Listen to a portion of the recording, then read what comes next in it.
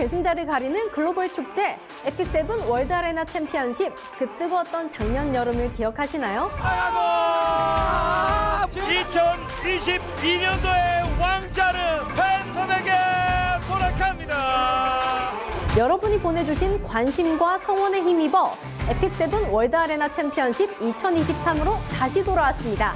특히 이번 대회는 계승자님들께서 좋아해 주실 만한 색다른 변화들도 있는데요. 어떻게 준비되어 있는지 지금부터 저와 함께 살펴보시죠. 글로벌 축제인 만큼 짧은 만남은 너무 아쉽겠죠? 걱정하지 마세요. 7월 8일부터 9월 23일까지 장장 2개월 동안 여러분들과 함께합니다. 특히 한국어, 영어, 중국어 번체, 그리고 일본어까지 총 4개 언어 중계진과 함께 예선부터 본선, 그리고 결승전까지 함께하니까요. 전 세계 계승자 여러분들의 많은 시청 부탁드립니다.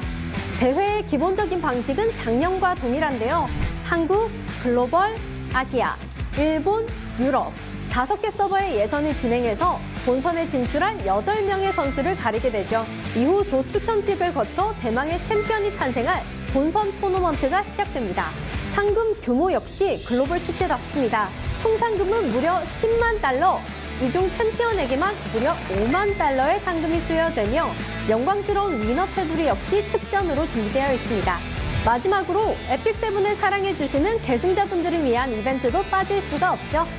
작년에 좋아해주셨던 트위치 드롭스 이벤트와 생방송 시청 선물, 그리고 승부 예측 등 다양한 이벤트까지 빠짐없이 준비했으니 이번 에픽7 월드 아레나 챔피언십 기대해 주셔도 좋습니다. 혹시 지금 작년이랑 달라진 게 뭐야? 라고 생각하셨나요? 정말 중요한 내용은 뒤에 나오는 법이죠. 지금부터 정말 중요한 얘기를 들려드릴게요. 이번 2023 시즌은 계승자님들과 더욱 풍성하게 즐기기 위해 다양한 변화를 시도했습니다. 첫 번째 변화는 바로 우승자 반지입니다. 올해부터는 트로피 대신 반지가 챔피언에게 수여되는데요. 오프라인에서도 우승자임을 당당히 증명할 수 있는 우승자 반지, 과연 누가 차지하게 될지 기대되지 않으신가요? 두 번째 변화, 바로 옵저버 페이지입니다.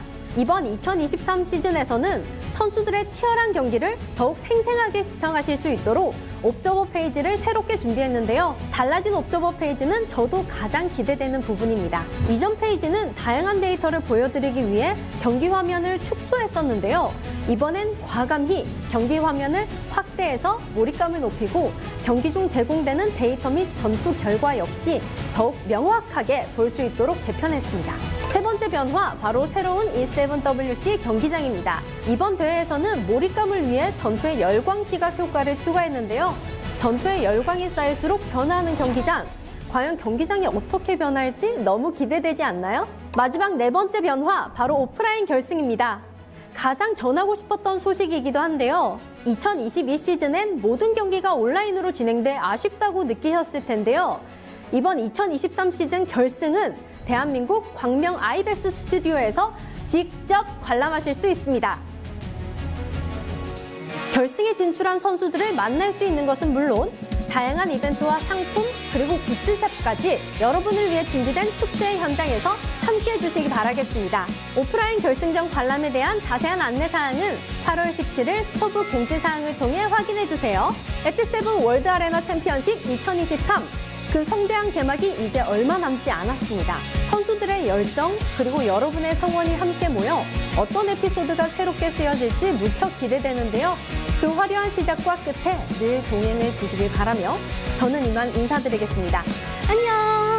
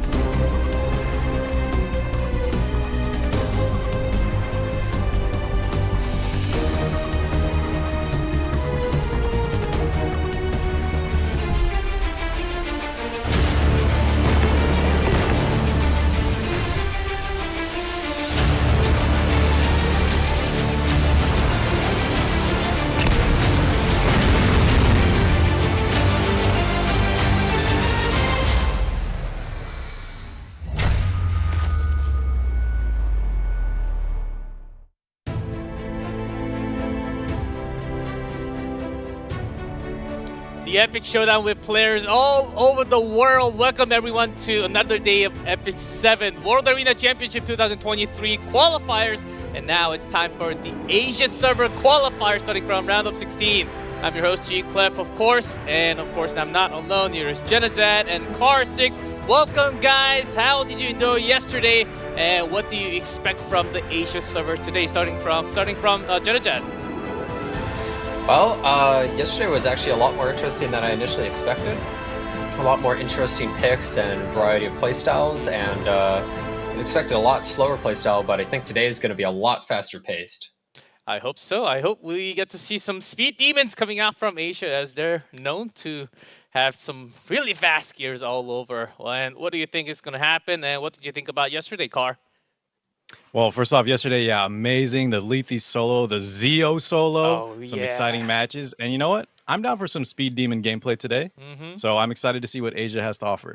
I'm ready. Yeah, these 16 best from Asia, they should be ready real soon, as we'll have some familiar names from last year, of course. And we'll also have a round of 16, just same as yesterday. No ML Landy allowed, but everything else is allowed. So just keep that in mind as we go into the matches soon enough. But before that, let's talk about the tournament itself. As the champion of the entire tournament, that's going to happen for 2 months, is going to grab that 50k USD big prize pool. Runner-up 20,000, third, fourth place 10,000, fifth to eighth 2.5k each. And the schedule, we just went through the first day only, so you didn't miss much. But if you did, make sure to go back and watch, because Korea server had some quite unique, a lot of unique strategies and heroes drafting style compared to last year, certainly. So that's something that you might want to check out once again, as we are in the second day, August 13th, Asia server. One of the fastest known server of all. We'll see what that is all about once we go through the qualifiers. We have the tournament draw the following week, and we take a week off. And second week of September, we go through the main stage for 2.5 weeks. And the finals, the final day you see there at the bottom, September 23rd, will be held offline in Korea. So if you're around Korea, or if you have traveling plans, you might want to check out Korea and visit offline. I hear lots of events will happen over there. As I just explained, here is the format once again through the qualifiers, single elimination with best of 3 format through round of 16 to the 2 winners from each server: Korea, Global, Asia, Japan, and EU. Japan and EU, they start from round of 8, I believe, so they only have 1 coming out from the server each. So total 8 players will be going into that double round robin, dual tournament format in the main matches. I hope that explained a lot to everyone. And the next, we will have the tournament tree. And this is what we're going to have today. The players, the 16 best from Asia server. Oh, look at those names on the left. Soon this will all be filled out. And wonder which matches that we'll get to see from the left, because we only will get to see only 2. A little bit sad, but only 2 out of the 8 matches in the round of 16. And there are some huge names that I can see, like half of the page filled with some big names. Oh, BIGBOSS. Wonder what that player is all about. Sounds BIGBOSS to me. Well, some of the names a little hard to recognize since it's just translated, but some of them are definitely pretty big names. Yeah, I'm pretty sure once we go into draft and see their playstyle, we might notice them a little more. But of course, again, we have the Twitch Drops event basically every day. You don't want to miss the charms and some leaves, as I'm pretty sure a lot of you ran out of leaves, extra leaves that you had from a lot of events that we just had previously, last week and the weeks before. So you do want to grab a maximum charm. I actually ran out of charms too. And so who hasn't? Lots of charms, lots of leaves, and some catalyst selection chest. Just 1. I think we can improve on that a little bit too. And last day, special gift. I wonder what that is. I believe last year was it a DN emote? I believe. on the I last think- day? Yeah, I think it was the DN2 emotes, right? The DN Prey emote. and The magical DN emote, I think, or Love the just the emotes. other emotes. Yeah, I wonder what that is this year. That will be revealed later. I hope I that's. have an idea, or I guess, just a guess. Maybe it's gonna be an emote. Maybe something even Oh, better. wild guess, huh, Card? A wild guess. Wild guess. And on top, we also have, I believe, coupon that you can put in the game. There will be a coupon revealed during the live broadcast, so make sure you don't miss anything. There will be a code given out during the broadcast. I don't exactly know when. Of course, extra gold, 3 leaves. So at least if you're watching this broadcast, you should be getting at least 6 leaves plus some charms plus some golds, and yeah, a lot to be. And also a special gift later for the grand final, huh? Oh, A man. free Luna figure for everybody? Don't play with me, Jenna. You wish, Jenna. You just wish. I don't know, that Small Game made a lot of money from the Chinese region recently. I would like to have some Yufine, the new Yufine. Oh, by the way, there's that password right there already. See, there's the over code. there. Yeah, E7WC Asia round of 16, RO16. So make sure if you're the first one, put it in the chat. Everyone else can copy paste if you would be very nice. Make sure to put that in because I almost forgot yesterday. I don't exactly know how long this code is actually available for, but make sure you put it And in it's for the immediately. box in your mailbox, guys. So make sure you put it immediately.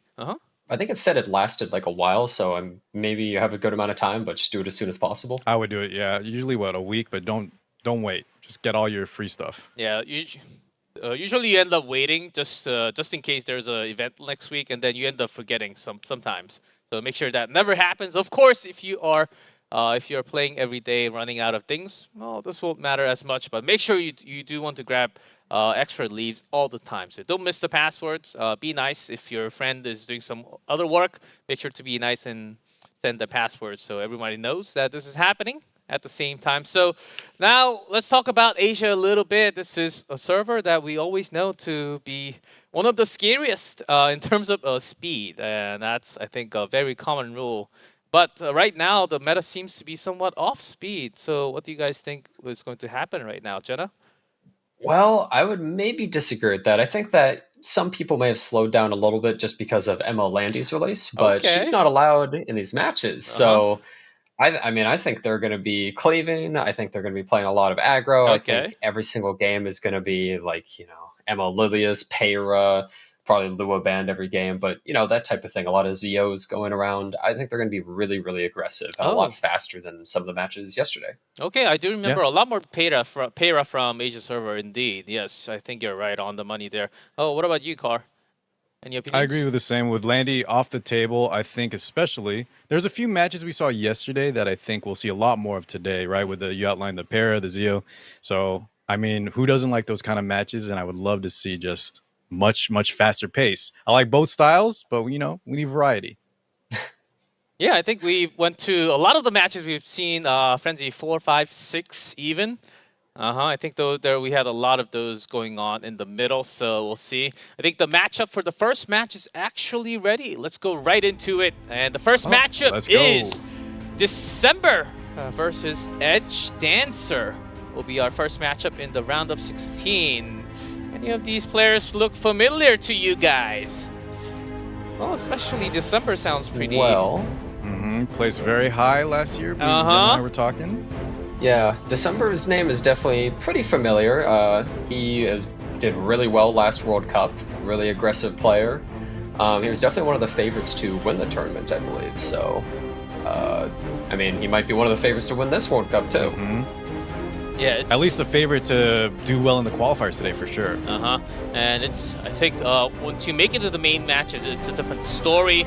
But things can totally go off of your ways during the qualifiers. It is a best of 3 and a random first pick. So, and we've seen a lot safer plays from the 2 that made it through the green qualifiers. Let's see the playstyle coming up from these players today. And the opponent here, EdgeDancer. Zeo, Lulaben, no surprise. 2 Zeo pre-bans. And the triple warrior most pick. Yeah, so look at those 3 most picked characters. That's actually what a lot of people use as their main draft is those first 3 characters as their main draft, and then fill in the rest, right? So, I mean, we're going to be probably seeing a lot of people trying to draft something like that today. Oh yeah, the Wallet Warriors, very strong. Very powerful. You have to keep in mind that this is the 1st seed, I believe, versus the 16th seed. Yes, you're right. If I'm correct. You are correct. So, I mean, December is definitely one of the favored people to not only win the tournament, but also probably this match. So we'll have to see how EdgeDancer is able to adapt to that. Yeah, this server is crazy, where 16th seed has 58% win rate. And we'll talk about win rates as we get to the draft already. Here's the first draft starting off with ML Hand Guy. EdgeDancer on the right and December on the left. Very fast pick as well. Not bad. So notice on December's side too, immediately banning that Zio and Belian and going for the Spectre Tenebria first pick. Really popular Asia draft actually is to secure that Spectre Tenebria. So, oh, and we see the Destina. So yeah, second pick's seen it a little interesting. Yeah, one draft that's actually become a little popular, I believe, with Asia is I think they do something along the lines of they pick a kind of secure draft start with what he has on the left side, and then they adapt it possibly into a cleave with characters like Ahmed and other things. Like they have a very flexible draft style with these. Which is very picks. strong, right? Open-ended, available to pivot. And then as he's from EdgeDancer's side, he has 2 of the 3 that he likes, but Conquer Lilies was pre-banned as well. And yeah, Ahmed was shown once yesterday, I believe, and I do have the answer for you from Edward's win rate yesterday. I believe 16 or 17% win rate. Wow, higher than I thought. Actually, did not get down to a single digit, but lower than 20% is what I remember. So let's see if that continues, or it might be the opposite for Asia server. Who knows? And Pirate Captain Flan. Good side scope for Pirate Captain. So, oh, and there's the Ahmed pick that we see coming out of December. He's going for the really aggressive play since he does not want to deal with Pirate Captain Flan. He doesn't have a good enough cleanser. Oh, and an LCQ. Going for the LQC Little Queen as Charlotte into 3 dark units. Wow, okay, so he has to go aggressive because if he decides to slow down and play a really gradual, slower match, this Pirate Captain Flan is going to take over the game because he has no immunity. She's just going to keep stunning his units, including the Destina. That's right, So, and even Pirate Captain Flan, right, Jenna, has usually enough effectiveness to even reach units like Destina, depending on how both players build their units respectively, but it's not rare for sure. Definitely. This Politis pick is definitely smart because it's really good against Ahmed, obviously, and also just controlling the left side team. We even saw Politis stunning like an Amelia yesterday. Yeah, so we did. Who knows? People have started going lower effect res on their Destinas recently and have been tanking them up a lot more, so it might be that she doesn't have a whole lot. Oh, so we see the Payer coming out right side and then Designer a little bit coming out left for an extra cleanse. They definitely don't want to get controlled too hard because right side has so much control, the final 3 units. Yeah. Already seeing a big difference from yesterday's kind of gist on the way they draft. Exactly. Designer a little bit was a potential that we talked about yesterday, which is going to be post-ban along with Pirate Captain Flan. And we do have the draft. Both sides looking pretty strong. Right side most likely getting the first turn here, but this Ahmed pick looks a little bit awkward into both Politis and Peyra. But on the other hand, can Apocalypse Ravi really break through everything on the left side, take out an LQC and a Spectre Tenebria by herself? I think that's the big question. Number one, he's going to have to try to focus the Little Queen Charlotte first, right? Because if she gets a turn through on harassed, it's pretty much lights out. But he has a lot of control on his side. Yeah, we'll see what happens as we start our first round. December on the left, EdgeDancer on the right, starting with Peyra. And wait, this Peyra's artifact. Did you see that? It was sort of Winter and Shadow, I believe, which is Rand's artifact. I think they removed souls from December's side when she used this S3. Ooh, interesting. That'd be some good tech. Oh, not using RNL. Okay, 1 soul removed. You can see from the top UI. So the Ahmed just losing the first turn, not really all that useful so far. So definitely EdgeDancer is trying to push his advantage here because he really needs to take him out quickly before December's able to stabilize and just blow him up. Debating on what to do here with the Meteor Quake. Opts for the Soul Burn into the skill 3. So he went for the Soul Burn most likely because, I mean, he just has to push this really far. Oh, it's a tank Politis. Look at that health bar. That is a lot of health. 18,000. Just full control Politis. Yeah, no crit chance. Nice amount of debuffs. So, yeah, a lot of debuffs. This Destina, you notice, has immunity though, so maybe it's not that high resistance, but the immunity is trying to make up for a bit of that. It's children will So they help. do go for the S3, but are there going to be any stuns from Crown or something? You want to try? They get Is one. Ahmed. On Ahmed. Wow. So the Spectre Tenebra is not really going to be able to do a whole lot here, right? Like, they don't really have anyone that's squishy that they can take out, and there's the escort buff making right side's team actually pretty surprisingly tanky. Disgusting. Yeah, this will be too impactful. Just get the damage set up to skill 1. All I have is the Now the path Meteor to Quirk progress. laps, and I'm guessing he's going to go for a skill 2, try to get that attack break onto the If Little I Queen can end it Charlotte. all with this. Let's see if it Yeah. lands. I'll take And it your does. life. Yep. Yeah, Hellcutter 9, but... Oh, sorry, G-Puff. No, that's exactly what I was going to say. 9 stacks. Yeah, with that 9 Hellcutter stacks, but the attack break behind an escort pair, this he may not want to rip it just yet. Yeah, OQC did get a mini buff a few patches ago. to die. Yes, she does increase damage, but still, with that, behind the escort and with the attack break, we probably aren't killing, so we want to just stall a little longer here. So EdgeDancer needs to push the momentum and capitalize. Is Flood's going to go for another stun on Ahmed or something like that? Or He got one last maybe even round, the maybe get it Destina? again. I think the Destina was showing she could resist, right? I'm not sure if we caught it, but he may... Yeah, he was actually going for the Ahmed. Yeah. So it really comes down to how much damage can this LQC do, I would say. Because he's being patient, you know, he saved his S3 last turn. So I'm assuming he's trying to give the Ahmed buffs all to this Little Queen Charlotte to try and immediately take out Apocalypse Robbie. Because once she's gone, the match is pretty Don't much over. come near me. Spectre Tenebria, always a good hyper carry, but right here, she's not really doing a whole lot. Fight. Yeah, and SNA went before Ahmed. So not really getting any type of buff. What No worries cannot though, be because we're avoided must concerned be with the Little Queen overcome. Charlotte right now. And we do have the immunity too. So he's thinking about who he wants to buff, but it's probably going to be on the Little Queen Charlotte. I Most think that's definitely. kind of his biggest win condition here, right? If he doesn't capitalize now, it's going to be tough in the future. So if you look at the turn bar as well, it doesn't really seem like there's anything that can stop this Little Queen Charlotte. She has immunity, and I mean, And most likely not even dying if Your life somehow Robbie ends was... here. Yeah, Robbie takes the turn, but definitely not able to kill here, even without the skill nullifier. yeah, left side team, you know, they're not the tankiest, but Little Queen Charlotte does actually give a lot of extra tankiness to the team. With her. All right, G-Clef, you mentioned the damage buff. We do have some Hellcutter stacks. We have the attack up. Let's see it. Soul Soul Burn Burn. activated as And well. she's in the air. Little Queen Charlotte. Proof of Valor.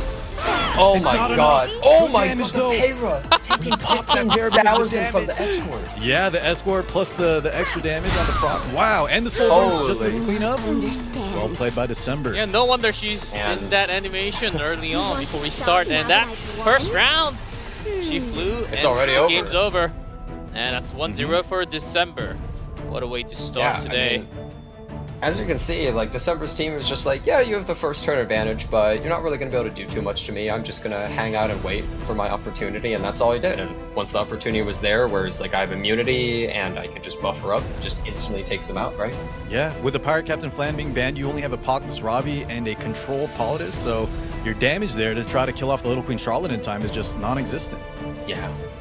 Ahmed is a terrifying unit because she not only gives so much tankiness to the team with those skill nullifiers, but just the first turn advantage of just huge damage to one of your units, especially, you know, a hard carry like Spectre Tenebria or Little Queen Charlotte in that situation. It becomes so difficult. Yeah, I made one of the faster Soul Weavers, I believe, 117 base speed. That's really fast for a Soul Weaver to start. As I believe the second round is ready to go with the draft. Let's see if December can close this best of 3 or EdgeDancer can come back real soon. Yeah. Here it is. Let's go, EdgeDancer. So we see the Pirate Captain Flan and the Designer a little bit both banned in this match. So one You debuff aren't for even one fit cleanser. to kiss my The Spectre feet. Tenebria first pick again. Wait a second, I just noticed Which December of my got powers first pick. would you like to see? Oh, that's right. EdgeDancer chose second I'll pick. deal with Yeah. this. Wow. I guess they Weird. wanted to Pay attention prioritize or you taking might 2 regret it. impactful units for their team, Uh-huh. like the Mediator Queric and the Apocalypse Robbie, but I think As we that saw in might the game 1, right? The Apocalypse Robbie really wasn't fast enough to capitalize, and I Same think that pick could be a so mistake, far. picking them again. Yeah, look at left side. They're going with the same thing, where the Spectre Tenebria is an amazing hyper carry, but they also have the aggression from the Ahmed with the defensiveness from the Destina. So their draft is so flexible right here, where these last 2 picks, he can pick whatever he wants. First pick has such a huge advantage generally in people's eyes because you get to pick your final 2 units both at the same time to counter your opponent's first 4, That's and then right. you ban their last pick, and usually it gives you an edge. December side is also forcing EdgeDancer to consider the units that he picks now because he needs something as well that has reach for Destina unless he plans to ban it. EdgeDancer has to think really hard about what he can pick here to actually take. No, are this we going out. to the same draft? Ooh, the run back? Peira, So and you can't change the artifact in the middle. And it should be the same Peira from before, unless there are 2 Peiras. I mean, even if it was, I don't think it would really function that differently. Solitaria, interesting.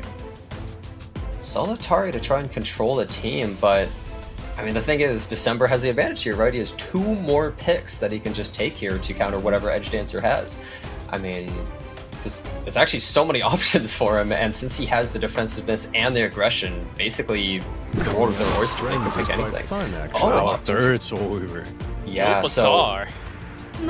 they're like, you know what? Don't care about Solitaria. I Yeah. have 3 cleansers, and you don't have damage to reach my Vector to Tenebria, and then I'm gonna pick the LQC again. Yeah, Almost now he's in a same tough draft. spot, right? He has, there's 2 big damage units on the side of December, and EdgeDancer is kind of outdrafted here. He's gonna have to decide what to ban, and neither option sounds good. Well, it looks like 2.5 when that shield is on Peira. Now EdgeDancer looking for that final option. May the light Oh guide no! us. Oh my goodness! Oh my. Well of light makes Another it. Ruel. We saw them yesterday, and they didn't really do so hot. But I guess left side doesn't really have any debuffs this time. The Desert Jewel Bazaar, has to be taken out because it immediately invalidates the Peira on the right side, and even the Solitaria to some extent. Yep. So with this, So right side's got breakthroughs. so similar, same pick on the left, but Solitaria will be coming in for EdgeDancer. Do you think that's enough of a debuff? I mean, Solitaria can make miracles happen. I would say that left side looks as though they have the advantage in this situation, That's exactly but it. Solitaria December has the advantage, but Solitaire will need a high roll here because as we saw in the last round, it's pretty much the same.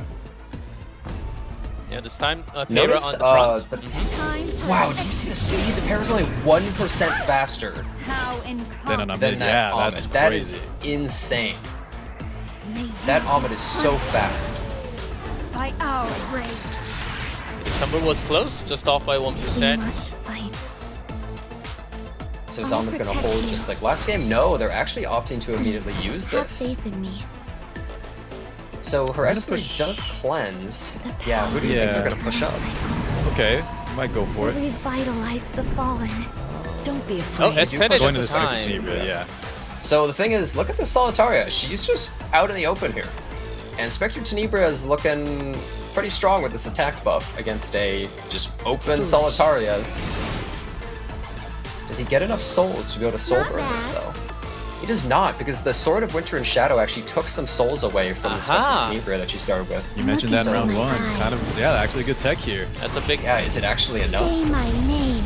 Depending on the tankiness, not All I have enough is to the kill path would have been in with front of souls, me. right? So the pair artifact definitely paying off. Who deviated Yeah, so many from turns actually being taken by left side that right side was able to push up with the Warhorn to unstun their Solitaria. Now she might be able to go to town.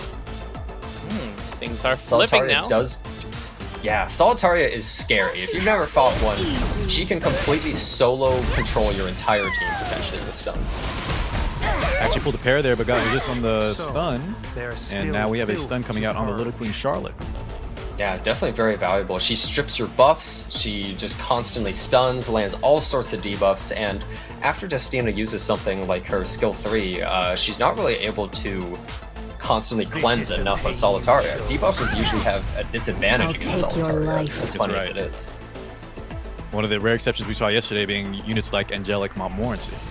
Die, insect. Pogstrami Soulburn coming out, straight into Little Queen What's the Charlotte. kill? 12k to the dome, not enough to kill. Don't She does have commit. that built-in mitigation on her skill 2 passive. So not quite, but that's enough to kind of break her. Low HP, still got attack down on her on LCQ.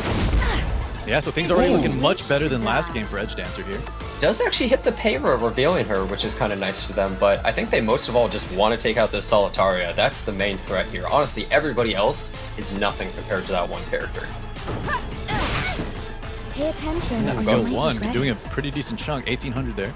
Yeah, doesn't really accomplish too much without the stun, but I don't think this Little Queen Charlotte's getting another turn. Look at the turn bar. She's all the way at the top, and she's not doing so hot. I just want to go home. And here we go, another All right. Solitaria turn, more debuffs potentially The roulette. rolling out. Let's see what happens. Little Queen Does- Charlotte going Oh, to be might going be down enough here. damage. 100% enough damage. Radiant light. But here Notice is it is Destina. actually resisting on the left side. This Destina is not getting debuffed by the Solitaria. That's definitely a big deal that they're not able to get a lucky stun or anything on them. But it's At least for now, possible. right? While she still has her buff available, that gives her some bonus effectiveness. Those who Yeah, fear now that it's shall gone, be that you just mentioned, right? Maybe Yep. the Solitaria actually We can can see it. debuff them. And as Frenzy increases, Yeah, Solitaria does have her S3 up as well. If he has a really high effectiveness one, it might spell trouble for December, but the Soul Burn is on left side as well.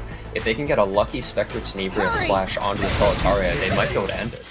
the thing is that we still have the Apocalypse Ravi skill 3 looming in the background. That's true. And we have a prime target in the form of either Amid or Little Queen Charlotte right now. Step back. Flies. Oh, it is a little unfortunate that they go right before the Spectre Tenebria though, Yeah. right? They might have Just to in just case. take her out. Yeah. Take her out. We still have a target in Amid potentially.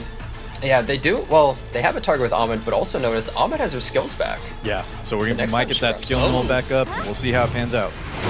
And okay, they don't really get the target they're looking for, but they are taking this pair out pretty easily. That's right. Now we can opt for a different target. You do Oh, want it to goes get back that into down. pair. A little Powers would unfortunate. you like Yeah. to I actually think they might have gone for the Payro twice, but I'm not You think entirely so? sure. I feel like with the escort, the splash would have been enough to maybe take her out there with the damage check.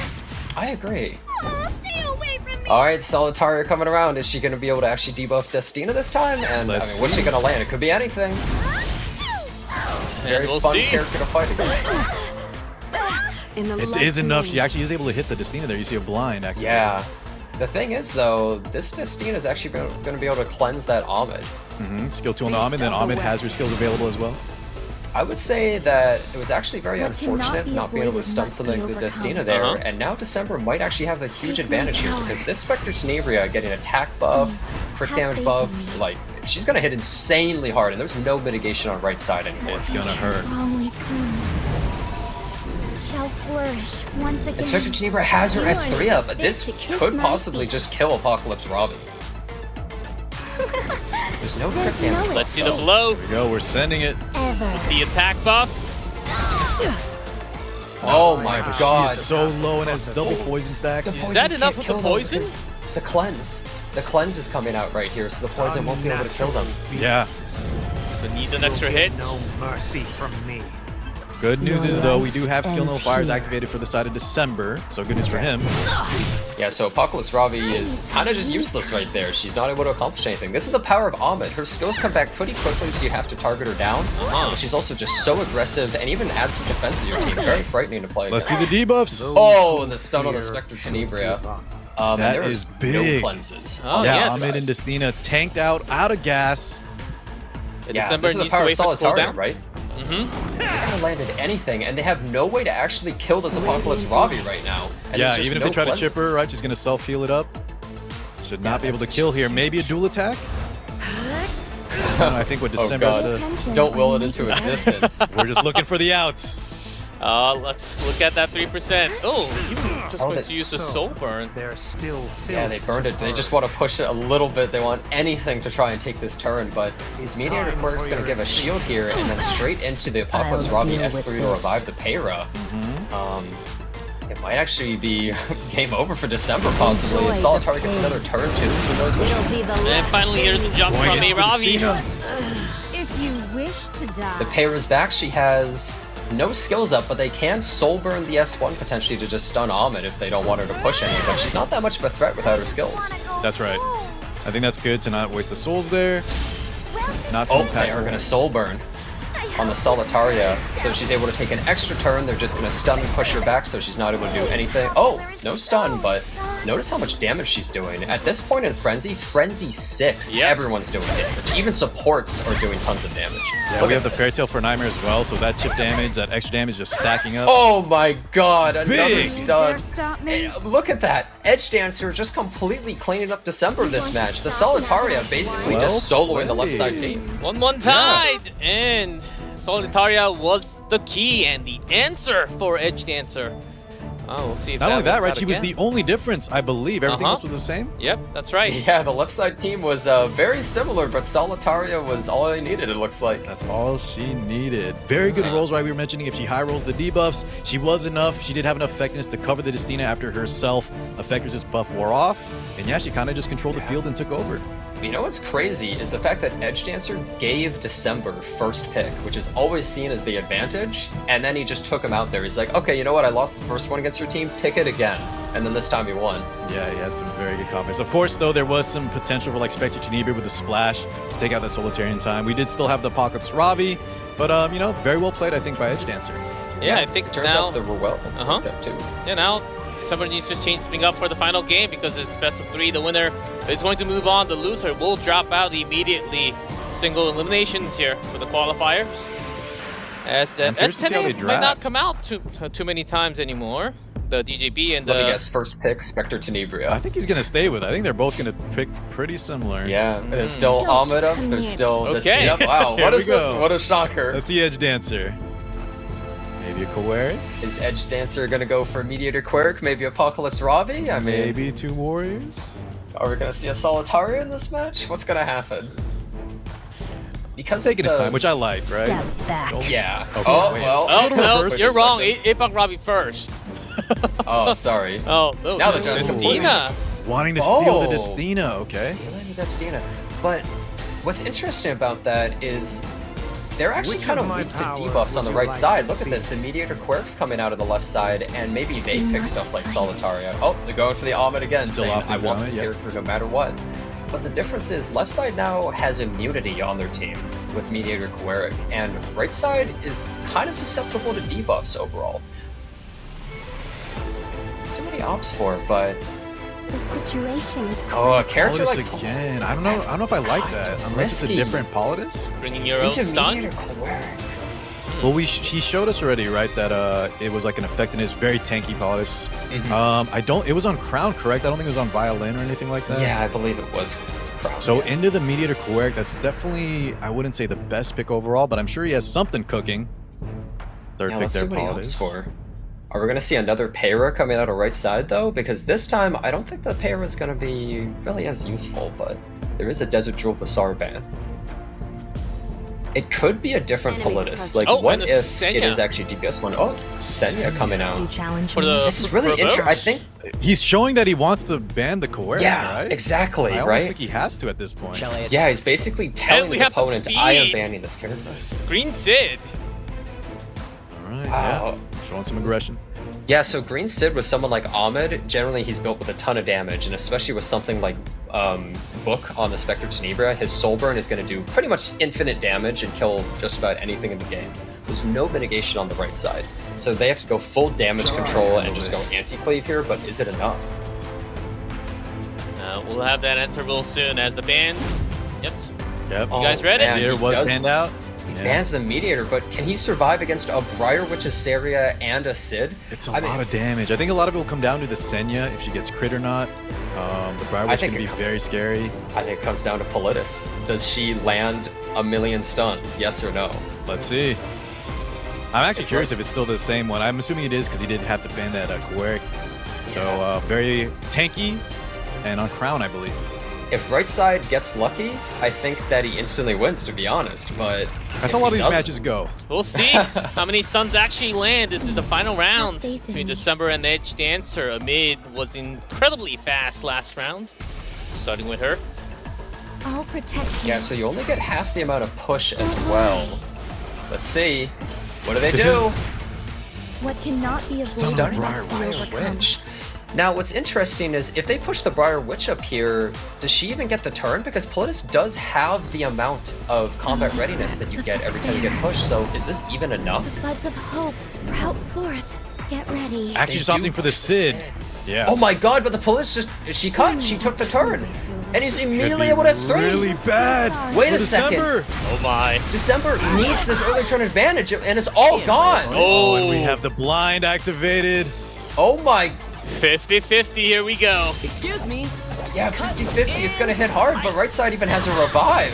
Oh my god, he went on the Senya with a mischance into an anti-crit? And we have the ice crystals too. My It was a lot of goodness. damage, but now she's still looking pretty healthy. You are December Oh crumbling. my. my feet. This is really bad. Blind on this Spectre Tenebria as well. Yeah, and there's only 10 Is that souls all on you've left got? side. Because he soul burned the Sid, so Spectre At Chamber can't even least soul try burn to make at it all. fun. And they miss as well. Well, we missed both crits. Oh, wow. Oh my god! Was it to the blind? This is And the Senya's gonna do huge damage and provoke his whole team. I don't think December can do anything. He's getting control. this could be an insane Oh, upset oh right now. my. I don't think there's an out. This is a huge upset in this match. This is the first seed versus the 16th seed. That is it! Oh GG my called! God, the Oh! How the In just few turns, EdgeDancer defeats. Look at that mug, dude. Confidence. Yeah, super confident. Wow, congratulations to EdgeDancer. Definitely the underdog with like a 20% lower win rate, taking out Dude. one of the tournament favorites possibly. So impressed, right? It came down to a few things there. That Paladus getting that cut, right in between the Sid, the stun onto the Briar Witch Iceria, the misses on the Senya, the non-crits. Man, that was crazy.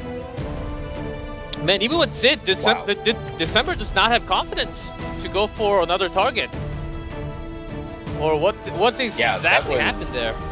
Kind of crazy. When I was looking at left versus right side, I kind of thought that left side had the advantage in that draft, unless the players got lucky. But it turns out left side was not fast enough that they didn't need to get their whole team stunned or anything. The Police was just too fast for him. time for the finale. Edge Dancer with potentially the biggest upset of the night. Oh, Actually, that already is starting the off. biggest upset Yeah. if we base it off the seeds, right? Yeah, it is. Yeah, that was actually First versus crazy. 16. The biggest upset. Yeah, already starting off the day with a pretty big upset here. December going down in the first round. Mhm, Yeah, well that- played from Edge Dancer. Good thing I'm not a betting man. I would have went all in for December. Yeah. Yeah, definitely. EdgeDancer really doing a great job, though.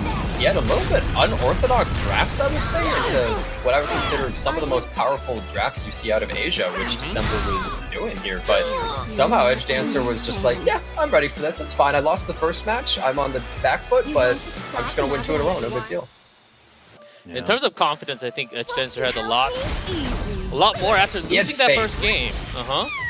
He had faith in his units, and he was like, Solitaria is going to carry me, Politis is going to carry me, and they just went all in with debuffs and actually crushed. They had the heart of the cards. We could talk about the Exodia 3 units. He had that, that main character energy.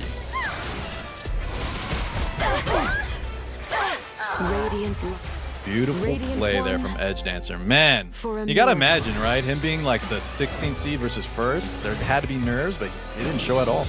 Yeah, I guess not at all. He was picking the same units even after getting crushed. Like, He almost disrespected his opponent by giving him the first pick as well. right? Like, Yeah. like December there had first pick in 3 matches in a row and lost. That's I like crazy. that. You called it out in the game 1, right? Then we saw the para on that Ran artifact. I think was that Yeah. sword, Yeah, the sword. taking away some souls in there.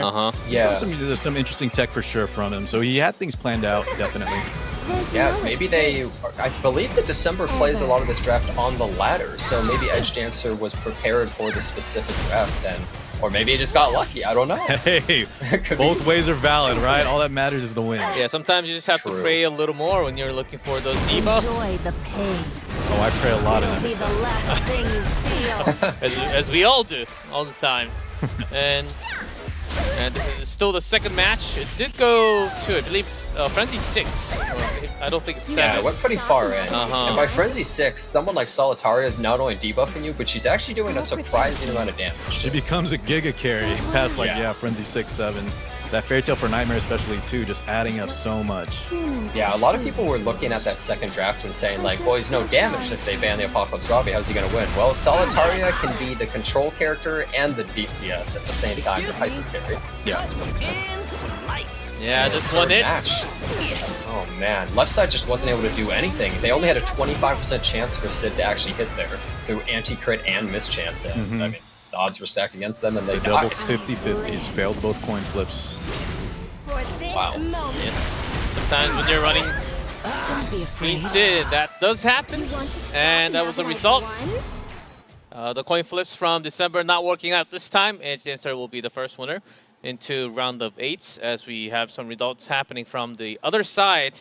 We're going to have our second round of 16, and I believe those two players are Hazamarei and Kohane. Those two players should be getting ready real soon. But for now, so far, already some more payras happening, some different type of drafting. Some A-Robbie that has been a stick since yesterday. So for the second match, are you guys familiar with these two names? And what do you guys think will happen a little more? I am only familiar with one of the names. I believe Hazamarei. I think that they were like rank 1 in one of the RTA seasons at least. I think they hit Hall of Fame multiple times. So I believe they are a very strong player. I'm not entirely sure about their opponent though. We could probably read a lot from their pre-bans and most picked though. He just has to channel that EdgeDancer energy though for another big upset. Well, that was already probably maybe the biggest upset right there. So, I mean, anything can happen here, right? Yeah. Yeah. Hazamarei versus Kohane. Control seems to be working pretty well, continuing from the Korean qualifiers. And Hazamarei on the left. Control is terrifying to fight against because there's just not that many characters realistically that are strong cleansers. What do you mean, Jenna? We got Edward Elric. Oh yeah, he did a great job yesterday. 60% win rate. Equivalent exchange. I take the loss, you get the win. Wow, look at Hazamarei's win rate here. Yeah, most pre-ban 80%. Oh yes, But I believe. we did see I believe. a high win rate lose last time. Hazamarei actually has one of the highest win rates, actually tied with another player as 80%, 80.2%. Wow. Yeah, that's an insanely high win rate. Yeah, I think some people maybe that don't play a lot of RTA especially, 80 is insane. That's like really, really crazy, especially for this draft mode as well. Yeah, and his opponent has a 67% win rate, which is honestly a really good win rate. Like that's going to get it is still to the top very of good. Legend, but his opponent's win rate is ridiculous, 80%. And look at look the at these picks. most picks. Look at this, See a a Pavel Pavel there. pick. Now that is a little bit rare, one of their most picked, and you can definitely notice this guy, he likes to cleave, right? He pre-bans the Zio and Balayan, they want souls, they always want to get the first turn, and they don't want to pick Zio. When you're cleaving, you either have to pick or ban Zio generally. And the fourth most pick was actually Sid from Kohane, so we might see some more speed. Par for the course. Speed and cleaving happening here between the two. Ready with the first round. So I think we're going to see an aggressive player versus a cleave player, essentially. And immediately, Zio Ran getting taken out, and the two other openers. Wow, 4 openers immediately being banned at the start of the match. Yep. Most of the first turn characters being taken out, so they actually have to reach a little farther into their character pools if they want to cleave, right? Because almost every character you would normally gear for your aggressive playstyle is already getting taken out.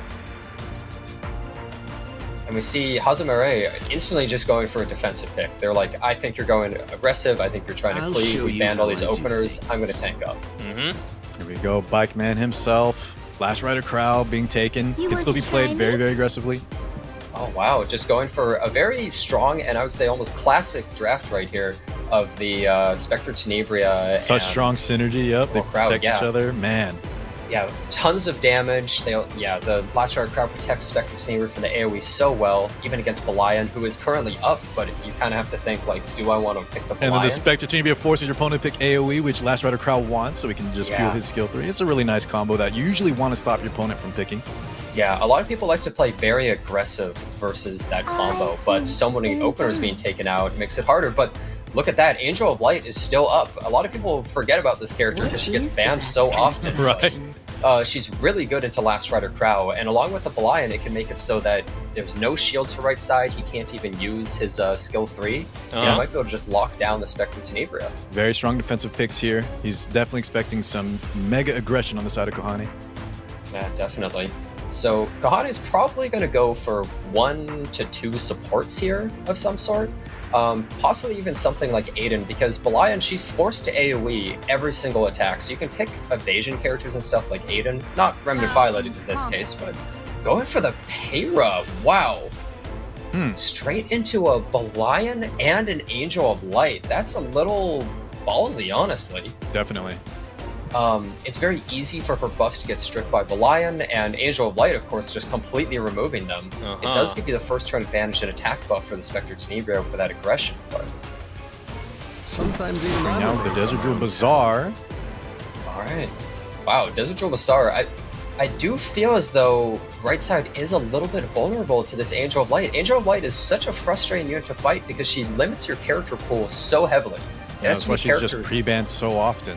Yeah, exactly, because people just either don't want to deal with her or don't know how to deal with her with their team comps. Yeah, that's right. That's why someone is banning Aola 800 times in a season.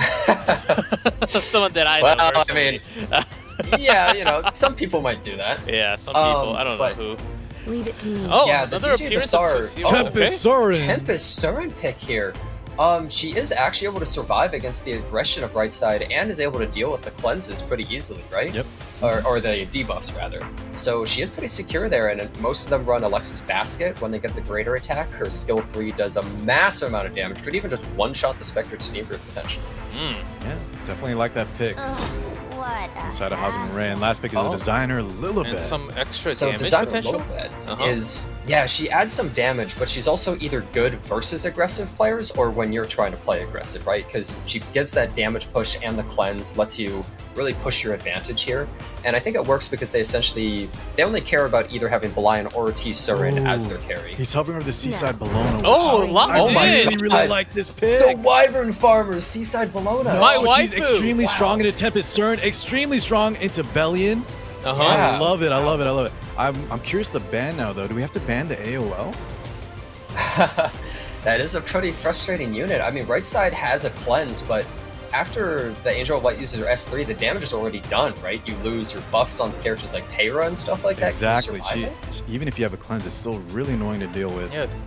And this is And speed ban. Seaside Bellona. Nice Okay, little last bit pick's just banned out on each side. Uh-huh. Wow. At least we got to see the Seaside Bellona pick. She was very strong in this draft, though, guys. She's not just Yeah. a Wyvern Farmer. She got an exclusive equipment, too. Just a heads up. That is very strong on top. She might be on her Wyvern farming gear. Maybe you just thought it was such a good pick that his opponent Oh, had to no ban it. shot. I mean, always a pretty good counter against Bellion.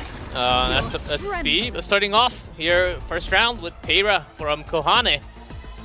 Here we go. So, Peira theoretically is alright into this Angel of Light, right? Because Angel of Light's not able to cleanse all these debuffs going their way, provided they land them. Oh, It's wow. already Not popping only off. countered, but also Oh. doesn't land that many debuffs. RNL? Oh, an extra turn from RNL. Yeah, no Sword of Winter's Shadow this time. Yeah, there's no debuffs on the Belian or Angel of Light, though. Who do you go for? They're kind of just hanging. Just going for the The skill question though? is, how is right side Goblet going of to Oak. take out this Tempest Surin, right? Heed my She is just so naturally tanky. She's most likely on something like Lifesteal, and you have to hit her basically 3 to 4 times in a row, especially with Arrowwell here. Right, which is why this team isn't great at killing her. So wise ban on Hazamarei on the Seaside Bellona. Angel of Light skill 3 coming out. Not too impactful. Let's turn this Not on actually over to that Bizarre. good. Yeah. Didn't strip any buffs off of the Peira. She's still completely protected. Yeah, She yeah. doesn't even care. That's actually kind of a huge deal. And they did lose the attack buff on Spectre Tenebria, but I mean, that was basically the best case scenario for No right talent side. in DJV. We get that skill 2. It Barrier actually did inversion. It did so much damage to the Tempest Surin, she actually procced her passive. Is with us. Now they are going to push their team up, Not but the Tempest Surin is kind of just hanging out. Now there's no cleanse my for left feet. side though, so they can just make this blind stunned, and she's not really going to be doing a whole lot. It kind of comes down to the Tempest Surin. And Kohane continuing. There's a stun on Bellion. some fun. And do we see the bike? I think All we might see the systems bike. Definitely have a bike coming out. Huge damage. If they had another follow-up like the Spectre Tenebria went after, they could have instantly taken out the Tempest Surin, but If it's No Alexis, brainer. we didn't get a proc. yeah. Damage and is not going to be too good here. But can he... do enough damage. Yeah, so we're going to Soul Burn. Try and get a little bit extra. No more mercy. How much should we get? Oh, wow. Actually, it does kill. Yeah, still Through enough. I'm escort. surprised. No attack buff through Escort? That's crazy. Must be a very, very squishy Spectre Tenebria, full damage. Or just like a crazy geared Tempest Cern. Yeah, I'm actually kind of surprised. The hard carry was just taken out. So now what? Yeah, now Can what? right side actually recover this? Because If you wish to the Emerald die. Crow already uses S3, and the Peira's kind of out of gas. She can't really solo stun everybody. So is this just the best Tempest Surin in the entire world, or was that Spectre Tenebria just the squishiest one I've ever seen? Yeah, that T-Surin just healed back up fully after that kill. Yeah, I really did not expect them to get taken out so easily. If they had survived, I think that left side would have been in a lot of trouble. That's right, yeah, after the AOL, skill 3 not that impactful here. Now Kohane is going to have, I think, a bit of trouble taking care of this Tempest Surin. I think there are still a few outs though, so... I protect. I Not think out of their it just outs yet. are What getting else really lucky here with do you some need? Heir, but... Well, the left side is very hurt. Rebellion about to be... She's pretty taken out here. Maybe we wait for another bike. It is Alexa's, so we didn't even get that great attack buff first round. I don't think that another bike's going to be coming out here, and even if you do, how do you kill Tempest Surin? You have to hit her like 3 times here in a row. Listen, just like Kohane, I'm grasping for straws. We don't want to give up just yet, but yeah, I agree. I don't know. Hey, there's no Solitaria here. Or If you can RNL and stun 20 times in a row. Yeah, they do get the RNL, but they would have to use their skill 2 into the skill 3, but that's just going to proc this Tempest Surin, and she's going to go That's why she's so hard to kill. Yeah, she's a very slippery character. Oh, gets another stun. Oh, Wow. wait. All right. Wait. All right, wait. And if there is extra shield from ROL, you can turn that into damage, but I don't think that's happening now. Yeah, I mean, those are some nice stuns. Oh, gets a free heal on the blind, 3,700. That's Actually basically... super impactful, right? Yeah, that's like 4 attacks against her, essentially, right there, all taken out. Desert Troubadour is pretty bad in an extended match overall like this. He's really contributing pretty much nothing unless he gets lucky stuns. And right side just doesn't have any damage. At this point, like, Kohane is just hoping for a miracle, I would say. We are activating the skill 3, though. Desert Troubadour does have his S2 ready to go. The barrier inversion can do some more damage, but Jenna was saying, how do you kill that T Surin when she's not stunned? Yeah, I mean, Well, the inversion is a big start. that's true, but the inversion is not going to be that good later on in the match either, right? Because as the match goes on, shields become worse and worse and worse, so he's got to do it really soon. Go into a barrier inversion, then into like a Last Rider Crow skill 3 to hopefully kill him. Follow the light of truth. You dare stop me? And Does another actually passive. land those. Yeah, doesn't actually get countered either by the blind, so that was pretty lucky for them. Must pay the price. So is right side roping, or do they actually have a chance of winning this? Can they burn it down into frenzy far enough where they're actually able to take everybody out? Well, he's committed to the game plan. So what's the Ran out. cooldown on T Surin's S3? I think it just came back. Yeah, Yes, so it's ready. he's in a lot of trouble. It's gonna hit like a truck. And Frenzy 4 now. And I have a feeling it's going to proc the gap. The great attack. Here's the inversion. Not too bad, though. The barriers already wore off on most Yeah, units. I think they're mostly doing that for the mischance, actually, especially against the Tempest Surin. They're just stalling Not a as bad hard choice as by any means. possible to eventually eke out a win, right? Oh, going for the stun, but doesn't land it. You can't stun all the Now- time. Yeah, Blind is forced to AoE, which means that Last Last Rider Rider Crow gets Crow his is skill ready, 3, yep. no matter what. You can't stop it. We're He's getting that thinking, extra bike, Jenna. Everything in Felicia. But is that enough? Tempest Surin, I mean, she's only getting stronger as Frenzy goes, because she doesn't care about her health bar at all. So the Frenzy is only increasing her damage. She scales perfectly with it. I think he might actually Shall we bring the this to a skill close? 3 here. Oh no, he decides to use it. This Going for is the going bike. to proc the Tempest Surin, though. Yeah, he needs to line up like, because we've been mentioning how slippery T-Cern is with that stealth. Bellion does get taken out, but he needs to line up like a D-stealth into maybe like para RNL. He needs to hit multiple times on her to take her out of the picture at once. Frenzy 5. So the problem is their skills did not line up there. If Heir had her skill 2, they could have taken out the Tempest Surin, but Yeah, he used it Angel already of Light previously. going here straight into a Tempest Surin skill 3. I don't know if he can actually... Oh, it's... There's the done. greater attack! Is this the Silver and first? greater attack. It's over. Is this the first attack basket? Yes. That Yeah, took a that long is the time. first Before it didn't proc, second time it procs Well, crit. maybe Hazamarei is free to play, and Oh, their artifact okay. maybe just isn't maxed. Ain't no way. Yeah, and at this point, right side was trying to grasp Ah, at straws there for it the is. perfect turn rotation, but it Grasp did at not some come. rope, but it wasn't enough. Hazamarei getting that first.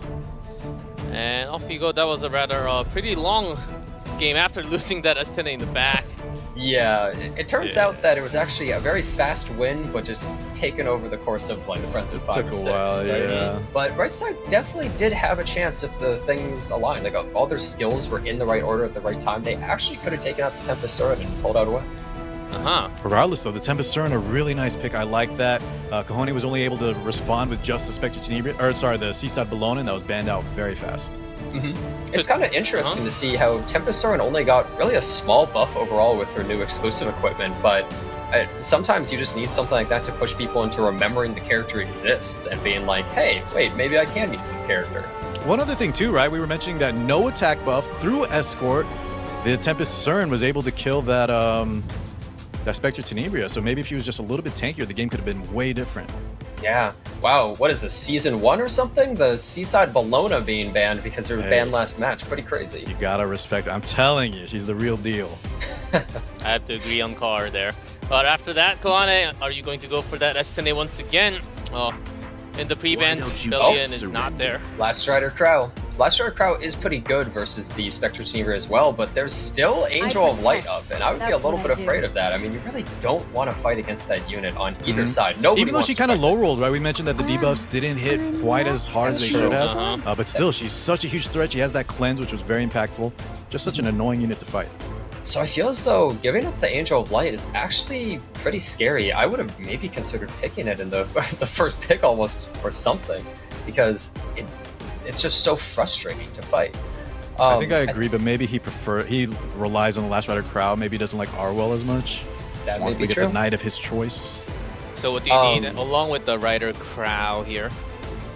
I think we're going to see another Spectre Tenebria, but they might have to twist their draft a little bit differently. Yeah, he's got to prep for the T-Cern. Yes, yeah, Jenna? one thing I do want to say is I think that the reason we're seeing so much Tempest Cern is because debuffs are so powerful in the current meta.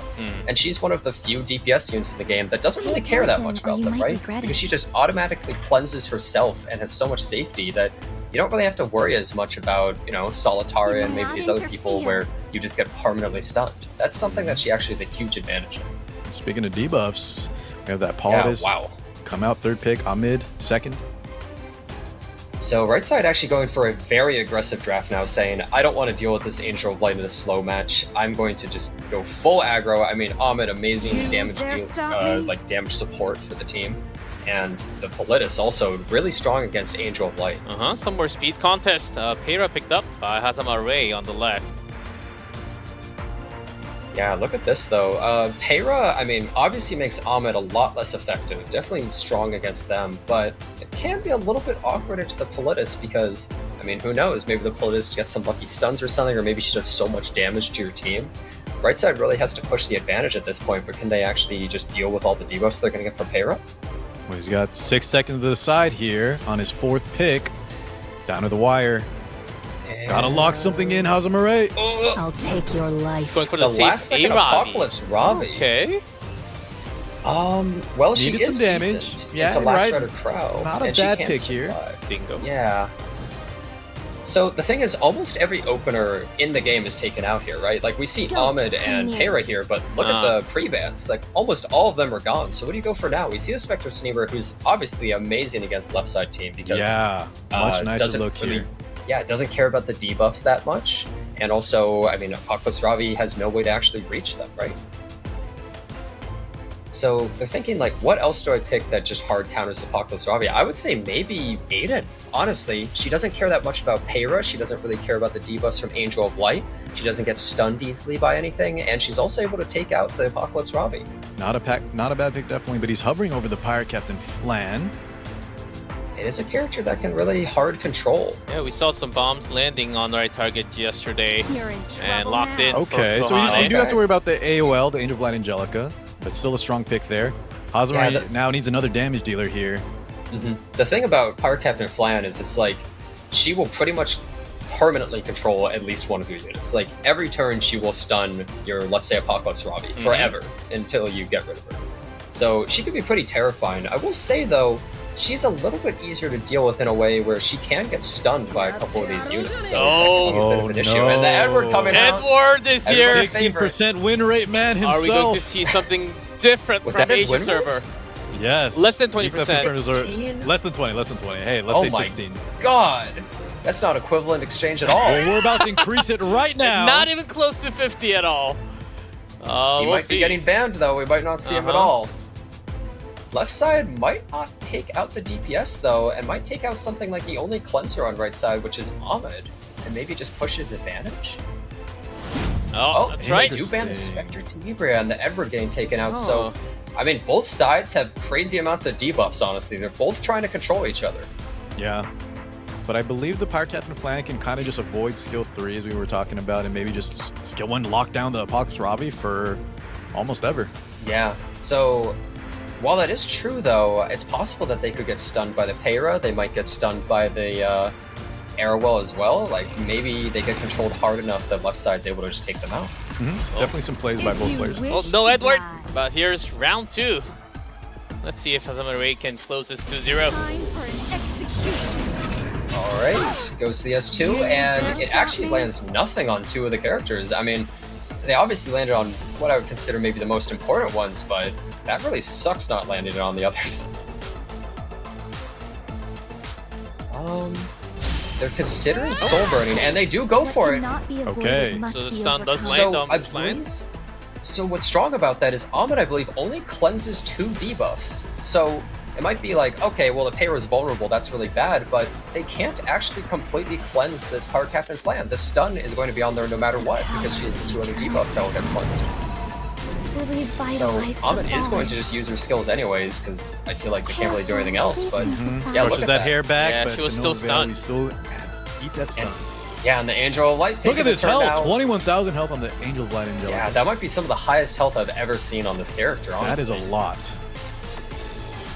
Yeah, and so he's kind of he's dictating the pace of this match completely, and they can just hard control with their skill 3 here as well, right? They're just not allowed to do anything. And even though she does use her skill 2 and land the stun, you're able to immediately cleanse that. Yeah, that cleanse comes out there on the Angel of Light Angelica. So you'll notice that right side can't really do anything with their turns. They're hoping probably for a lucky stun or something from this Politis. She was able to strip the buff off of Arrowwell, so she has a good amount of effectiveness. Those silences are brutally unbuffable. So you're really far behind right now. Now the thing is, left side can now kind of hard control right side, right? Because they have Arrowwell coming up, she's gonna be able to stun the Pirate Captain Flan. There's no more cleanses on the right side. This Pirate Captain Flan is vulnerable. She needs like a lucky 15% or something. Or Yeah, if we land the stun here, get no it's turns. such a big snowball. Oh, And they if go it for happens, it'll be the second stun on Flan. And there it is. They land it. Oh no. And how many Pirate Captain Flan, cooldowns? 0 turns. And the cooldowns Yeah, from we Ahmed. even used the Ahmed skill 2. Or we gonna excuse me, see the another Ahmed skill Soul 3. Are we going to see another Peyra Soul Burn into this Pirate Captain Flan, or are they going to opt for the skill 3? She's so far back. I think he has a few options here. Oh, Well, they we want do to take go the for safe it. one. Man, she triple stun, never taking a turn. Yeah, I think that they realized that they most likely don't have enough damage to push down this Pirate Captain Flan, so they'd rather just play it safe, because once they take her out, how do you deal with Apocalypse Ravi, right? You don't. Now, Yeah, out so... of my way. Oh, look at the duel. Okay, And the little help. maybe they could have just gone for it. There's the So helping much free hand. damage right there. And we have access to skill 3 here, but we have unbuffable. We have, like, it's just such a bad, it's not going to be enough, but I mean, you kind of got to start doing something. Okay, we're going to hold the skills. Wow. I mean, this is another match I'll definitely say where debuffs are king, right? The one side is just getting hard controlled. They feel kind of helpless. They don't have enough cleansers. Yeah, it kind of came down to those night swap, right? He wanted the Last Rider crowd, but then he gave up the Angel of Light pick. And as we're Does land seeing a here, mischance, which can be really helpful. The unbuffable and mischance. I mean, if he gets a bunch of misses on left side, I think even on a miss here, this might be a dead Pirate Captain Flan. it crits though. Wow, Doesn't even yeah. matter, and she's gone. Yep. Now, right side yet again And that's GG has no gas in called. the tank, and he scoops. And 2-0 after that S10A. Just No eliminating upset the this time. DPS factor. That is going to be a straight 2-0 win for Hazamarei. Kohane was not able to bring it himself. Wow. Well, Hazamarei just hard controlling him right there, and I think pretty much just had full advantage. In Yeah, both not matches. enough respect given to the Angel of Light Angelica. Yeah. We This didn't really is- plan too well for it. We let him second pick it. We didn't ban it at the end. We had to ban the Edward instead. And another thing too, right? Instead of the Pirate Captain Flan, if he, I think you were discussing maybe like an Auden pick. If he made something where he could have possibly banned out the Angel of Light, could have been a different story. but he set up a scenario where, you know, he was stuck between a rock and a hard place. I really feel as though someone like Aiden would have been perfect here because the left side doesn't have any real answer to her. They just have to get lucky and hit her, but that's not really a good answer. And as you get into Frenzy more and more, she's eventually just going to instantly kill your Apocalypse Robin. But he did offer the pirate plan, and they got hard controlled. The control player got hard controlled, so... That turn 1 soul burn and the skill 1 stun from the para just set the pace for the entire match. Yeah, I feel... Oh, sorry. What was that, G-Paul? Oh, day 1, day 2. Certainly controlling your opponent and also making sure you get out-controlled by the opponent is actually the name of the game so far. Yeah, definitely. And you might notice a lot of these openers that also get banned are essentially control units. Not only are they used for aggressive teams, but like Lua and Emo Lilius, just hard debuffs that are really hard to play against, right? Zio is even debuffing and stopping your openers that are debuffing the opponents. So just everyone's constantly banning openers, but then Hazamarei picking the Angel of Light and Peira, like, and right side just was not respecting those picks. They're just too dangerous. If you don't have hard cleanse, it's like, how do you actually fight it? Angel of Light can almost single-handedly control your whole team, and Peira on top of it, you're getting stunned constantly. So we have too many heroes to ban. Way too many Angel of Light Angelica. Do we need three prevents each now? Is that the answer? Well, I would say rather than 3 pre-bans each, you just remove Angel of Light from the game, or you just permanently ban her in RTA. Well, I don't think that's going to happen realistically. I know someone keeps on banning Angel of Light every single time in RTA, but there are a lot of heroes to ban, and once you get out-controlled, that's what happens. And it does seem like, especially from Asia server, they do like to pick a mid, which he did see a lot more compared to just once yesterday from Korea server. A mid, pretty good Soul Weaver, but it seems like she can't really cleanse her entire team, right? Yeah. Seeing more mid, seeing more designer Lilibets, seeing definitely a few different units here and there. The Alma didn't do that well. Did she win a single match, actually? Maybe once. Yeah, she maybe once out of 3. Like popular and generally strong, but she was just getting controlled by Peiras and stuff. Yeah. Still better than Edward, though. Yeah, we'll see. We'll see where Asia server goes a little further, where we actually will get to see the entire round of 8 now. We are through we'll have the updated standings after a short break, so once we come back, it'll be the time for Asia server with the round of 8. Don't go anywhere.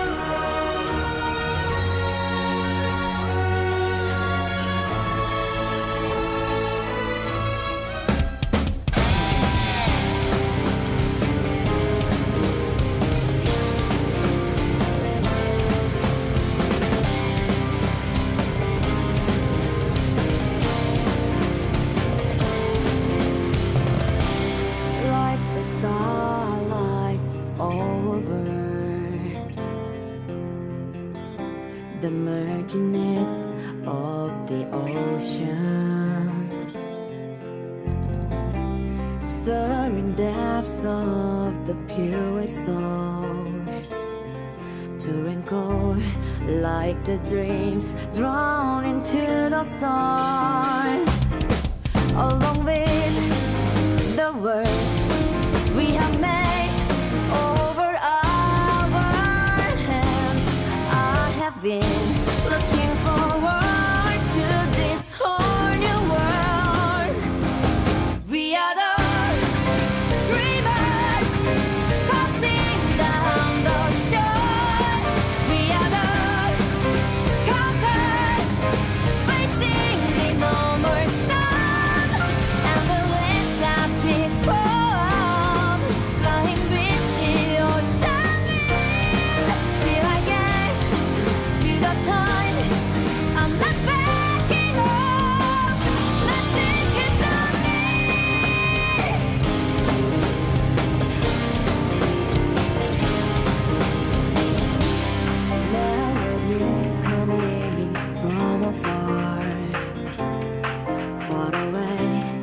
All my fears are turning into the dreams. The elite with me, a promise over our hands toward the dreams. The past, the future has changed. We are the dreamers, casting down the shore. We are the conquerors, facing the no more sun. And the list that people flying with the ocean wind. Till I get to the time, I'm not backing up. Nothing can stop me, even though we have to go through the dark way. Even though the winds are blocking my way, I'm not giving up, not afraid of anything. And the list says on my stages. We are the dreamers, casting down the shore. We are the conquerors, facing the no more sun.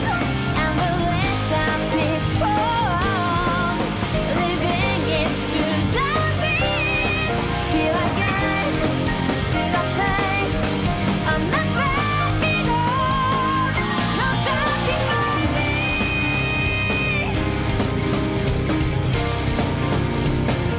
Myself is the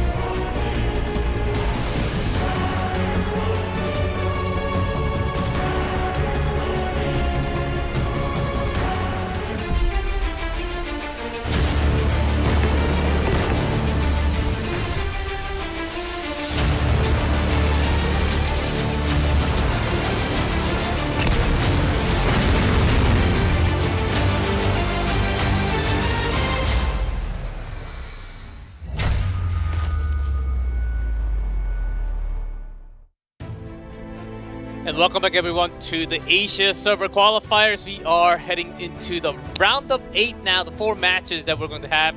Now we get to see all the players who made it into that round of 8. Of course, I'm G Clef, joined by Car6 and Jenna Zad. The 2 matches we got to see, a little sneak peek I do want to say, as we will soon have that updated tournament tree. I wonder who actually made it. We did get to see that matchup during the break, but I just want to see that big graphics. I know, Jenna, you have a lot to say. Yeah, this is kind of crazy. Yes, it is. I would say a lot of the favorites to either win in the Asia bracket or possibly the whole tournament were all taken out. December, a lot of people expected to go really far. Omega getting taken out. Omega! Man, I know that's one that I personally, I'm sure a lot of people were hoping. We wanted to see it on the stream, but he was actually, getting taken out already. Dropped out of the first round. Yeah, what a shame. Like, we don't get to see what happened. We have no clue. And then also players such as Tosaka Rin getting 2-0'd by WildWind. Yeah, also Nesco there, 2-1 against Stone. Yeah. And Stone, I believe, is the previous World Cup winner, the first World Cup. The first one, correct, yeah. Yeah, so, I mean, they're moving on against Hazamarei. Yeah, Stone, the default Epic 7 nickname back then. Brother Stone. Yeah, Epic7 hashtag some other random random numbers and letters, and that was back in his name back in the days. But he made it, Yeah. so we'll see if that previous champion from years ago makes it out of this Asia qualifiers, as we still got a lot of matches to go through. And here it is, EdgeDancer again. Since he did win 2-1 versus December. Now versus ReLife, who had a 2-0 victory against Isaac. Man, Yeah. after that first game, I'm an EdgeDancer fan. I know, right? The big underdog story, really. And with a lot of the big names taken out, you know what? I think I'm rooting for EdgeDancer to be one of the final two. Yeah, I mean, if he was able to slay the #1 person, number as one the seed, bottom seed, as the number 16. Look at his win rate. We see people like 80% win rates, and he's coming out with a 58% that he crushes one of the top people. Yeah, a true underdog story. You gotta love it. Yeah, and also, like, if you just look at his most picked, it's pretty simple. Wait a second, that looks very familiar, almost in this one too. But the Spectre Tenebra instead of the Emma Lilius. Yeah, Yeah, actually very getting good win rate here on the side of ReLife. Yeah, we do see that Aiden ban. Not a lot of people have it as their most pre-banned character, but they can be really frustrating to fight because, I mean, you know, if you're drafting aggressively, that evasion can be really hard to deal with sometimes. Yep, that's on screen. And also read for ReLife, most picked. 4th was Lua, and 5th was C. Lilius, so nothing too crazy. And 3rd most banned was Zio, Pera, and ML Kaweri to follow up. So very standard, nothing off the paper that we can find from ReLife. So we don't really know too much about ReLife here, but they're versus the December Slayers. So I wonder if maybe they're only good at slaying the #1 seed, or maybe they're just good against everybody. Yeah, 77.6 is the 3rd highest win rate from the Asia qualifiers. Let's see if that win rate keeps up, because I believe the first game is loading up. And here are the pre-bans already. Lua, Zio, Belly, and C. Lilius. Yeah, this looks very familiar. I think they're the literal same exact pre-bans as before. We might see a repeat. Wow. Then Okay, of hold EdgeDancer's on. previous Good to match. make sure you So- are even fit to Oh, kiss Angel of my Light and feet. Spectre Tenebria. So this time, you know, not taking the last round of Trout, the Spectre Tenebria, because you gotta respect that Angel of Light. And left side, going for the Emo Koeric, one of the few supports that actually is able to, you know, kind of cleanse through some of these hard debuffs and is a much safer unit. But that's the problem with Angel of Light Angelica, right? Sometimes Your one life cleanser, one ends here. cleanse is not enough against her. You want to Uh-huh. have 2 just to be safe, unless you're gonna ban her. So left side not able to draft that Exodia draft, as people call it, where you go Mediator Koeric, Conqueror Lilius, and Apocalypse Ravi all in a row, because Conqueror Lilius is getting constantly banned here. He's hovering with this Requiem Rwana, which I don't mind at all, but I don't know if we're gonna I see don't think that's gonna spot. happen. Not yet. Did she But- actually win yesterday? Remember getting picked? No. You must No, think it was you not a have very good 9 pick in the lives. spot. It Yeah, was she the did no draft damage. where Very effective. they went against 5 anti-cleave units, and well, it didn't go so hot. Uh-huh. I believe they had immunity as well, like it was really bad. So we see the Pirate Flan 3rd pick. So left side has Mediator Koeric, and they're saying, all right, I'm going to start stacking the debuffs against you because I have the best cleanser on my team. The character that actually gives immunity and doesn't care about debuffs himself. So right side now has to consider, are they going to go picks hard their cleanse, battles or are well. they going to speed it up? And it looks like they're slowing down their draft for a Protect the S10A draft. Now, will this work with this much stuns? Oh, me again. Oh, Oh, wait, who is Celine. this with the skin? Yeah. Oh, We talked about the God, I Green love the Celine skin. and her strength against the Pirate Captain Flan, right? Her passive can proc her. Now, the interesting is yesterday we saw the Green Celine on a different style of the exclusive equipment. So this time we have to take note of which one she's on, if it's the highest attack or the, I believe the stealth one. Which one was it on yesterday? Did we catch the it? stealth one where It you was the stealth randomly one, hit yeah. somebody and then you turn invisible. It could be on the same one today just to give extra survivability against Could Apocalypse be. Ravi, because traditionally Celine is really bad against Apocalypse Ravi because she'll proc and then she just dies to Apocalypse Ravi. She's never going to kill her in a 1v1, right? So With a little Uh-huh. bulk, maybe. We also have the ROL, Mhm. but EdgeDancer now with the final 2 picks. Oh, look at some high quality skin with sweat actually. Just like the Requiem Rwana, I don't mind them leaving. Oh, Oh, Lilius, Lilius. Fire Lilius. wow, that's actually kind of interesting. She is able to cleanse and she gives extra aggression to duels, but also Fairy Tale Tenebria. Wow, we're seeing some very different characters being drafted in this match, completely different from the previous matches. Yeah, most definitely. And Edward. Edward. Full Classic. mist. G-Clef's favorite unit at the end there. A big clown so far, but oh, You know, never I know. once You had never a- know. I once had my Edward resist 4 debuffs in a row. Ooh. That was really fun. I do too, but Love I this also have some character. like resist for him from Maid. It sucks. Yeah, which is not supposed to happen when you have Edward. Waiting for the postman, Fairy Tail, So, and Otterwell. You know what's actually interesting here is there are 3 characters on left side that proc this Selene. Because Lilius's S2 that automatically procs you have no control over will proc that, Meteor Corix S3, and the Part Captain Flan's S1 CR push. That's So, right, yeah. This Selene has a lot of proc chances, but is she actually going to be able to contribute enough? And man, I would assume this Edward is on injury to help deal with the Apocalypse Ravi, because otherwise he's just going to be a sitting duck. Oh. You think Well, this is like- enough damage from on the right side with Celine and Edward? I don't know, because Stand right is side's really damage. squishy though, right? Like, can they out DPS the left side before they get taken out? Here we go. Angel Light ripping it already. All right, and since she used that, Lilius then uses this, and then Selene uses that, and how much is it gonna do? I'm with Does a pretty good amount. It pushes her up, and her S3 does This should ignore kill. damage sharing. So Yeah. that means I gave this, you a chance. Yeah, the Part Captain Plan is just a It's sitting too duck. late to She's say gone. sorry now. That was the highest attack EE. Lands the kill Oh, on the Pirate Captain. 16k. Should give up. Good look already for ReLife. Who deviated from So the Mediator's natural obviously order. going to start Offer cleansing this. yourself to equilibrium. It takes a lot of courage to challenge But me. what are they going to go for? They want to revive one of their units. Oh Oh my my god! 13k. Wow. That was so Yeah, much unlike that damage. 21k AO we saw last game, so a little squishy here, I think. Yeah, even- definitely. It seems to be an opener Angel of Light, which is quite rare. You want to try me? Oh, this Edward is He's not not an injured. injury. Which Now we means- still have some damage though, so I don't think we're too in trouble versus the Apocalypse Robbie. We have that Spectre Chamber still. Okay. I'm not sure if I agree. I think that the injury is almost still required for you to try and deal with this Apocalypse Ravi. Otherwise, the only person on right side that can do anything against her is pretty much just Spectre Tenebria. Well, that does miss. And here's A Robbie with the attack up. Now, is she going to actually use the skill 3? I'm not sure if they want to yet. Maybe they start burning down the Edward and use it on him. Yeah, so they are just going to opt Man, to look at save that it. damage already. Yeah. Yeah, huge damage. No mitigation on the right side versus an attack buff Apocalypse Ravi. Good luck surviving. 70k health on this Edward Elric. Victory Not is even within our breaking the grasp. barrier there. Yeah, left side has so much aggression, right? With this Lilius constantly giving dual attacks. Which of my powers would you like Forced to go for that see? Lilius as his kill target. Misses with the green Celine 50-50. Yeah.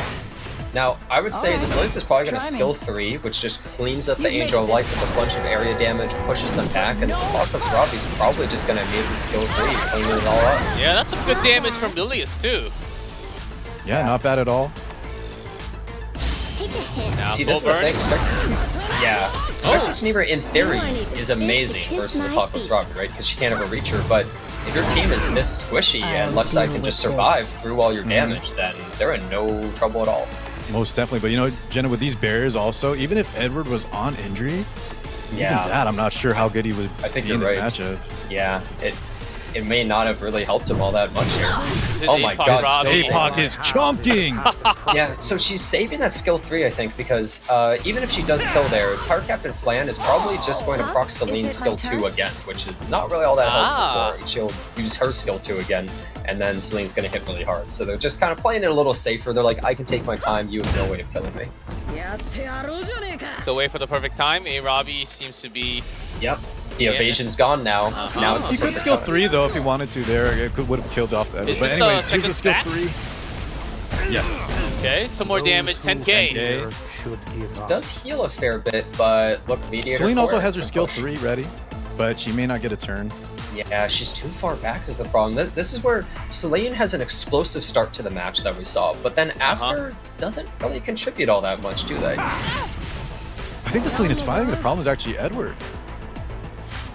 That's true. The Edward really hasn't contributed too much to the match, has he? Flies. Because taking out that Pirate Captain plan was big. But anyways, here we go. As Jenna was saying, this APOC Robbie is an issue for ReLife. Who are they going to take out and who are they going to revive?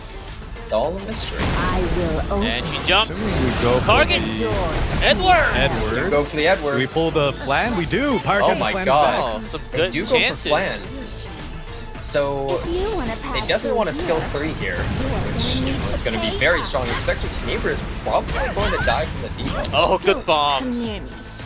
The moment she takes another turn, she's gone. And You ReLife. know, the one silly part here, though, is that if you look at the turn order, this Power Captain Flan is How taking another turn annoying. right here, and she can't detonate the bombs or debuffs on Celine because she's about to use her secondary part of her S1, which is a non-attack skill. And that's going to proc this Celine's skill 2, which is going to full Well, cleanse. she actually almost killed off Barely this flat survived. damage. Yeah, look at this. Yeah, there's a cleanse. And immediately taking out the Power Captain Flan and going straight has into the his skill 153 Wait a left. Show second. you my secret weapon. Oh! Soul Burn. Wait, how much It's is this not going to my fault do? if you get hurt. And it's 14K. really hard. Not enough. But look, she has evasion now. But We have can big she barrier. even die? No, I don't think so. I'll punch She gets you. hit. Soul burn. Over the it barrier. misses. Oh, Oh, wait. wait, she Kill lives. barely. See again? Celine's gonna take Apocalypse Robbie This out. should kill. Oh, it doesn't. Oh, wait, oh, the yeah. poison. The He put poison the is not poison enough. back in her mouth. 544. Oh my god! Down to the wire. Literally Wow. paper That's thin. EdgeDancer barely eking out that win there. Oh, what a Holy crazy Guys, game. every time his picture comes up, Oh, I'm a my. fanboy now, dude. This Oh, man is my. amazing. That game was so close for both players, actually. I feel as though EdgeDancer should have used their skill 3 a little bit earlier and they would have had a much better chance in that match, but I mean, maybe he just wanted to make it look interesting. That was It so definitely close. was interesting for sure. Man, that green Celine, what a play. Living with that like 1 health against that what was the it, the Apocalypse Pox Robbie, Robbie? just My goodness. barely not Yeah. doing enough damage. So close. Oh, not only that, the Power Captain Flan, right? Before the proc even happened, he had a chance to kill with just The skill 1. Yeah, the skill 1 damage before the bomb. Yeah, it just was barely. Yeah, not lots enough. of decisions were made. And at the end, EdgeDancer was the winner. Starting off second draft, S10 picked up already. Classic character. The character that everyone gets for free, pretty much. All So I have is such a powerful pick. Your life Immediately Mediator ends Quirk here. and Apocalypse Robbie really valuing those characters. We may see an Angel of Light, but she's not that good against Apocalypse And Robbie. Edward's win rate just went down a little Oh. more. Thank you for keeping track. We Yeah, I'm gotta keeping make track sure. of that. So we need that Let's Edward plummet counter. that number even lower. It's pretty funny because Edward is generally considered to be one of the best anti-debuff characters, and he's been really I think struggling. that's the sad part, right? The reason people pick him, despite his poor performance, is like you don't have a lot of options Yeah. against how strong control. Why don't you just Exactly, surrender? you're right. Okay, picking a pretty traditional, I would say, Ooh. right side draft. Really hard to fight because... Ooh. Oh, no way. Hera? Yes. My emotions right now. Hera third pick. So now left side, going to go really aggressive, I think, because if you look at right side, how do you break The through situation that is front line 50 critical. Tenebra? You can't do it with an honest standard draft, right?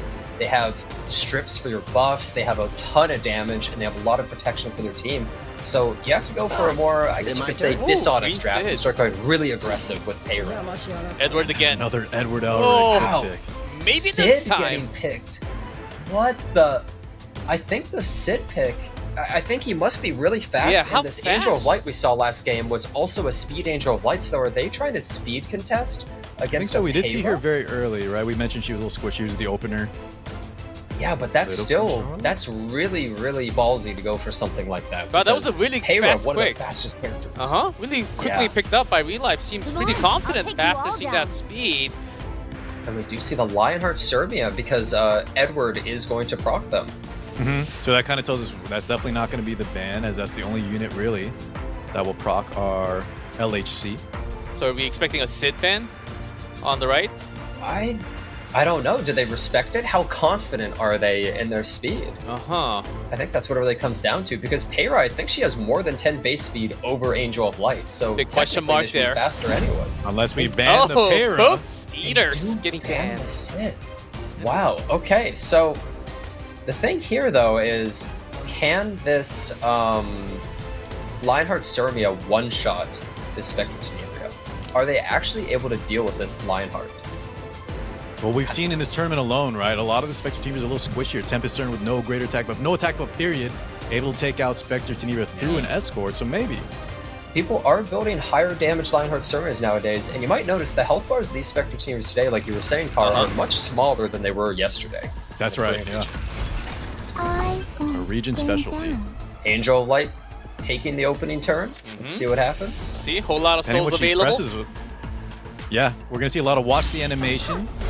Oh, silence. Lot of people still won. Okay. They're actually going for the really safe play here, and look how much damage it did to the Politis. You can tell that's a damaged Politis, right? Yep. Angel of Light should not hit that hard.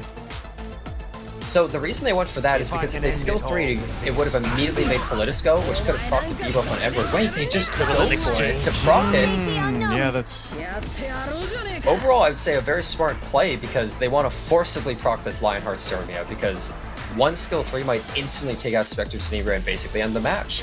But the one worry is, well, actually, I think she even takes the turn before everyone on the right side at this point. I think right side might be in trouble.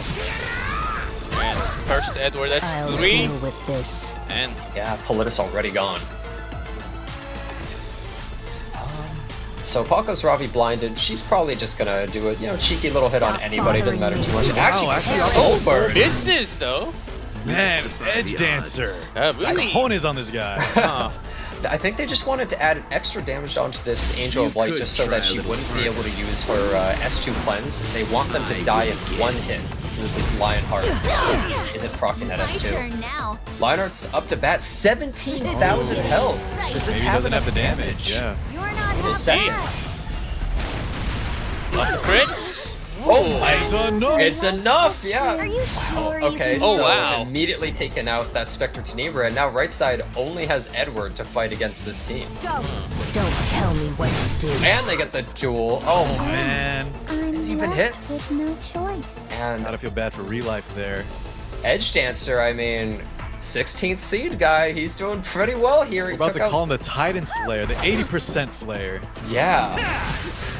He's kind of close to winning his second match here because I don't really see how this Edward could possibly take all these units out by himself. If Apocalypse Robbie gets a hit here, he's gone.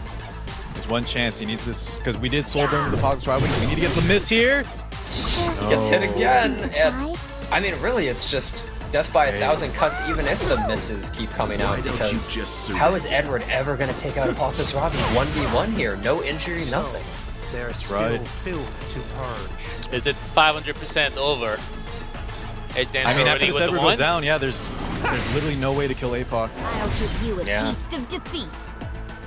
So left side really valuing the Mediator Queric and the Apocalypse Robbie. Oh, yeah. And I guess it works out for them pretty well. Oh, Eliminated, my and God. that's GG It's called. over.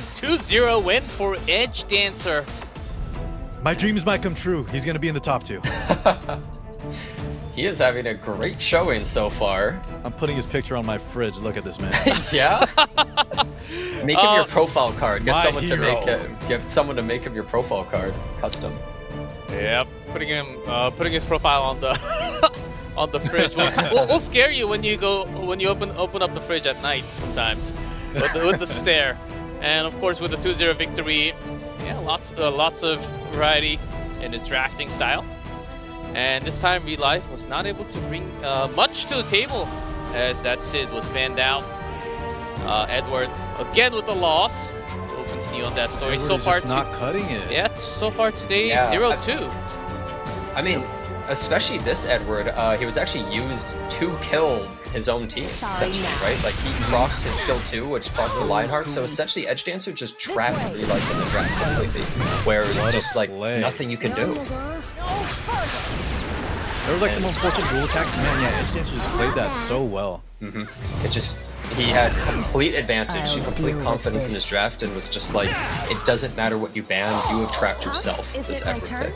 Yeah, I A-Rob, want you you have to say that again in right? that- Yes, I Card. want you to say that again with the EdgeDancer picture. Oh man, that's in quotes. Let's set sail. It's I remember in last World Cup, every player had like a quote that they actually I'll had. punch you myself. I think we did that for the CCB as well, something like that. This Oh. first match though, it was a This was little bit awesome. shaky. This was 648 was the lead, and close. I'll even deal through with points. I this. feel yeah, Look at the health on their EdgeDancer- bars, guys. Yeah, oh my god. EdgeDancer might have slightly been playing with his food Bunch almost. of Hey, imbeciles. when you're that good, man, you afforded that right.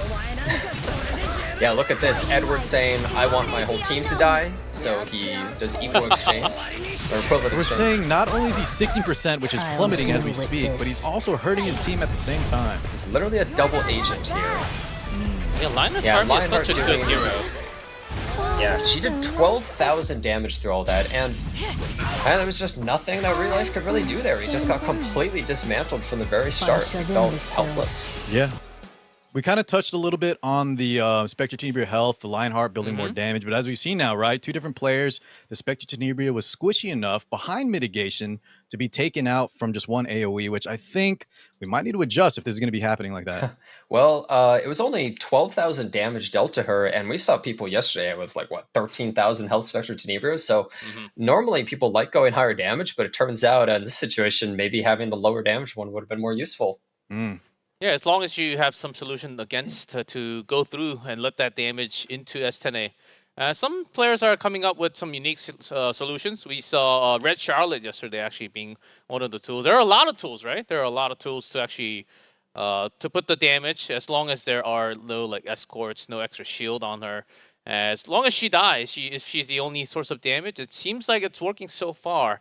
And that has been number one, I think, during the first 2 days. And then number two, the control. How well can you control the opponent? Those two has been the key focus for a lot of these players. And let's see. Yeah, we're definitely seeing people coming up with answers to Spectre Tenebria, one of the most feared characters in E7. They're actually doing very well against her. Yeah, and some people are calling for a buff on S10A. No way that's happening, guys. Did you say that too? Get outta here. G-Clef? Man, chat, you guys are wild. Yeah, there's. I see some of those chats happening yesterday and today, so I'm saying no way. Hey, So some here of you it is. chatters are wild. You're crazy. You are crazy. Here it is. Apocalypse who defeated Omega 1-2 score from the round of 16. It's here on the left, and Big Boss. Let's see if he can be the Big Boss like of the that name. qualifier today. I like both names, man. These Big guys are boss. confident in those names. I like it. I like it. Wow. Who's letting this guy pick Lua? How is that what is most picked? Hey, Yeah. Lua most it picked. is what it is. Surprising. 79%. Yeah, that's the second highest win APOC rate. as well, most picked. Second highest win Kind rate of of on the brand. He's got the qualifiers. Apocalypse. Oh, yes. Second highest G-Clef? Yeah, second highest Who's the after- first one? Is it? After the tied between Shijing and Hazamarei of 80.2%. 80 and 79, my goodness. God. So that this sounds time- good until they run into EdgeDancer. Yeah, they must have ran into someone like me a lot of times. So Yeah, here's Big Boss. It looks as though Big Boss really prioritizes the Spectre Tenebria, while the other player, Apocalypse, is prioritizing more like the Last Rider Crow and everything. But overall, I would say they probably are drafting similar types of styles. Probably trying to take each other's units as well. Yeah, and on top of this, Big Boss actually number 4 is Ran, and 5th is Lua. So might have some more speed contest from Big Boss. Okay. Yeah, very classic pre-bans. Nobody likes fighting Zio or Belian. We might see a Lua and Emo Lilius ban as well. Let's see if it's the same pre-bans for the 3rd game in a row. Wouldn't be surprised. Here is the first pre-ban. Waiting for those 4 pre-bans from both. You Apocalypse see, I on the think left. it's kind of crazy that Landy and Lua are both not allowed in the tournament. It's very interesting. I think we need to add AOL to that list.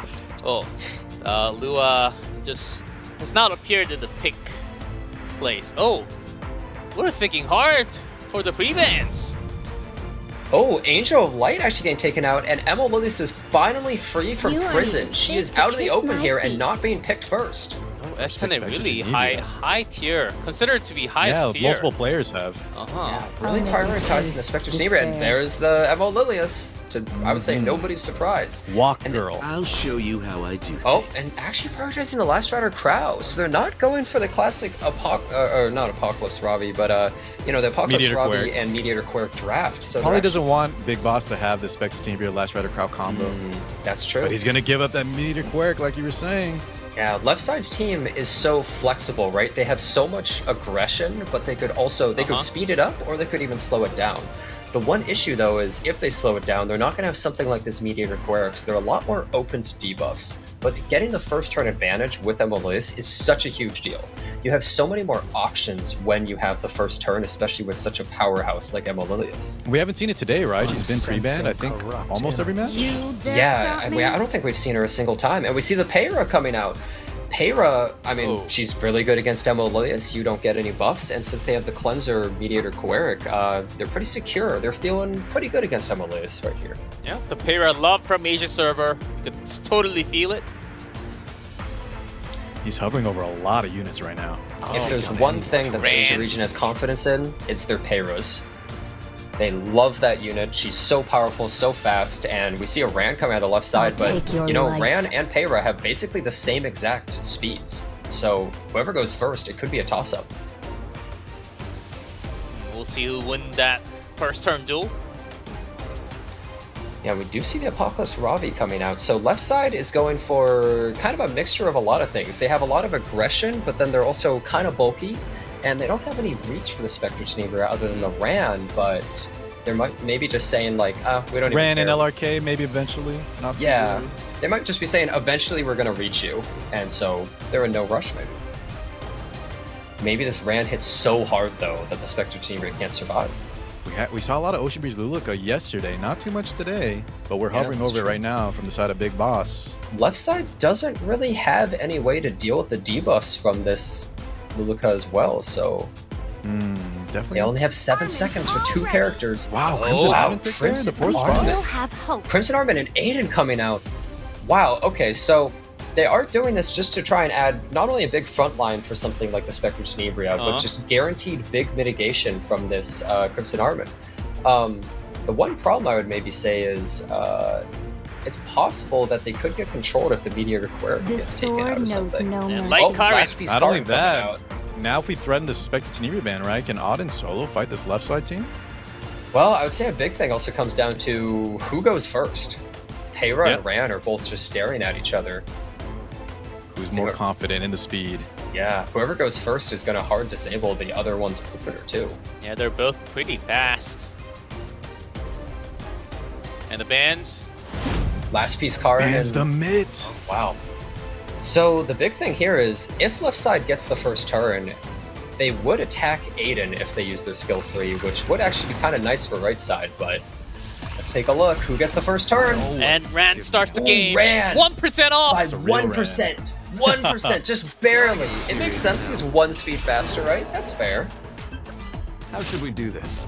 Now, is he going to just rip the skill 3? I would assume they do. Oh, there it Ripping is. it. Do we dodge? And they And miss the on the debuff.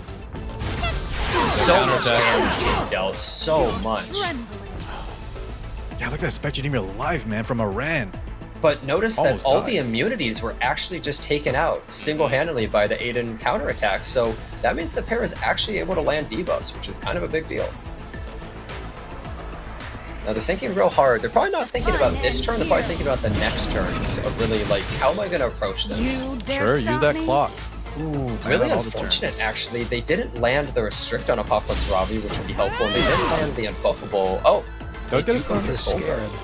Run. Yeah, might be scared of the So- bigger. You cannot change Or the what is extra already attack. decided. Does go for I'll the deal skill with too, just for the this. shield. So is this Apocalypse Ravi able to actually take out the Peira with the attack down? You're dead. Oh, Cobra. going for it. Three. Wow. For you. Does not want to fight this Oh, thing at still all, gets and the it barely kill. gets Enough. taken out. Even with Just the barely. attack down. So the thing is, Aiden 100% is going to use I her have skill no 3 doubt in here, my right? bones. Because you need to protect this Spectre Tenebria from last right crowd. You just can't survive it, and they're using on the Emerald Lilies because they so close to taking her out too. Doesn't even get the kill. That big boss wanted. Yeah, Last Dark Crow holding his Not skill bad. 3 because it's really not going to accomplish much into just a shielded Aiden. And Spectre Tenebria, I would expect, I mean, they have to take out this Emolivius because her debuffs might be so frustrating and just the aggression from the team. Yeah, we don't want to leave her up again here. We get a little CR pushback too, potentially, but he's could be planning something else. Is that all you Taking the time to got? deliberate. Skill 3.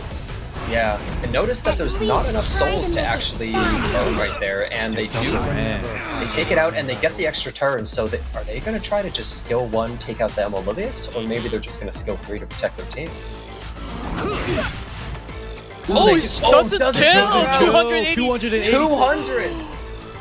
Oh no, that's pretty bad. This is gonna take the shields off? Attack More now. aggression.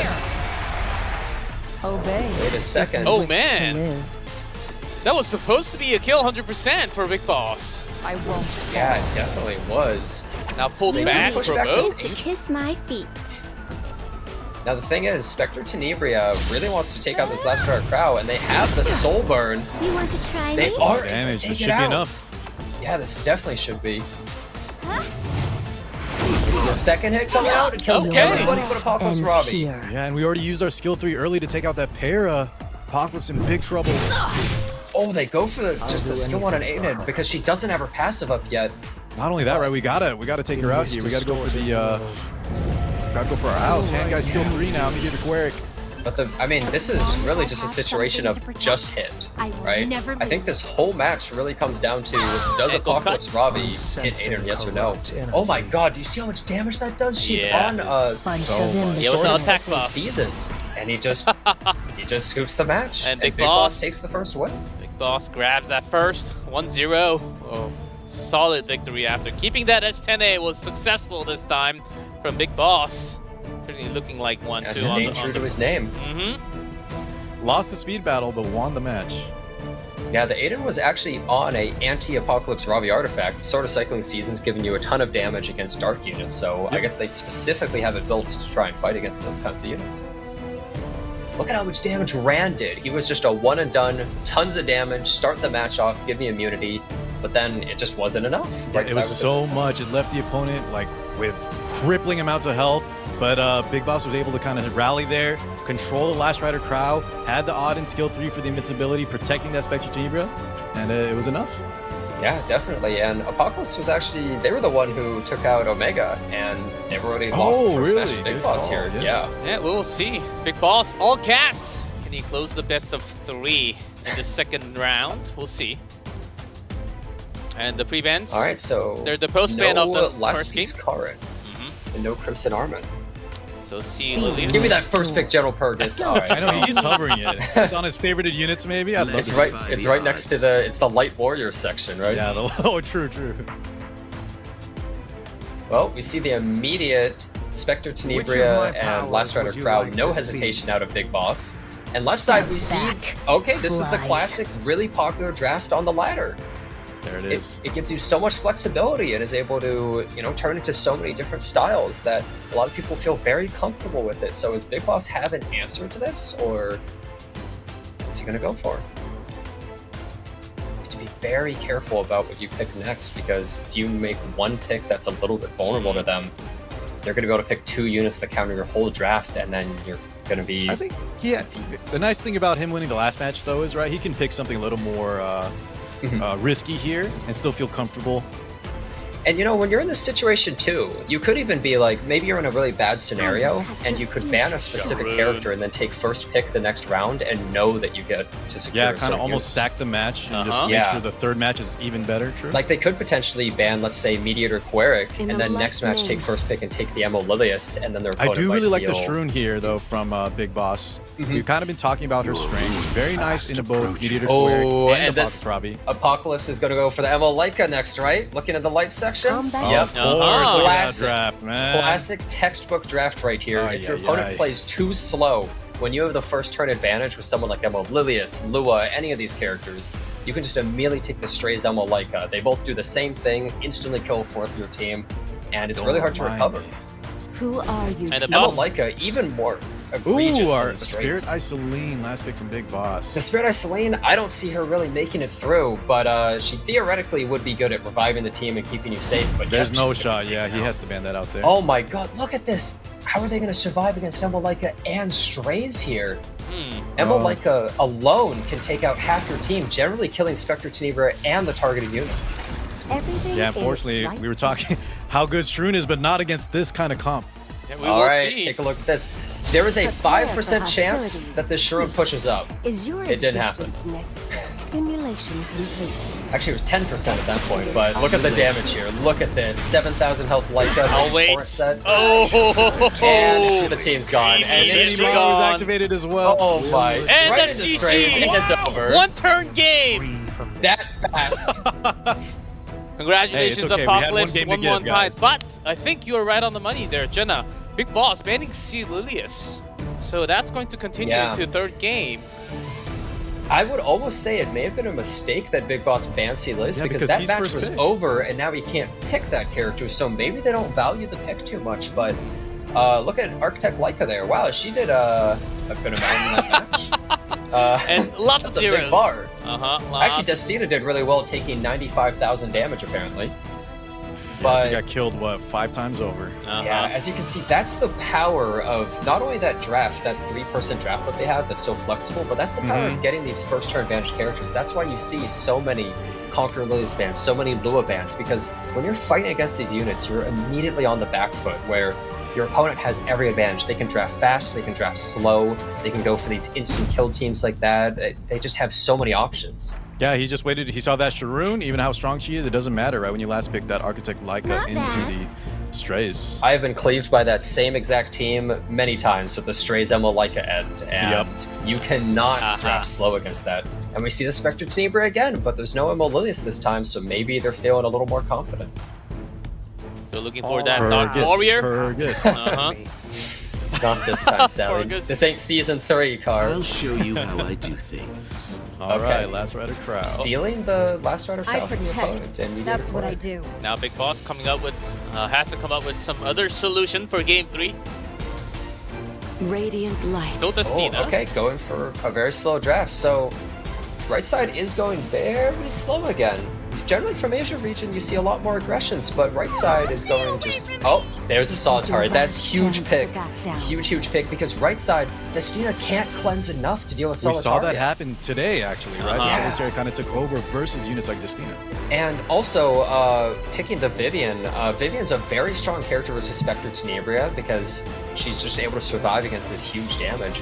So right side has to pick a couple of characters that are able to take that out. So Emil Kawazu, possibly, they can one-shot her from full health. They ignore her passive. And also Solitaria will accidentally proc his passive. So Sure. maybe they're going for it here? One other minor thing too, right? The Sylvian, very nice there, combined with the Solitarias. That's one of her major weaknesses, so he kind of doesn't have to worry about that. Able to pick in the 4th big spot. Let's see if Big They're Boss thinking real goes for hard, it. but we might actually see him. I think there's a decent likelihood here. It Not is just- nice. Yeah, not Take just out one. that You have one to pick shot. 2. Yeah. Learn that's the your thing. place. Oh, Leafy. Leafy. Ooh, first one for Leafy. today.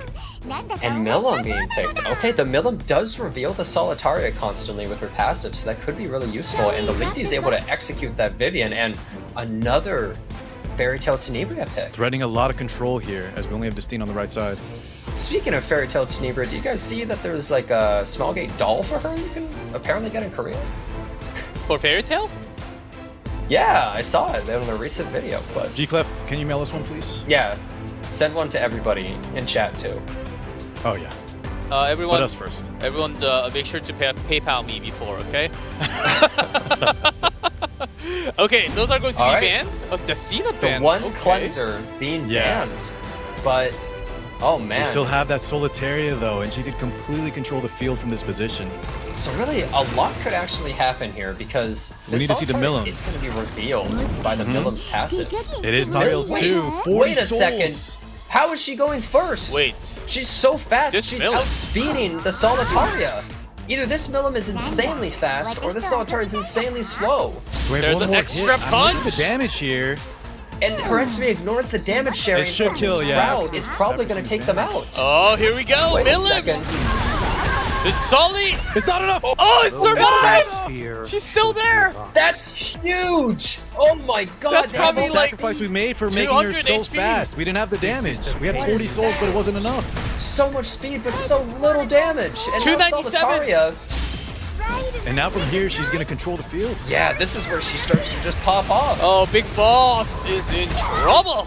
I need some They do get the stun, and they're going straight into a ton of debuffs. How many Yeah. are we going to see here? If she lands anything significant, Oh, it this could be is over bad news bears. Every Solitary S1. Oh, a lot Get of on the stuns. button as well. Stun. Stun. Oh no. And now Last Rider Crowd gonna put on a crazy amount of damage, and All I systems gotta be online. honest, I think this might be all but over. I think not killing that Solitaria was just the most important thing. Her Milim would be just a little more Oh, damage. damage is a Unfortunately, right? lot Because he too. needed that speed. We were shocked at Yeah. how fast she was, so it's hard to build her there and have damage at the same time. Yeah, it's just so difficult to actually get that kill. That Solitaria might be insanely tanky too, for all we Say know. my name. Spectre Chamber using the skill 3, but That doesn't made even it break in the nick of barriers. Does nothing. you might be able to stun the Vivian here with the arrow well, but you're at such a disadvantage with this Solitaria still alive. You just have Those no who way to stray from actually the path That's really definitely take their it. play. We should get it once we get 50% here. Strip and the stun is Okay. All I And lots of have is the stuns. path in front of me. good. This is why I'm loving my Dark Corvus. No stun available for him. he might crawl Dark out Corvus- sometime. You know, you never know.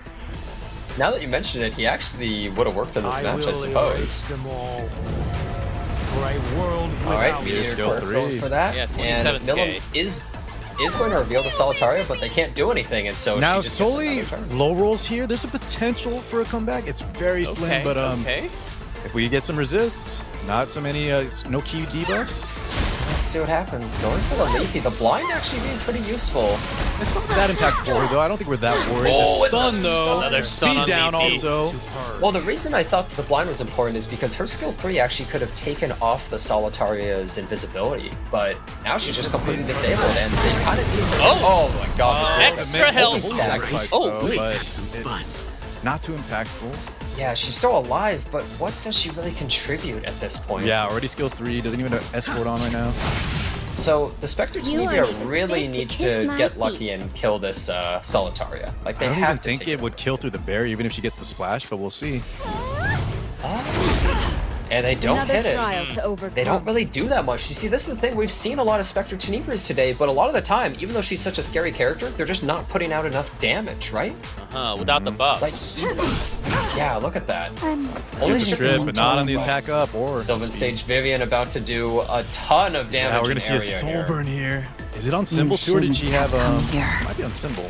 Now it's too late Oh to man, escape. this is gonna heal everyone to full, do a ton of damage. Oh god. And that's two gone. Oh, Leaky's man. still on stun. And this Milim quite squishy, as you can tell.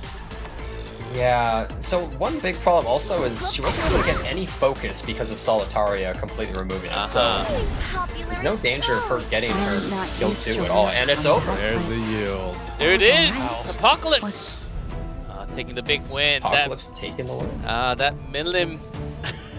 Milim tried to escape with a win, but you know. I love the Yeah. idea. It just didn't quite pan out. What Yeah, was the it? 250 health short. Yeah, 297, Yeah, I it was believe. so close. 297 health short. My God. The concept was good, just the execution sadly did not work. That was just a gear difference. Maybe he's if gotta you buy a had couple extra gear flat packs. attack instead of something else. Some people are actually going for a Just- flat attack, you know. Yeah, just slightly better gear or something would have possibly taken out that Solitaria, giving them the advantage, but wow, they were completely helpless. It was a good idea, but Apocalypse are certainly surviving after a big loss. Actually, a reverse sweep in this best of 3. Comes a highlight starting from the first round. Of course, a big win for BIGBOSS early. Massive damage from S10A Auden. yeah, I would definitely say that the matches were pretty close, just overall, right? It really could have gone to either player to, I mean, especially with the last one right there, but like, either one of these players could have won with just small draft changes and everything. They both seem to be about, like, kind of Except for equal this level. one right here. Okay, Oh my well, God. I forgot this so match one happened. It was turn over so game. fast. I like When it. did this They were happen? very close, except for this one. I do remember Yeah. 0-turn games where you lost your first turn last year. I think it might have been Oh, and somebody would Asian instantly players, leave, right? Once they got outsped. Instantly left as you started the game. That did No, but I happen. agree overall with what Jenna was saying. Even though that one match happened so fast, I felt like either player could take it, and it kind of reflected in the 2-1 score overall. BIGBOSS being super strong in the beginning there, but Apocalypse being the one Now to it's become too the boss late at the to end. escape. Yeah, definitely. I mean, that second match was a slaughter, which just completely evened the slate. And then the third match, it was so close. Look at that Milim. She only has 8,700 health right here. She was all damage and speed. Yeah, No I'm other- curious. I want to know what the speed was. Yeah. It must have been really And I wonder fast. if it was low damage or if that Solitari was actually just that tanky, because she did have 15,000 health. That is a trend, though, right? Solis are getting tankier and tankier, but I mean, I want to know the speed, I want to know the damage on the Milim and the health on the Solitaria. Yeah, the base speed for Milim is not that fast, right? As a dragon. What is it, like maybe 115 or something like that, which is So not pretty too decent. fast. But I think Solitaria has similar speed overall, so they may have just put some of their best speed gear on that Milim to try and catch people off guard. Yeah, sometimes you are just a couple hundred off from win, and that's sometimes what it takes to get you to the next round. And we do have the few winners, EdgeDancer and Apocalypse, moving into that round of 4, actually versing head-to-head versus against each other. Let's see who wins off of that one. Wow. Moving into the main stage after another win from the round of 4, but we still do have 2 more matches coming up in this round of base. So far, loving the games from Asia. Certainly some different taste compared to what we have seen from Korean qualifiers. Any thoughts, you guys? A lot of Spectre Tenebria, especially first. Oh, yes. Yeah, definitely. And it doesn't always pan out, right? We keep mentioning that sometimes either the damage isn't enough, but still her health is, I feel like they're building her on damage. Just the opponent is too tanky. Yeah, it's pretty crazy just to see so many top players and they're just getting knocked out left and right. And you get only 2 people making it out of here out of so many players that are just at the absolute pinnacle, right? Look at their win rates, for instance. It's insane. The day of upsets. Yeah, certainly day of upsets. And at the end, we did have Retry Ever and Uigang, previously known as Damdam, actually moving out from the Korean qualifiers. Let's see which other players actually go on top towards the end. And this was only the first 2 of round of 8, actually. So we do have 2 more coming up after this short commercial break. So guys, make sure to get some Mountain Dew Doritos. You don't want to miss the rest of the round of 8. We'll be back real soon.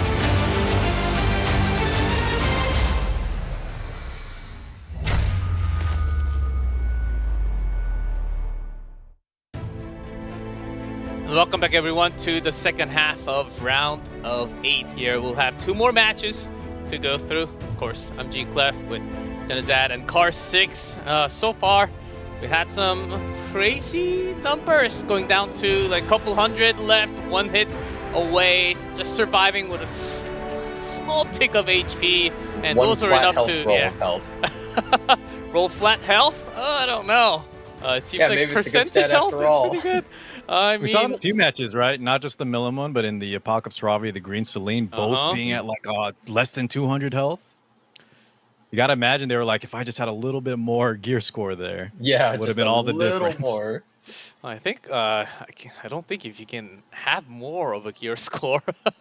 I mean, these guys, these players are from like top Asia servers, so you have to Have imagine you they seen have. some of those draft mode characters? Whew. Oh, but- not everything, but We're definitely seeing some interesting characters being picked. You might notice there's some Fairy Tale Tenebras being picked at the end of the draft. A lot of people probably are like, well, that's kind of weird. Why are they picking them? It's a throwback to years past, but remember, she was the Angel of Light before Angel of Light, right? Like the character that took over the match completely. And so she can still be a really good final pick when your opponent's susceptible to debuff. She hard controls you, especially since she got buffed. So now she provokes on her S1 too. Most definitely. Also, though, a lot of times she's just banned out, right? Which is okay because you give your opponent something to ban. But yesterday, I believe, guys, right? Didn't we see one that got through and she controlled a lot? And I think she ended up winning that one. I think I'm not sure I remember, but I do remember her getting picked. yeah, there Or was just making once it I through. believe, and that was about it. And always getting picked about 4th or 5th pick in the last rotation, so you could feel that it's totally about the control, and we might be having some more. Potentially more cleanses coming out from more Soul Weavers, or some like big rework of all the Soul about- Weavers. How about like the next 4 characters they make God Cleansers? How about that? Buff effect resist. How about Okay, so right here we got Hazamarei versus Stone, the first World Cup winner. yeah, Hazamarei had a 2-0 victory here, as we have seen on screen against Kohane, and Stone. Stone won against Nezuko. Yes. We all know who that is. So Let's here, go, great guy. Still You know, waiting. Nezuko is actually probably the lowest spender in the whole tournament. I believe they once bought like a single monthly pack or something. Yeah. I did a review with them, and that's just so impressive, right? To make it among these insane players with almost free to play. Okay, so we had already seen Hazamarei, but Stone here's draft looking kind of familiar to a lot of these other players. I would say the most picked and most pre-banned is basically the same as at least half of these guys, right? A lot of Asia regions just playing the same style, same draft. So once they run into each other, they kind of have to take turns taking these priority units that they both really, really want. We saw that a lot. Don't fix what ain't broke, and they kind of just see who can adapt better after they take those just super strong units. Yeah, they seem to prioritize different units. Like one person will be like, oh, I'm the S10A guy, and the other person will be like, oh, I'm the, like Emil Cleric guy, like first picks. I mean, Stone showed what he was made of a couple years ago. So we'll see if he can continue. Here is the first draft between Hazamarei and Stone. Stone on the right, Hazamarei on the left. And Should be a good one. yeah, certainly. Let's see. We're waiting for some more S10A potential as she's Oh open. my god! Oh, belly Lua! pin. She's up! Oh, Lua's who was up, the available? first uncaged Oh Lua! boy. Don't come near And me. But a not being Spectani picked. first pick, man. They Oh, love looking this. at the blue units. Oh, There's here the we Lua. go! So be it. Finally see Lua for the first time in the whole tournament. The first time, and this might be the last, so make sure you guys have your eyes open. How sensational. Straight into the Apocalypse Ravi pick. All right. So just a very secure, strong bruiser along with what's maybe considered the best opener in the whole game. Summer Lulu, Ocean Breeze Luluka coming out on the side of Hazamarei. So Ocean Breeze Luluka I can protect. theoretically be pretty That's good what I versus do. Lua, but the one problem is if Brother Stone is able to pick, let's say, a character that holds Book, then they are able to soul burn, and then Luluka can't really do anything. So Stone, after picking that, Lua up. Yeah, left side's going for a pretty defensive, protect the Spectre Tenebria type match. Stone really thinking, like, do I want to go for... Oh my god, just going for the Strays outright third pick. Pretty just early saying, there. I own first Oh, turn, and wow. that's it. No respect whatsoever. This is kind of a disrespectful draft. They're just saying, I own first turn. You don't get a turn. I am going to go full aggression. I don't even care. I'm picking strays in the middle of my draft. I'm so confident. Hallmark of a previous champion. The confidence, definitely. You will notice that there's still some openers up though. You still have Heir, you still have Ran. They did pick the Sid to try and get extra advantage for this first turn, but I wonder if Hazamarei is going to try and speed contest this or just kind of hold down. Oh, Spirit Seems Eye like the Celine. latter here. Spirit Eye Celine. Yeah, going for the Spirit Eye Celine is actually pretty interesting because a character like Sid cannot kill them in one hit. We're gonna need to see another anti-plate unit, maybe a speed unit to contest. But if they're not feeling confident, they could even use something like Sagebo and Suzanne or Kohane, maybe someone along those lines. You leave me no choice. Oh, really? Oh. Faith Athletica. Huh. Wait a second. I think the reason that they're doing this is she might have immunity and she gets the shield from Arrowell because she's a light unit, which will then protect the immunity from the Lua. So it makes it so that you actually have to ban one of those two. And we see Emil Pavel coming out right side, just full aggression. Yeah, trusting the teammates, basically, to go real We're fast. getting the Spirit Eye Celine here on the side of Brother Stone. I think this is actually a little bit difficult because if you do, then the Faithless Litica is not going to be reset, Yeah, and what you do you don't actually ban? have any character push up. But I would assume that this Lua actually has crit chance to help proc the. Oh. We see them ban. The Flitica and the Lua both getting taken out. This is the only Lua pick we've seen the whole tournament, and she's not going to see another today. So we're going to see Celine open here? And my opponent? Not Sid quite. getting the first turn, but the thing is, Can't I kill, don't think yeah. he can kill anybody on this side. So Emil Pavel's not going to proc. Be careful. And Celine's now able to use her skill 3, and you Very probably don't see a timely. lot of this character, but she's really good versus super aggressive teams. Oh, She takes yeah. multiple hits to take down, like no matter how much damage you do, and giving the whole team immortality. Strays can't kill anybody. This is a Not- huge problem for Brother Stone right now. That's right. She can bring people back alive. And also, she We did get buffed. Maybe we... Save your breath. We're going for the skill 2, try to get those strips. We will lead a counterattack though. Uh-oh. from Spirit Eye Celine. And she's probably taking out Strays. He's gone. Oh, that's a lot of damage. But see Pavel? Pavel instantly taking out that Spectre Tenebria, but the thing is, he can't follow up and kill the Celine. It's not possible, because she has that, 51%. Oh, wait. Actually, does There's she no have enough? escort though, but I Yeah, think there's it's no escort buff. For an insignificant Can you kill? person like I think, yeah, Oh, I think that onto it wasn't Luluka. enough to kill the Spirit Eye Celine, so Death he decided is to too opt for killing kind. them instead. I made it in the nick of time. So the thing is, they're going to get a huge shield, and how do you kill this Celine? Yeah, She this can't could be a- killed in a single blow, and she's constantly Don't ever losing life. ignore So, the power of are you someone. actually able to With ever kill something her? to protect. I don't think so. Also, the Arwell is going to be an issue too. Yeah. Regaining look this at escort here, look make it at even the tougher. shield. Oh, How do you kill this that's Celine? so much She's- shield. The Sid? We're going to go for the but- Arwell here. You got to take her out. It does like Spiritual nothing energy though. This here. is a speedy Sid, remember? So he doesn't actually he doesn't do enough damage. And Spirit Eye Celine not only has a soul burn for an extra turn and a ton of damage, but her skill cooldown might be 3 turns In the away, blink but of an as eye. It's going to she go kills down units, quick. Oh, he actually went for the Spirit Eye save. Oh, risky play. I've got this. doesn't actually take them out, but I think they're still just totally in the clear, and they could take out something like the Emil Pavel and then use their skill 3 next turn. I'll make this painless. Yeah, decides to just take him out here. And healed look, back let me up. cool down now to skill 3. Look at that. He will lose It's- the barrier it's back. though. But he still shouldn't be able to kill the Spirit Eye Celine regardless, barring a dual Yes. attack situation. Yeah. Spirit Eye Celine, when you have a simple draft like this where you're just like, I do a lot of damage but no tricks, Spirit Eye Celine is able to just kind of take over the match. We might see a skill 3 pop off here from the bottom of Robbie. Best of Will be Just have to go for the jump. That's all at stake. Oh, they do bring back the strays, and he does have his skill 3 up, but I wonder if that's really going to help at all. Oh, goes to the skill 1. What are you Here's the looking counterattack.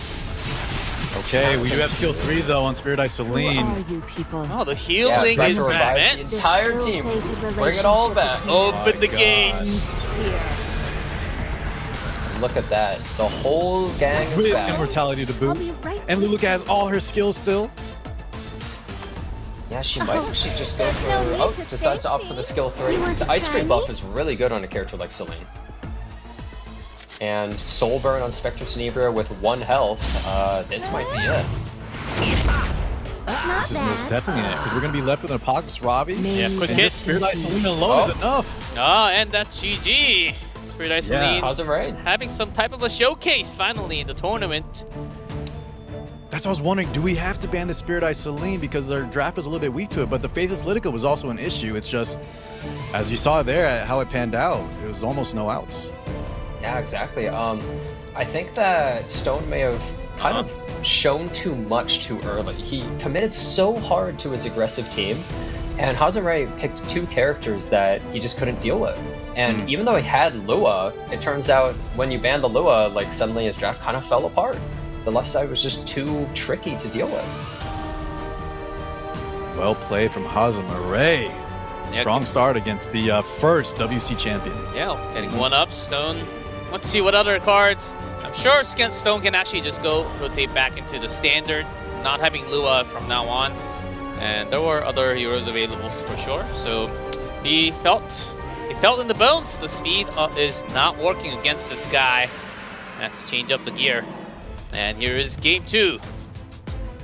Well, No Lua's Luas. back in the cage. No Lua. Free Lua You aren't even hashtag. fit to kiss my feet. We see the Spectre Tenebria getting taken as a first pick.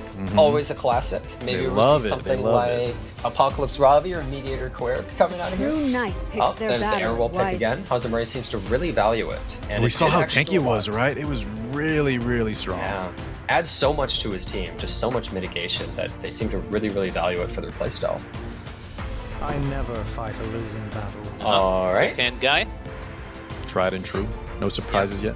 See that ML Quirk, so just very safe and secure draft. I'll Not show really you anything how I super do special or different that we've been seeing some of these players do.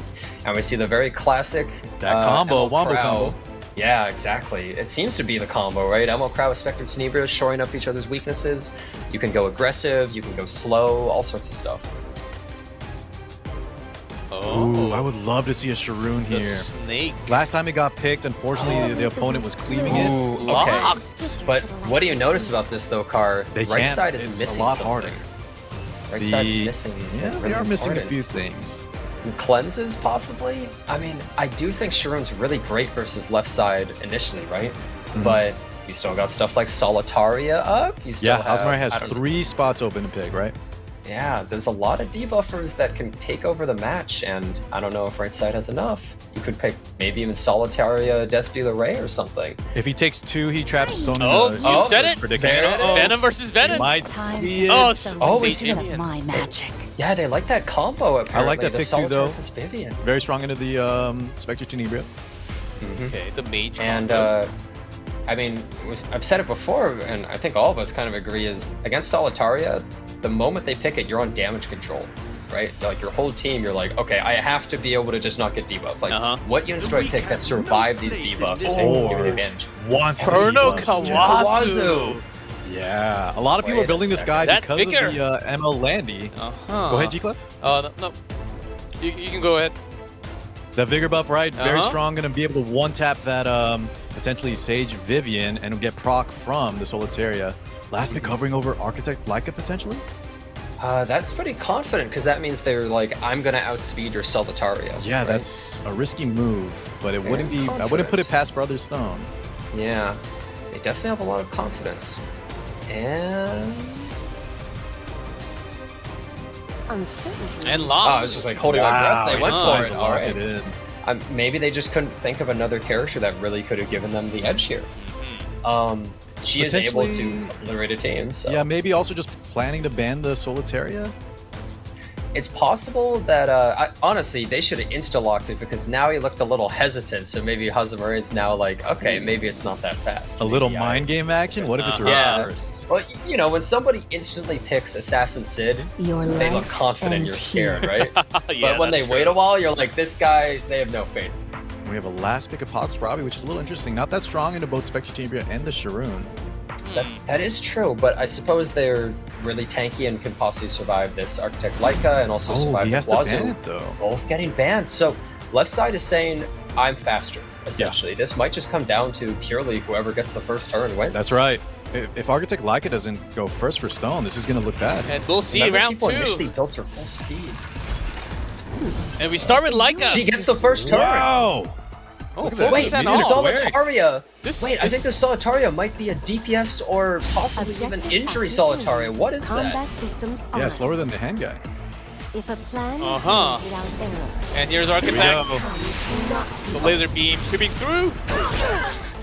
Goodbye, Yeah. 23,000. Man. One mage gone. So that was pretty damn powerful, but now it kind of comes down to, can they take out the Vivian? Because Leica's pretty much gone Allow now, me to right? After purify. she does that big burst, after she's not really able to do that much. Like, look, the Quirk did half her health bar. Oh. Yeah, yeah. It's a trade-off scenario for sure. But you see, the problem here is Leica did a bunch of damage to that Vivian, so notice she only has 2 bars left.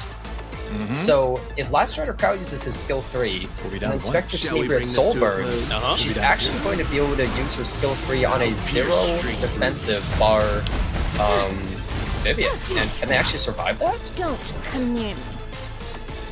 How many tank stats do they actually have, or is it enough to just kill through the escort buff? Yeah. We also have a Shroom coming up too. Despite all the Vivian, Vivian definitely a main focus, but Shroom's gonna be able to control the field from here. Yeah, that's true. You want Alright, to that's try me? 1. And does the second kill, is this skill 3 enough to just I don't think so. instantly take the knock? I think he still goes for it, but it's. Through the It could escort. be. Think so? We'll see. Oh, it's not at No, all. and it's No, on you're Chatty, right, card. too. And it's on Chatty. Wow. Okay, so Vivian's Marwell kind of cutting just here chilling. though. So they want to stun this so that this Vivian's able to get that skill 3 off, tons of damage healing the team, yeah. and they do get it. Is this He'll be big. really Also, the Shroom is about to start necessary? locking down the Mediator Quirk. Uh-huh. The more desperate All right, you now we struggle, see a massive deeper heal. the Now she's at despair 2 bars of her passive, so she has a lot of protection against her team, and there's no Soul Bird on the right side anymore. And there goes So- the Leica, as you were mentioning, right? It's kind of a trade-off scenario. After that initial burst, she kind of just flops. Yeah, she's just gone after. That's why she's so good versus the Spectre Tenebria drafts, because you can kill 2 people at the same time when you take out the Spectre Tenebria and another character. But in this match, we saw, yeah, she took out the Solitaria, but then she's gone right after. So can Spectre Tenebria really duel this Vivian? Another Oh, we do trial see the to counter. It overcome. actually did increase the cooldown of Mediator Quirk, I believe. Another counter attack. Okay. Yeah, on the Celestine, we'll take those. So counter Sharoon on Celestine is able to just constantly sustain, and sometimes she can be really frustrating to fight, especially with the constant venoms and resets. I glimpse the We future. have those buffs as well. And there is the skill 3. Trace of you. The snake, venom, and a counter. Another counter. Alright. Last Rider Crow has only 3 turns on his skill 3 right now. Yeah, I believe he did You get are counter hit as well fit from the to kiss Arwell. my feet. Here we go, Spectre Now- return with a 2-turn attack up.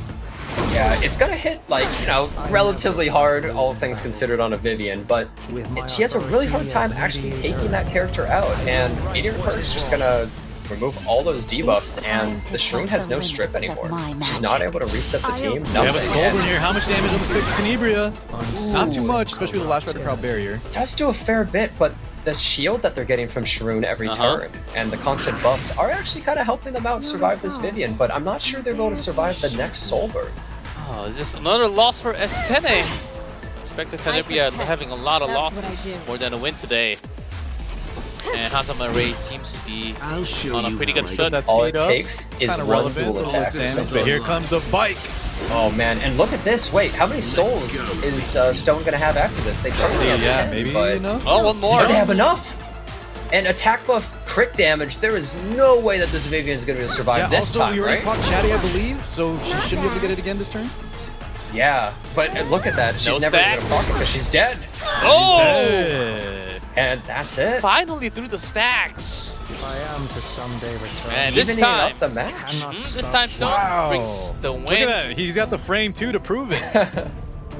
Now, guys, the I'm really surprised that the Apocalypse Robbie was banned out there instead of the Solitaria. Yeah, Yeah, actually A-Robbie I mean- banned, Kawasu banned.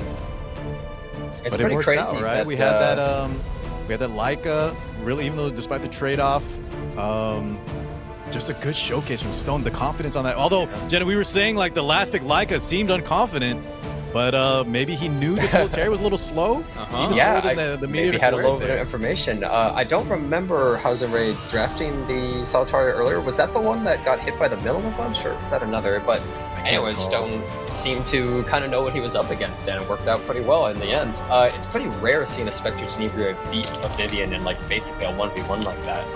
But I think it's because the Last Rider crowd was there. He really did a lot of work by reducing the Vivian's bar. And here's the final match. Let's go 1-1. And the Vivian did not work there, and Destiny this time grabbed by Hazamarei. 1-1 tied. The winner goes up to round of 4. Yeah, this time Stone doesn't get that Spectre Tenebria, and Hazamarei not taking the Airwell this time. And there's the Last Rider crowd coming out of Which of Stone. my powers would you like to see? And the Mediator Koeric. So I'm going to assume an Airwell might get picked on left side. Yeah, it's a classic. It's Actually, just playing much slower drafts than you normally see And a out of Sharoon. Asia. And Takes the Sharoon though inside of Hazamarei. yeah, but this looks kind of familiar. Guess what units are up, right? Solitaria, maybe? A little swap action. Are we gonna see something like Solitaria Vivian out or something like that again? Just reverse the drafts. Yeah, Another it's mini possible. Oh, There's no like Opsig! Oh, Operator Hey. Cigarette. Through the shield. I think we saw her yesterday, but she basically contributed nothing. because Yeah, they she got was upset, not. I think. She did not pan out. Yeah, this Did not time have though. attack up. Along with They Operator probably are Cigarette. perfectly. Have Oh, okay, and then the Ahmed to guarantee that turn. So this Operator Cigarette's actually pretty scary because Meteor Aquaric is probably faster than her too. So kind of no matter what, she's able to get that attack buff to possibly take out Hazamarei's team. And since their tank that they picked was Last Rider Crowd, they also have a big damage push. That's what's so important about him. He's not like the other tanks that just help mitigate damage. He gets such a huge push of damage that he's so versatile. Yeah, we've shown the damage charts at the end, right? It's surprising he's a knight because oftentimes he's the top damage dealer. Is that enough damage on Bright Side though? Operator Cigarette is obviously Do very not scary, but sometimes interfere. you can outlast and survive, and we see the Politis pick coming out just to try and beat up this Ahmed pick, right? Be careful. They might be going for a Mediator Oh. Quirk ban. Oh, the Spirit Spirit Eye Eye Celine is back. We saw how good she was in game 1. Another Spirit Eye Celine pick. I mean, if you look at it, like, how does Right Side really kill that unit? Because Operator Cigarette sure as hell can't one-shot her. A very good anti-aggression pick into Landy? some of these drafts. Ida scrolling through. Wrong Landy. Of course, the other Landy not allowed until the main stage. Yeah. Leave it to me. Locking do it go in. for Landy will be Landy, the and pick for Brother this is Stone. probably a full damage aggression Landy, but there is no soul burn on the right side, which is a little bit concerning. What are we going to see get taken out? This could almost be like a 50-50 ban phase It where is. you're not sure what your opponent's banning, and you just kind of have to hope you're banning the right unit. It's a game And of chicken. The select. Okay, it's Oh, both both last picks last are banned picks. out. All right, I would say that was kind of like the safe ban out of both of them. Like, Yeah. they didn't really want to play the 50-50 ban phase game of just like, oh, I hope I ban the right ones. They just took out the final ones. Is this Operator Cigarette going to be able to do enough, though? You better Find take out a soon, lot. man. Go through the barrier He's and down to get the more. wire. Here it is, There's the only first one light final unit game. on the left. Pay attention or you might There's regret one shield on the left side, so Operator Cigarette can only go for one target, realistically. No, you're right. Only one light available. Thinking real hard of, like, Still hope. I mean, they kind of have to use the skill, right? They have to cause this Politis to use her skills. If we must fight. So the Politis didn't land any sort of crown stun or anything like that. I wonder exactly how they're built. I guess we'll see in a second. Sprout forth. I don't imagine there's many great Do targets not regardless, but yeah. understand. 9,000 health Politis, it's a full DPS one. And it's about to land a bunch of debuffs on this Operator Cigarette, and Operator Cigarette is going before Last Rider, or before the Humans are Mediator too Koeric, cruel. so this could be a huge issue. I just feel sorry. Wait a second. The little Let's C see the politics. And Switching yep, to it lands both of them on her. Oh, 50% now. Oof. Yeah, But you have Does to. he go for it? You Just just pure have luck. to, right? There's no other way. Send it. We're in. Oh, there's the crit! 40k! 40,000 damage. God, that's some Data great analysis damage. And do they Exactly what hit? you wanted. Now disappear. Do they hit another 50? Oh, crit! They hit everybody! What? Wait a second. Is blind broken? That's the other Just side of the ignored coin. the entire mechanic. And that's Brother GG. Stone That is Stone! over. Wait, that's not fair. What? It's over already. What happened? That's not fair. That was something's wrong. Yeah, wait a second. They got glasses mid-fight and suddenly they could just see perfectly. Just 0 misses? Chat, flip are the 4 odds? coins. Are they all heads? What No, the? the coin's going to stand right in the middle. That's off sig. And sometimes when you can have that much damage, even through the decreased hit. Yeah, that's you crazy. know that Squid Game thing of where you gotta jump across the glass panels? Oh. Like, he would just make it all the way to the end, win every 50-50, just That's ignore right, it. man. Ignore the loss. It was win or That's death so on situation. brand. That's on brand for Brother Stone, right? He's a champion. He Yeah. doesn't mind taking those risks when it counts. Taking out Hazamarei like that, though, that must have been a bad taste in Hazamarei's mouth there, Yeah. feeling like, oh, she's blinded, I'm fine. And then It was a good favorable, what do you call it, CR bar for him too, right? Death The is too kind. the Politis being prime position for right before the operator secret. He just never missed. yeah, I mean, I guess if it was a crown Politis rather than a damage one, it may have worked a little bit better. I shall present you with a chilling. Yeah, Benimaru's Tachi. Some good damage, but once the gates open again for Celine, that was basically it. Not bad. Yeah. Yeah, some real good damage coming out from both. Goodness, geek left. Brother Stone's still in it. Hazamarei though, I was looking so strong. Well, it could have really gone to either player. Both of them were doing really well, but Yeah. Insane game so far, boys. Yeah, did see Sharon a couple of times. Not really having the biggest impact day 1, day 2. I still That have game faith was a in her little though. fortunate. Yeah. She's very strong to the Meteor Quirk. It just didn't quite pan out because the R was able to lap the stunner before she could control him. So he's able to get that immunity up before she could, reset him. He was able to provide the immunity until she couldn't reset in time. yeah, even though Sharon is good into Meteor Quirk, I mean, it just goes to show how useful Meteor Quirk as a character is. The fact that he gets to cleanse is considered so much more valuable than what Sharon brings to the table. Debuffs are just so powerful that Meteor Quirk's the fan favorite. He always has been, and it seems like always will until they make another guy like that. And that's crazy, 40k. 40k to the dome. Oh my. And that's God, that operator secret, best on the planet. 2020 eyesight, can't ever miss, so much damage. Wearing 2 symbols of unity Yeah, and guiding light. yeah, must have some great gears too. I know it had a lot of buff, also crit damage buff on Cigarette, but still 40k through the barrier. That's a big number.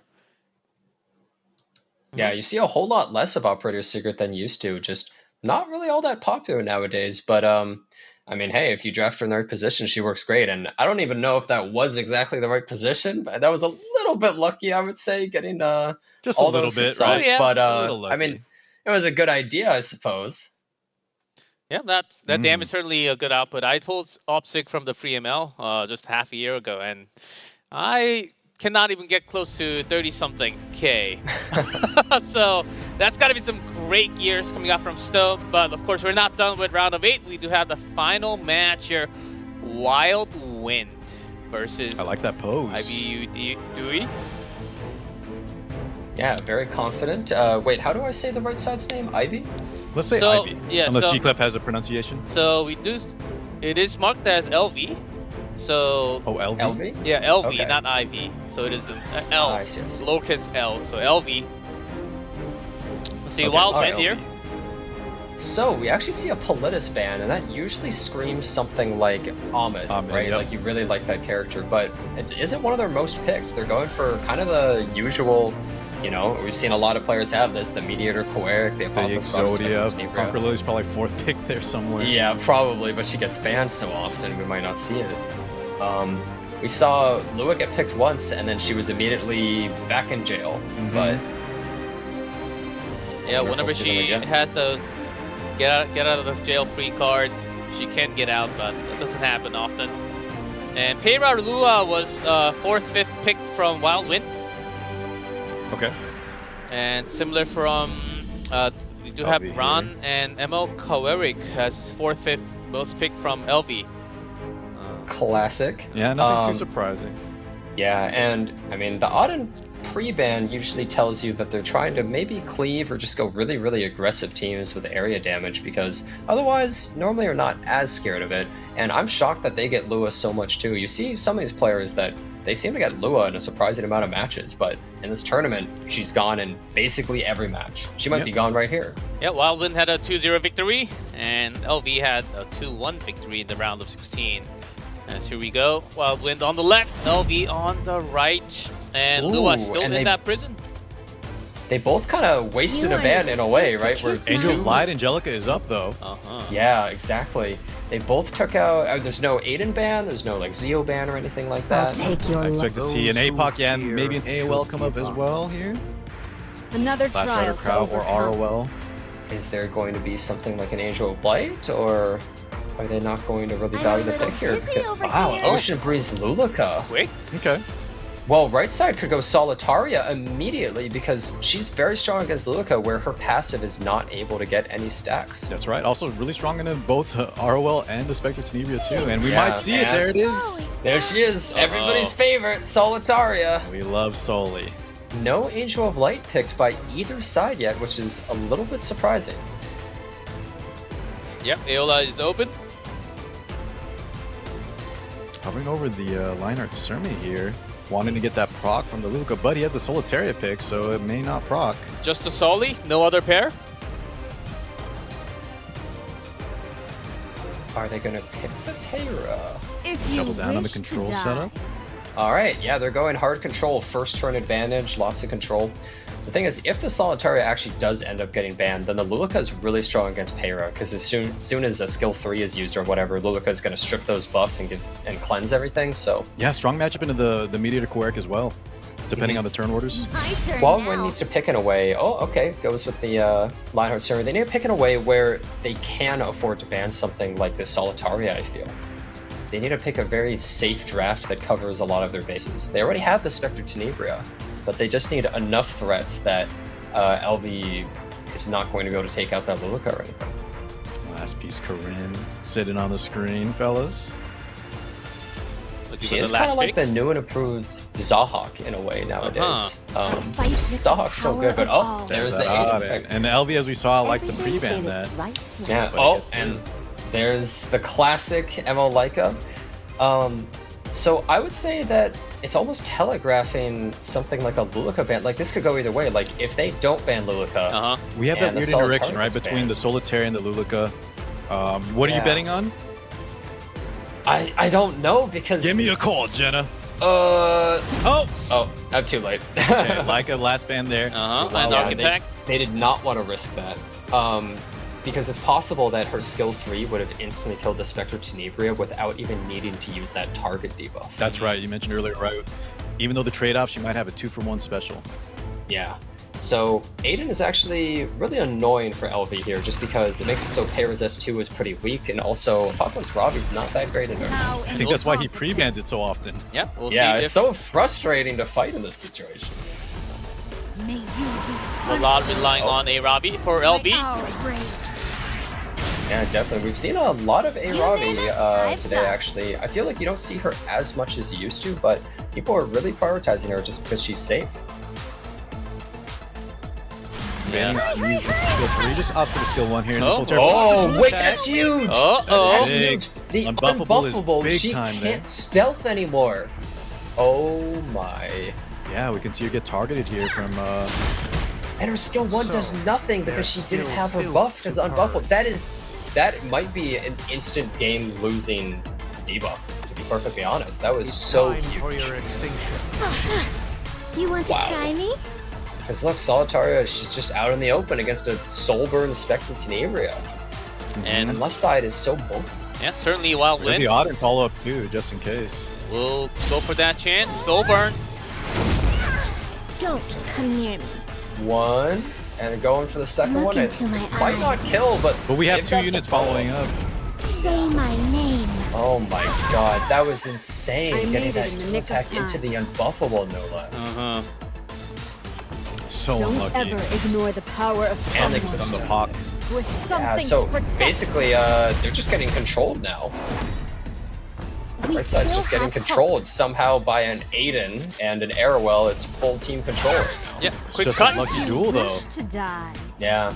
Those dual attacks, I mean, they feel pretty bad, and now there's nothing stopping Buka as well. So any non-attack skills getting used are going to push her up, going to give her a All bunch of I that have bar. is the path in front Once of her me. passive comes back up, and then, I mean, what is Apocalypse Robbie going to do here? She can't really deal with Aiden that I'm a well. She little can't really busy deal over with Spectre here. Tenebria that well, and there's just a giant wall. Yeah, and Luluka still has her skill 3 on top of it. Yeah, the ice Insurmountable. ring. Yeah, it feels like, yeah, exactly. That's a good word for it. It feels like just an impossible mountain to climb. Like another dual attack. Not bad. A lot smaller this time, but triple Unity set over here coming out of WildWind. A true Yeah. knight picks their battles Kara wisely. taken out there of stealth. Yeah, the Payra is just completely vulnerable now, and Stripping the attack buff. It just gets worse and worse for LV. WildWind turning this match into a complete blowout when it really could have been anybody's game, since Solitaria could possibly have controlled the match, but that duel just instantly ending it. Enjoy And it's just, the okay, here we go. We're ripping the skill 3 from the pockets. Robbie! Probably on the How Aiden. much damage? Oh, that hit! Which of my But it doesn't even talents do would you enough. like That's to how strong see? Arwell is. Yeah, Arrow 30% reduction, giant shield, probably on adamant shield. How do you break through that? I believe he's on Rise of Monarch, but still alright. Oh, Sometimes Rise they of aren't adamant. Yeah, that was Wow. a lot of barrier to go through, and that will be a win. And look for at that WildWind. pose. Look at him. He's just so I confident. know, man. Yeah, winner, Oh, maybe wild it's win. Heartburn. WWW there. From the side of LV, though, you gotta, like, this is the hallmark of if he can make it, because you gotta imagine, right? That chance for the duel, plus it's Auden, plus it's the unbuffable on the Soli. That was just so unlucky. He's got to brush that off. Don't let it get to you. You know- Go next, right? You know, a lot of insurance doesn't cover acts of God, and that's basically what that was there. That was just Brush it off. nothing- It was a freak yeah, of nature accident. Yeah. You You're cannot down plan one, but for hey, that. we're not out yet. We're not out yet. You can't plan for it. You can't play around it. You just have to pray that never happens again, and that maybe it happens to your opponent. So, but you still lost the first game, and this is best of 3. You lose one more, you're knocked out. You go for Declef, the don't save. say that, man. He's got to stay cool. He's got to stay cool, calm, and composed. I mean, you have to feel the pressure of the player, as you oftentimes have 2 chances for best of 3, but now you just have 1. Oh my God. So That was it's over now LV. for LV. yeah, just go. Gotta be realistic, man. You have to feel the It's pressure. all. It's Jover. Well, that's a huge tilting situation when that Yeah, happens, yeah, though. yeah. It You feels aren't so even bad, fit but to kiss yeah, my exactly what feet. Carson Most you of have us to would be brush it off. tilted off the face of the earth. Oh If you're yeah, scared, you're suddenly like, I lost to that. Like And that's all you're what's- thinking of, right, during your next draft phase. I'll But let's take see, your right? These life. guys play a lot of games. They're in this WC Alright. for a reason. These early picks, I would say, classic, pretty much. You know, a lot of people who are watching this may I be protect. learning something. They're That's just like, what I all right, do. maybe I should just be prioritizing all these units every single time. Oh, and a Here's your tier run. list. So we're changing up Wow, okay. big time. Airwell straight into the Ran. That's interesting. Guaranteeing that they get like the first turn, essentially, so no pay or anything can stop them. And a power Zio. Oh, of the actually, chosen. Guaranteeing not the first guaranteeing the turn. first turn. Something to protect. I apologize. I Never forgot lose. about Lil Bro there, Zio. How could you forget about him after yesterday? Is it my I turn? think I wanted to forget about him. Fair enough. Ooh, the Briarwitch Assyria is such a good pick here. It completely tears apart the entire team on left side. Yep. It kills the Aiden, it strips the buffs off of Meteor to Queric. Apocalypse Robbie has no way to take it out, and also just gets defense broken, can't revive, and Zio can't do anything to it either. That's an amazing pick here. Great pick on the side of LV. Not tilted. It's fighting time. And Karina to Opposite finish of up. Karina as the final pick. So I think that this works pretty well for him because they just have to protect the Spectre Tenebria. So if something like the Join me for a tea party? Glyceria gets banned, you just have Karina and Spectre Tenebria defense break. You just have so much protection from Spectre. Yeah, and that was a very easy just ban. Fairy Tail Tenebria. His draft Yeah. looks pretty strong here.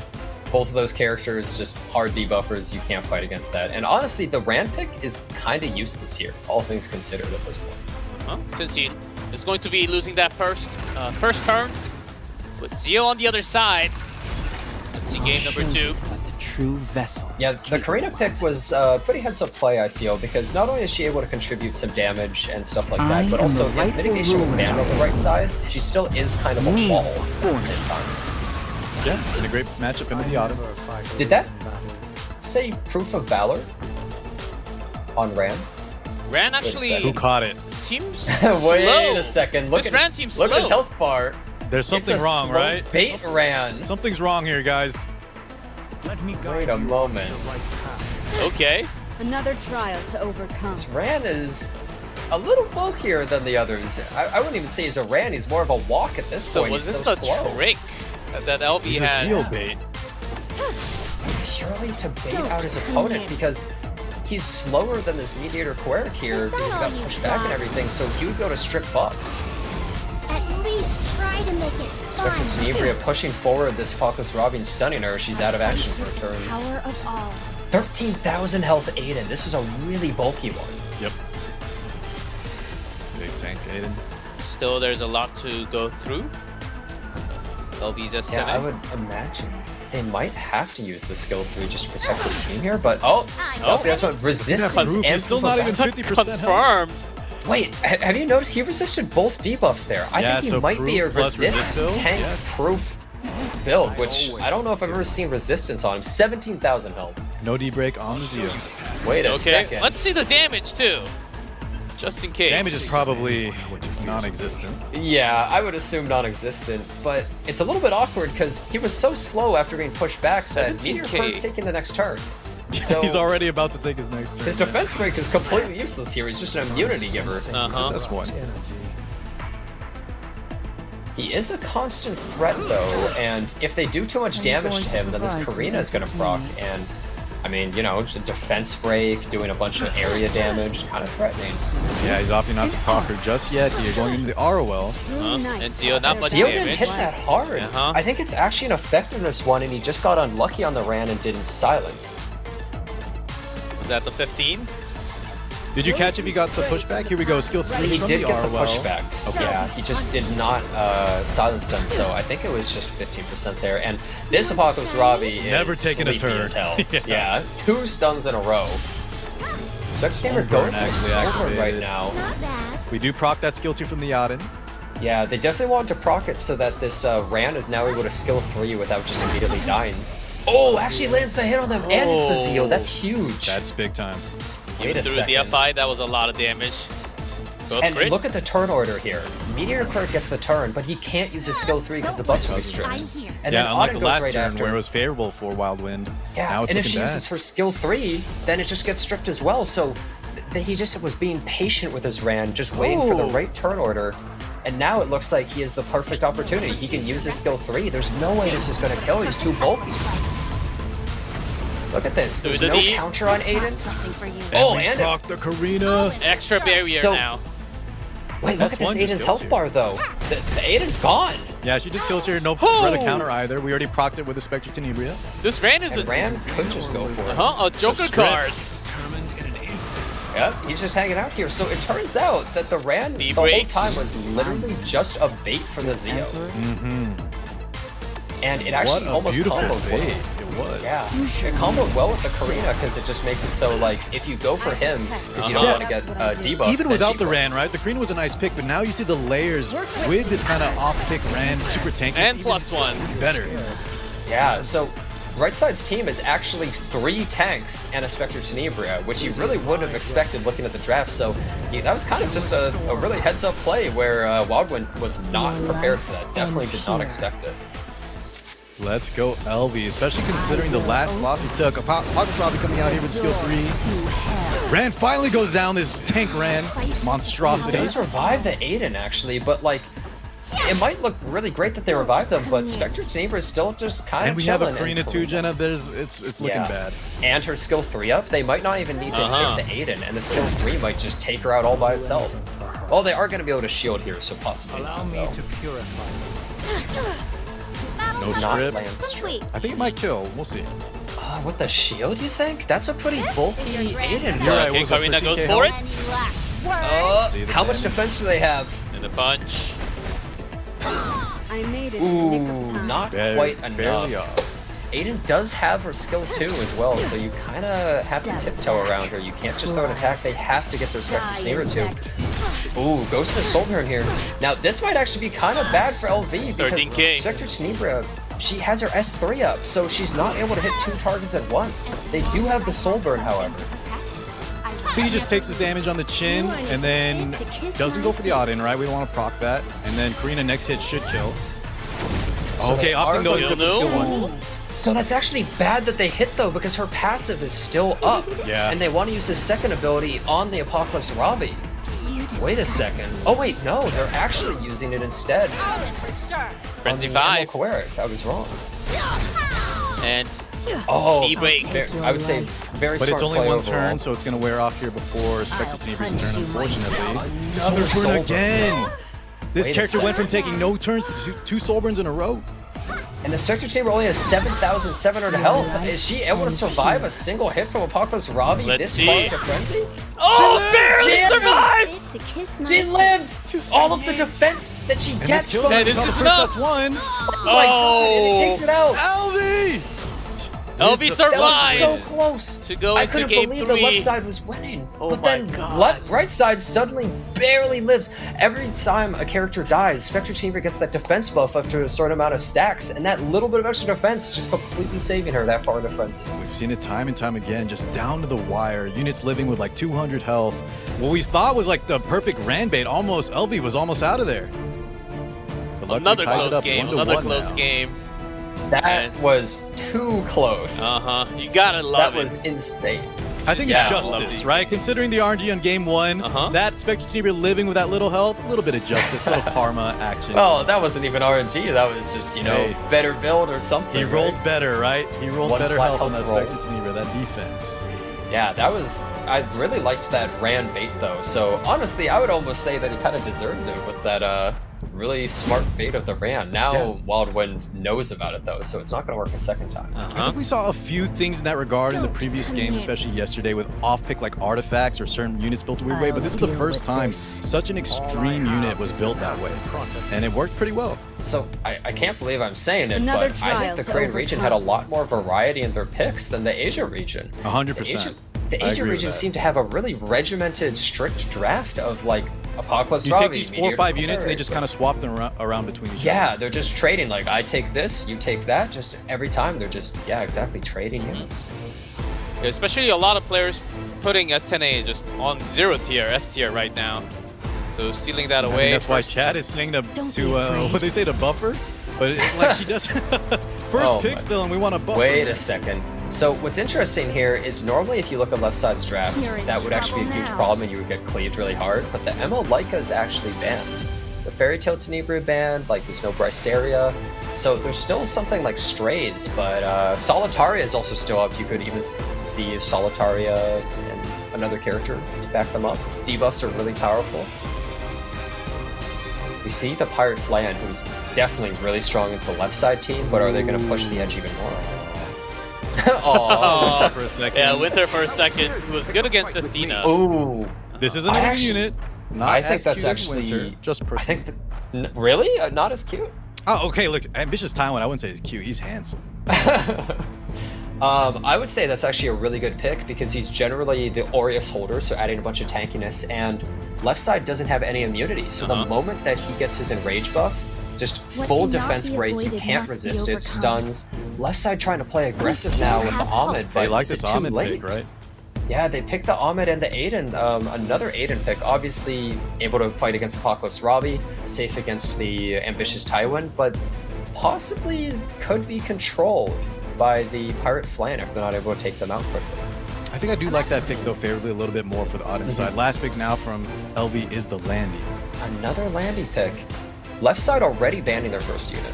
Landy very good. I think it's a must ban. Yep. Oh, banned Ahmed out being for the banned side. out. Wow. Landy and Ahmed. So, they did want to get rid of the Ahmed because otherwise maybe it would have been too much aggression against LV's team. But this Aiden might kind of run rampant. Like, you don't really have a unit that locks them down completely because even though Pirate Flan can stun them, she has to spend a whole turn each time just missing on her. Yeah. I think Auden gets the better trade out of there overall. And let's see. Look at this health bar. 31k. 31,000 health and the fastest unit. What is this guy eating? He's insane. That is crazy. I don't think I've ever seen a quirk that high.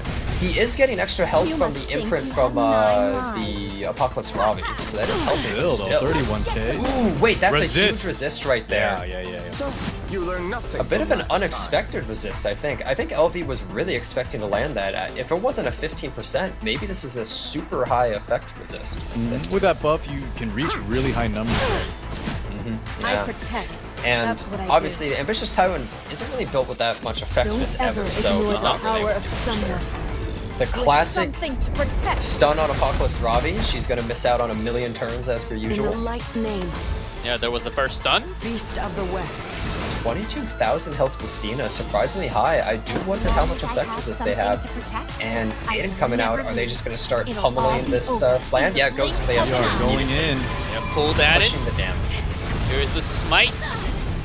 You aren't even fit to kiss my feet. You know, I just noticed something weird. WildWind did not have 20 souls at the beginning there. Was their book You not want to maxed? try me? Did my Tywin feet. skill 1? Oh, Tywin skill 1. yeah, it was Right, I sorry. believe it was a Tywin sword. Good catch, thank you. So, Flan's already... Those Oh, here she's so shall Wait, Wait a second. So no he doesn't have skill pushback. 2 either. deviated from the natural Oh, wait, order. Offer So, yourself to the they are able to survive, and You're they're in gonna get a trouble skill now. 3, but the thing is, she's immediately gonna die if it doesn't hit the Aiden. Yep. So, is it even that helpful? Man, I might even 93. consider just stunning. Just skill 1, maybe. Yeah, that's what we're gonna go for. Into the Yeah, auto they- well. They do They're steal still that tiny too little hard. shield, but I don't really think that's gonna protect them from the wrath of Aiden. Now the thing is, even though she might fall, if this Spectre Tenebria is able to get a good S3 at some point, bringing them back into an instant skill 3 from them, that could be really threatening in the future. Radiant light. Wait, does land the provoke on the Airwell, and he wasn't enraged either, was he?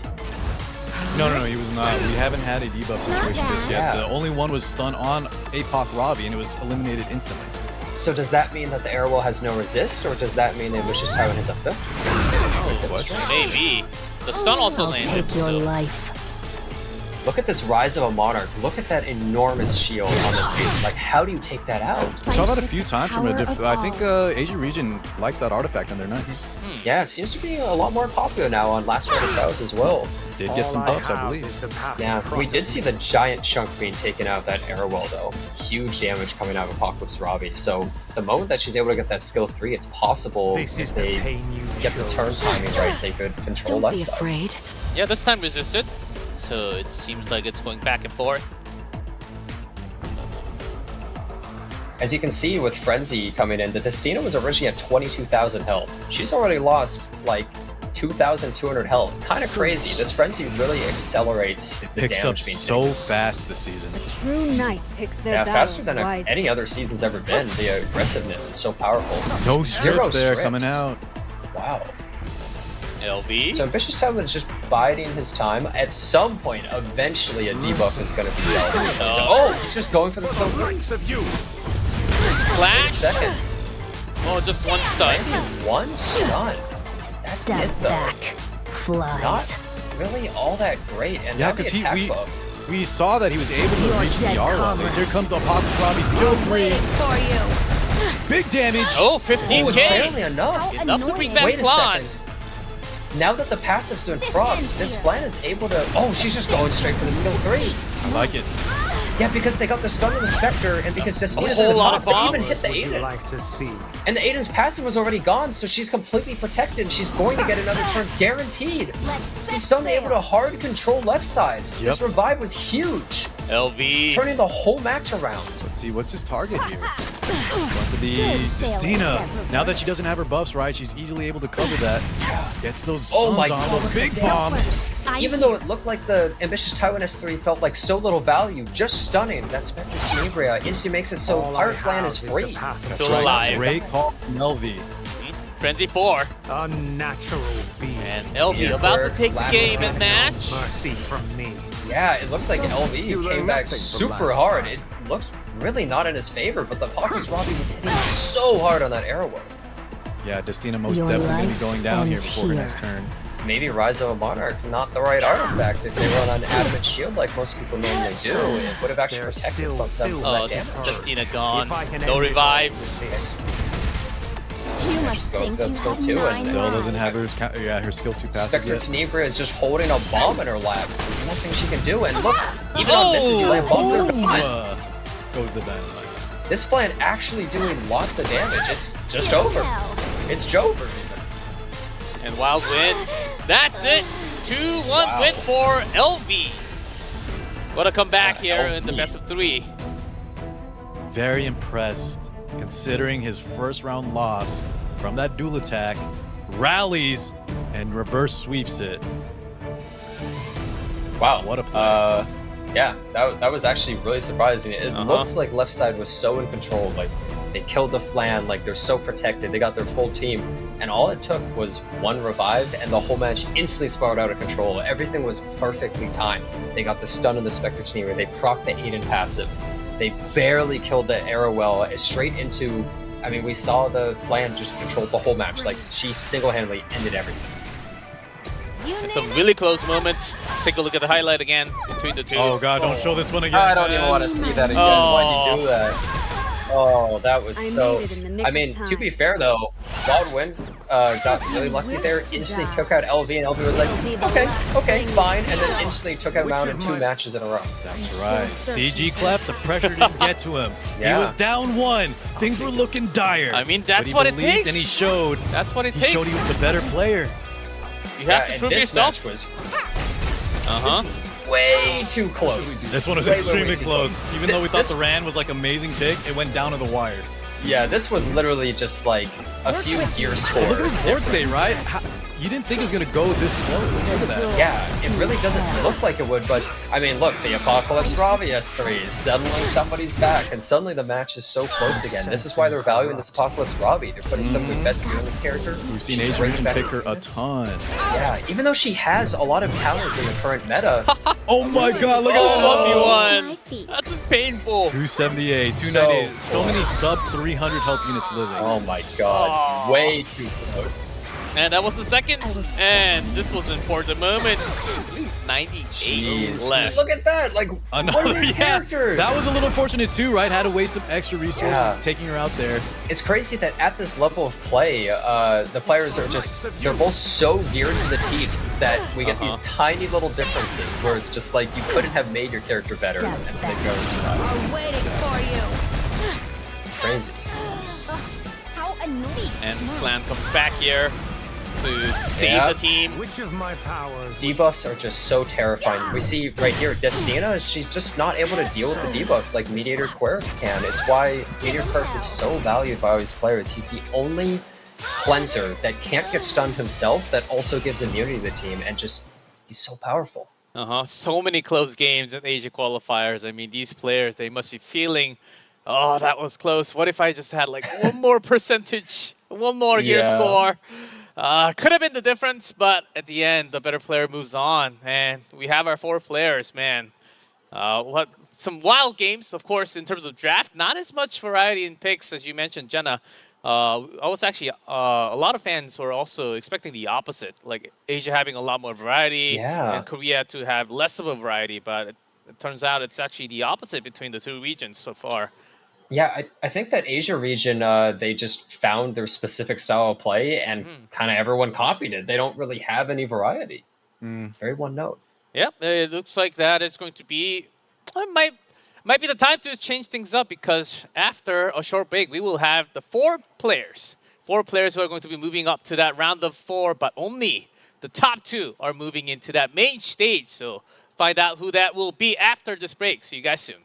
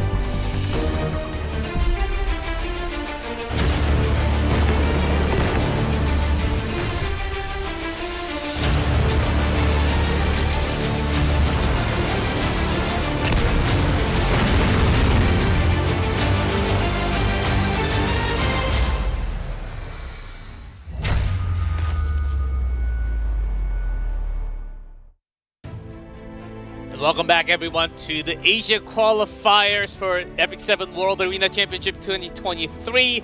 I'm G Clef, joined by Janazat and Car6. We are about to find out the two finalists who are going to be on the main stage real soon after these two matches. And just like yesterday, I'm going to put you on the spot again. And let's make some predictions here, okay?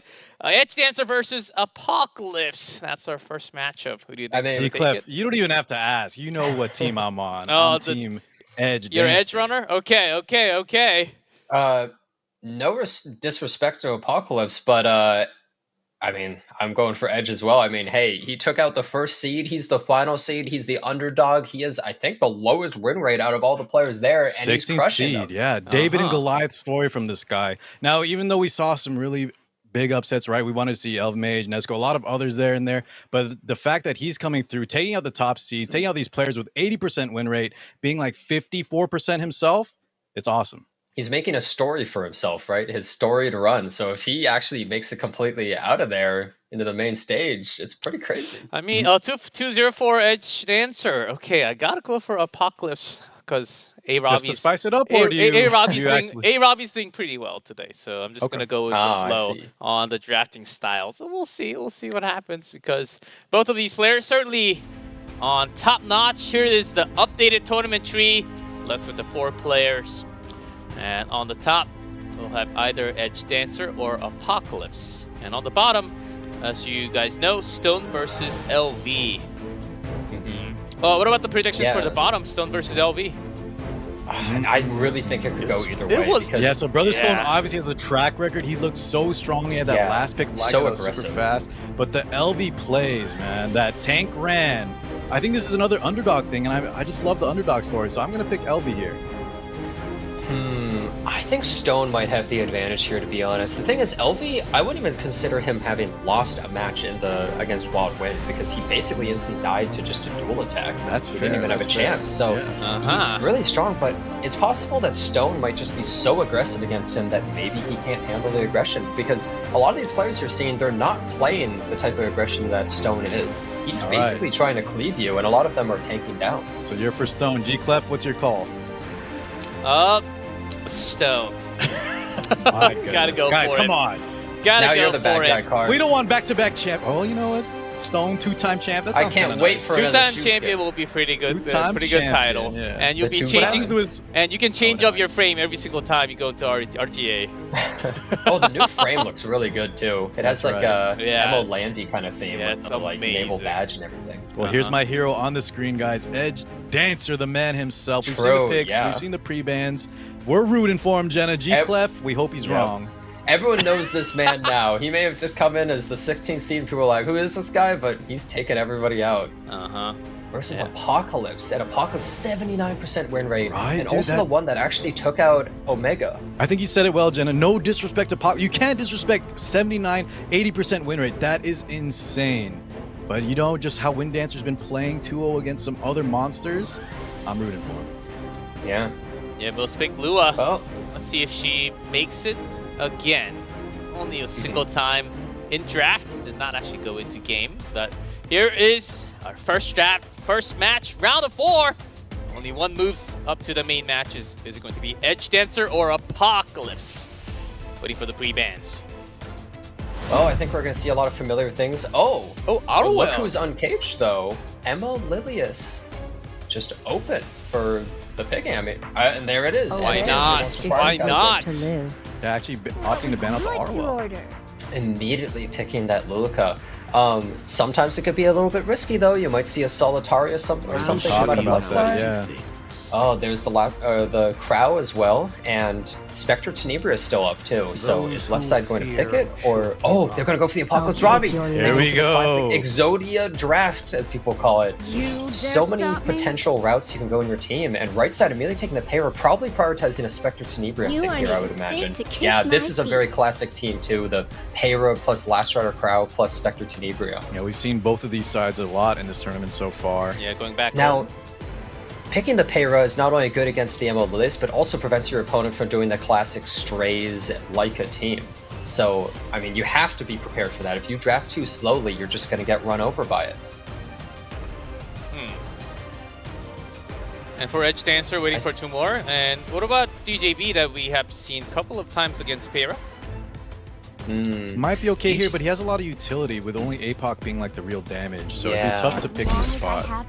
This is the classic Aiden pick versus Peira, just because able to survive decently well and also prevents Peira from using her skill 2 freely. It's a little risky. Show me the Gauge! I don't imagine we pick it here. It's not really a great draft. 7 seconds in! Blocked in! Okay! The double evasion, the Hail Mary just saying, I dodge. Okay!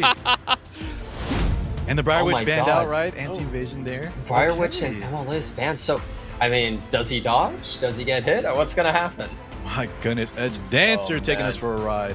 I don't know if I want to see it. I'm a little scared. Don't be scared. Sometimes, Trust in the sometimes he is an actual god, dodges everything, hits everything, just crushes. And sometimes he gets hit first turn and he's just a clown in his Well, so far in this tournament, I think he's had a good showcase. I know yesterday he had a really nice match so far. And this is EdgeDancer. Certainly did. Here is round 1, starting off with Peira. Apocalypse, So can he I don't hit? think you want a skill 2. I mean, it's a little bit scary, and with the double quarter right I now, imagine we it's just skill a 3 waste. and call it a day. Must pay the price. So the thing is that the buffs that Double Quirk is going to be giving his team, 2 of them have evasion, so there's a high chance that they're not going to get stripped by the Time for blue. your extinction. But he's just going to opt to save it, and he wants to just get all of that extra shield so that the last Jar crowd's not going to be hitting him too hard. Get that mid. Here's one on the house. Yeah, she's just gonna go for it. She wants to get that defense buff and ice cream buff. Like, honestly, so tanky. It makes your team feel impossible to get killed, honestly, just with all that defensiveness. Yeah, ice cream, defense buffs, and plus 3 saving focus. it. Come near me.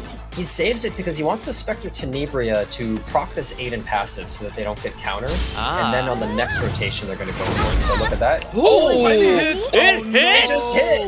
9,000! Oh my. Classic evasion. It's basically a 1 in 3 chance that you hit if you think about it. Another It hit twice! Hit. Not that it matters, but man. And guys, there's still Revenant Violet, okay? Who let my Aiden on the field? What is she doing? She And look at that. Into the LRK, did a little injury there. Hasn't skill 3'd yet. Okay, now theoretically, if Remnant Violet dodges everything and he goes straight into the Spectre Tenebria with his skill 3, he would actually basically instantly win this match. Yeah, there is that randomly. And even this seems quite a lot of damage through the barrier. Yeah. 8,000. He used up all of his get hit tokens, so now Remnant Violet will never get hit, right? I hope. I think that's how it works. Well, the scales balance. We're still holding off that skill 3 here. We're gonna let the APOC just stay stunned for another round. He can go for the skill 3 now, the Lost Rider Crowd. You could try. I think you definitely rip it here in this one. Yeah. Here is Assume Remnant Violet the bite. dodges. He dodges. Okay, that's One one. step. I would definitely say I think that the best odds for left side to win is literally just Remnant Violet S3s into this Spectre Tenebria. But if this Apocalypse Ravi is also able to kill the Last Rider Crowd and revive the Aiden, that's another threat on the field. That's a big swing, and we've seen how powerful that can be in the reverse turnaround. Yeah, exactly. We've seen so many matches where it looks like one side is crushing and then the Apocalypse Ravi brings back the unit and that one unit just turns the tables. There we go, imagine. Is she going to go for the skill 2 into skill 3 here? Oh, with that many theory crafting, I'm just gonna go for the stun again. And what sucks so hard here for him is this Mediator Quirk still has his S3, but if he uses it, then Lulika's going to push up and immediately blind and silence that Ravi again. So he's being still held holding hostage on his skills, and so the APOC is just not taking any turns. Can't get injury on this Last Rider Crow. The thing is, if he can survive for long enough until Lulika uses her skill, then he cleanses, then he'll be completely safe. But I think that's the game plan, but we have another Spectre Team return coming up. Yeah. Is he able to do that, though? Also, does Remnant Violet dodge? I believe. You do? I believe! And here's Luluka special. Hey, you! Watch out! The special delivery. And he gets so hit. much, Jenna. A lot this of is our boy silences. EdgeDancer. Oh no.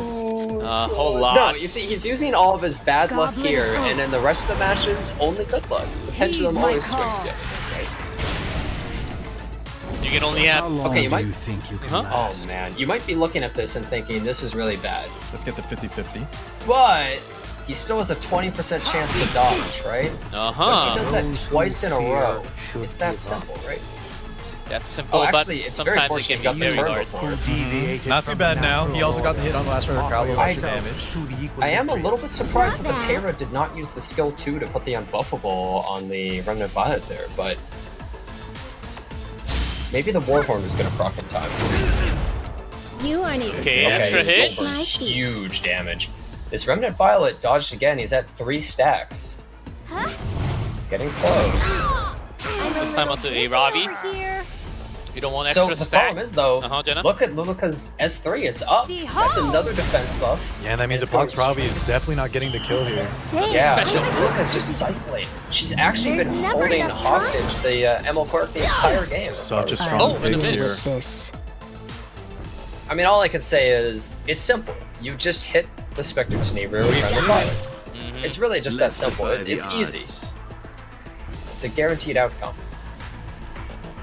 Well, if you do the math, it doesn't happen all the Here we time. go! And the target is Has no place for Not quite. Still a good chunk of life. But man, this That last ice rider cream buff Corral in is the not defense dead buff. yet. Oh That's the power god. of Luluka. She makes it so you just mitigate so much damage for free. She's not really a healer, but the ice cream buff. That's Yeah, crazy. plus holding that hand guy No shield Violet off with is an attack insane. buff. And he gets hit again. The It's buff okay. stripped. 20%, baby. Okay, is it okay? Oh, no stun this time. No stun. Okay. Oh, but he also gets lapped by the Spectre Tenebria, and there's no evasion. And let's be real, even with it, he wasn't evading anyways. Ever. And oh, he missed the 20%. What did I say? I don't know if it's enough. others control. Yeah, I'm not so sure. Okay, Let's see. it's actually super simple. We The get a win here is you attack it. Oh! What the? Oh! Okay, That's a little help. you just have to not get stunned. You just 15%, Okay. and then you skill 3, ignore the mischance. We all know it doesn't work anyways. Oh, and a karma? And then, You're trembling. I mean, Oh, we would but kill she didn't- anyways, right? oh, Did I the miss? problem there is she had no more of her bars, so she didn't get snare pushed by that creep attack. We resisted. She resisted! Okay, Wait, here it we actually go. happened! Show you. What? Plan is here. He has skill 55 3 though, second. so He has skill 3, so... yeah, Oh, Some Remnant good luck, Violet bad is luck gonna- happening at the same time. yeah, that dual attack gave him skill 3. Oh my god. Straight through. Violet's out of there. That miss So- didn't matter. I don't know I if any guess you revive want saves Remnant him. Violet. though. I Yeah. think Remnant Violet has the chance. Enjoy the Just have to go for it. It'll be the last It's a thing hit. And he does He hit. hit, but he didn't need it. Brings back the Aiden. Now the problem here is Spectre Tenebria is going to remove that passive, but she is able to skill 2. Oh, but there's the unbuffable, so... Oh, I think they needed the Remnant Violet revive, possibly. Uh-huh. I'm not sure if they're going to actually be able to do anything, because this Spectre Tenebria just immediately removes her passive. Okay, 11k. Unless he hit. Oh no, On I'm sorry. Yeah, cooldown? regardless. Here we go, poison action. Wait, that's actually kind of huge. So They he did hit, right? Yeah, they hit, so Okay, her okay, passive so is we are- still up. Wait, what? We still have Double hope. hit? Double. She's been hit 4 times in a row throughout this match. He needed She's that counter never there. There's dodged. actually. Is she on What is a this different useless artifact? unit Or doing? Frenzy 6? Yeah, this is At this it. point, I think it's too late. She's been hit 4 times in a row. What's wrong And with that that? 5 times in a row. 19k. What the hell? Check her What is that artifact. What is doing? happening? What is that Did he Adi skill doing? up her evasion? What's happening? Worst unit in the world? Is she not like fully runed up?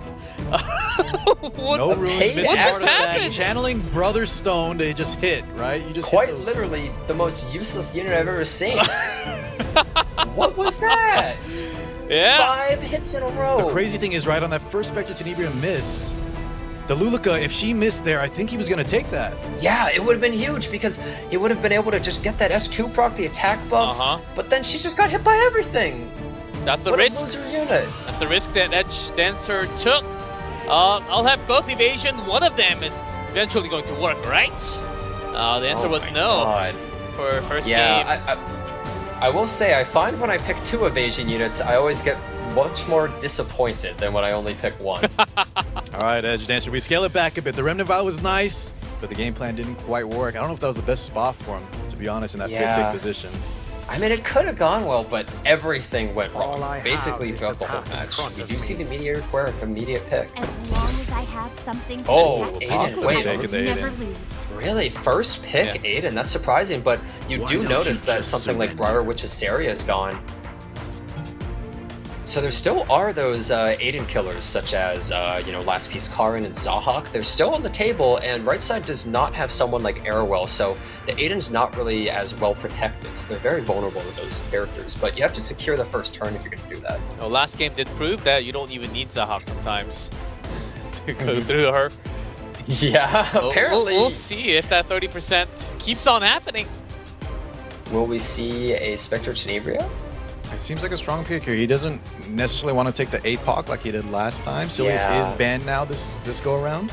I do think Apocalypse Ravi would not quite be the best pick because straight into a first pick Aiden. Oh, he might have to rely Really? on it. It could be a comfort pick. He- Step back. I really don't like that. I really Oh, don't like Zahak! that. The Zahak.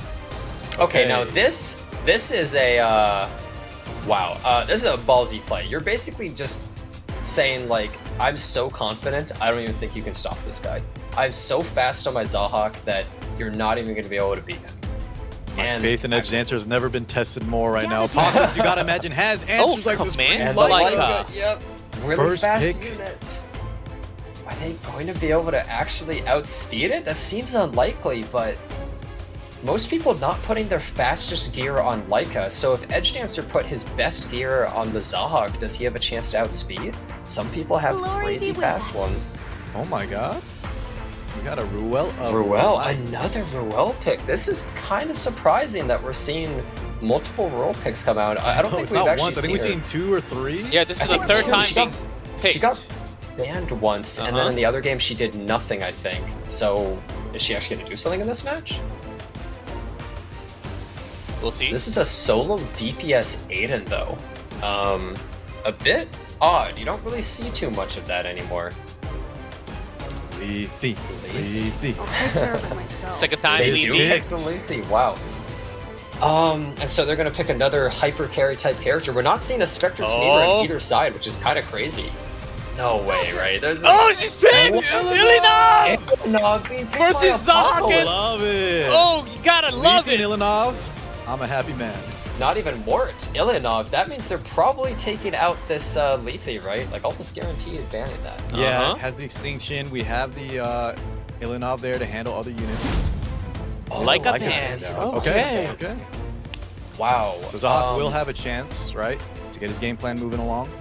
I definitely did not see the match going this way. So she does give a crit damage buff to this Aiden as well, and that's a huge damage boost. This could be just an Ilanov showcase, though. She looks really nice here against 2 Earth units Yeah. and the APOC. If she's on injury, could be The good. win prediction said 80% in EdgeDancer's favor, but we saw his luck last match. Believe in him. And Zahak certainly very fast starting off round 2. Can EdgeDancer Um, swing this back? Notice this Landy is not invisible. Getting in my way.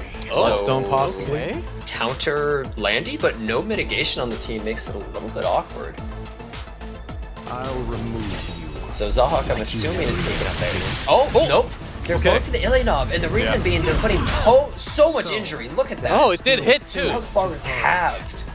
Wow. If I can That's end it actually a all little bit with surprising, this. though. They don't want to take out the Aiden because they figure, well, Ruel's just going to bring them back, so I'm not actually going to get that much out of doing it. Oh. Instead, crippling the Ilyanov, she's actually lost half of her damage. And the injury never goes away, even on revive. Yeah, like look at this. It probably won't even break the shield. I'll take it your did life. nothing. Nothing. Great play Just by EdgeDancer. yeah, that was just straight up buff on the team, like a Soul Weaver. Yeah, Can so add this more injury Ilyanov- too if he wants. Yeah, already. Max it out. No, Taken opts to go for the last right of crowd. Already has Oh my enough on the Ilanov. Look at the crowd's health bar. That's some big damage. Look at this guy. All And systems online. I mean, Zahak's just totally safe here, but he has a limited lifespan because once brain. that invulnerability, he's gonna do so much damage on his next turn, though. That's the thing. He's kind of like Strays, where he does a lot in that first turn, huge burst, and then he still has a lifeline to get that second turn for another one. Leave it But to me. after Wall that, of Order! Ooh, We do have the see greater Wall of attack Order. buff on this Landy. Uh-oh. This is going to probably do so much damage. Full burst Greater coming attack. out. Let's see. It is pretty slow. All right, doing 10,000 to the tank, and that was an Idol's cheer on the Ruel as well. Okay, idle share is interesting. So we did take out the odd in S2.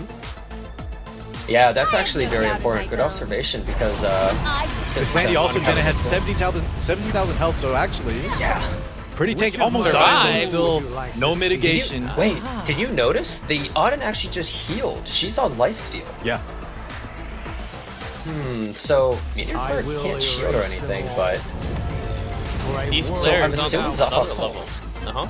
Zahhak's probably on Symbol. Is he gonna just soul burn into this Aiden? I would expect he would, because she doesn't have her passive anymore. There's a 50% chance of death. Lifesteal builds are typically tankier. Did we catch her health? I think it was 11,000 at this point. Oh, what? Oh, that's interesting. Okay. Scared of pushing them up? I'm not sure I like that play because her passive is down. You yourself got rid of it. I feel like he maybe should have gone for it, but I guess he isn't on Symbol. It didn't say it when he attacked. Wonder what that will be. Here's a lean up. Did she? Huh, okay, going for the soul burn. It does reduce the cooldown of it, I believe. So they're, they want to use it on the next turn on this Apocalypse Ravi to add a bunch of injury. But are they going to survive? Not really looking like they're going to live. Nope. The holy sacrifice brings both back. Wall of order It doesn't go away. So even if he revives here, even if he well revives, right, she's still going to be pretty injured. That's true. Is this Aiden going to get hit? Let me That's show what you I'm the wondering. secret I would say the whole again. match comes down to Oh, God. do you ever hit them. And they missed, but they did hit the Ilyanov, and she's just one tap away of maybe even being taken out by his Mediator Koeric S1. Does have attack though. And the Landy's actually safe right now. They're not going to survive. barely survives. Wow, Zahhak's living for a surprising amount of time. And is this the time for Zahhak? Is he gonna just take out this Ilyanov again, or are they actually going to? Soul burn? Oh, Soulburning for misses on him. Oh, Soul burn for increased damage, right? I feel like that was a turn too late. I feel like he just should have done that the last turn. Oh! But it's immediately killed. Yeah, as we mentioned, right, he actually lived a little longer than most of us expected, getting taken out quickly there. Landy skill null, being removed by the last Rider Crow. That Auden. So, yeah, I'm assuming that they're gonna take the Ilyanov out here, but I was really thinking about it. Like, does he want to use the skill 2? Is he just going for the skill 1? He does use the skill 2. There, gets the berry, yeah, takes her out. So, is Royal gonna revive the Ilyanov, or are they just gonna skill 2 to try and top up maybe their last Rider Crow, or even their Aiden? Probably not Aiden. The problem with Ruel is that she is an overall slow character. She recently got a buff for her S2 where it pushes her up 25% on the combat readiness bar. And you see her right next to Emil Quirk now. No Wall of Order this time, not enough buffs. What are they gonna do though? Crow one turn away from his skill 3. EdgeDancer really thinking hard. 4,000. So he's going to take him out here, because his skill 3 is ready. Needs to get him out of the picture. Yeah, just wants to immediately remove him.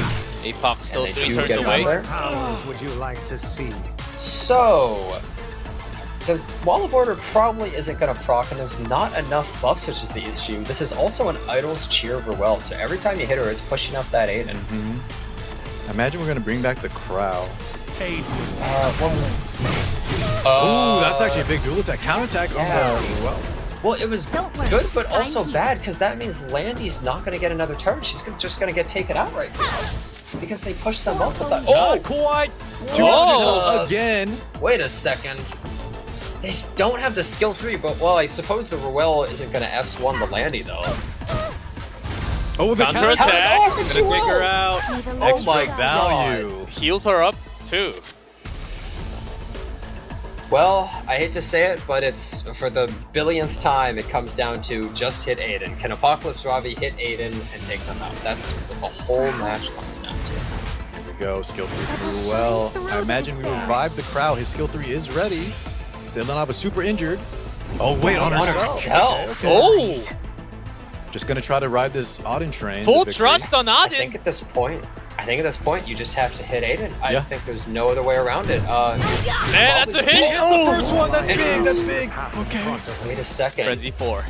So she He was does have- lifesteal set though. But also, look, he has 20 souls, so if he gives the attack buff here, No mercy from me.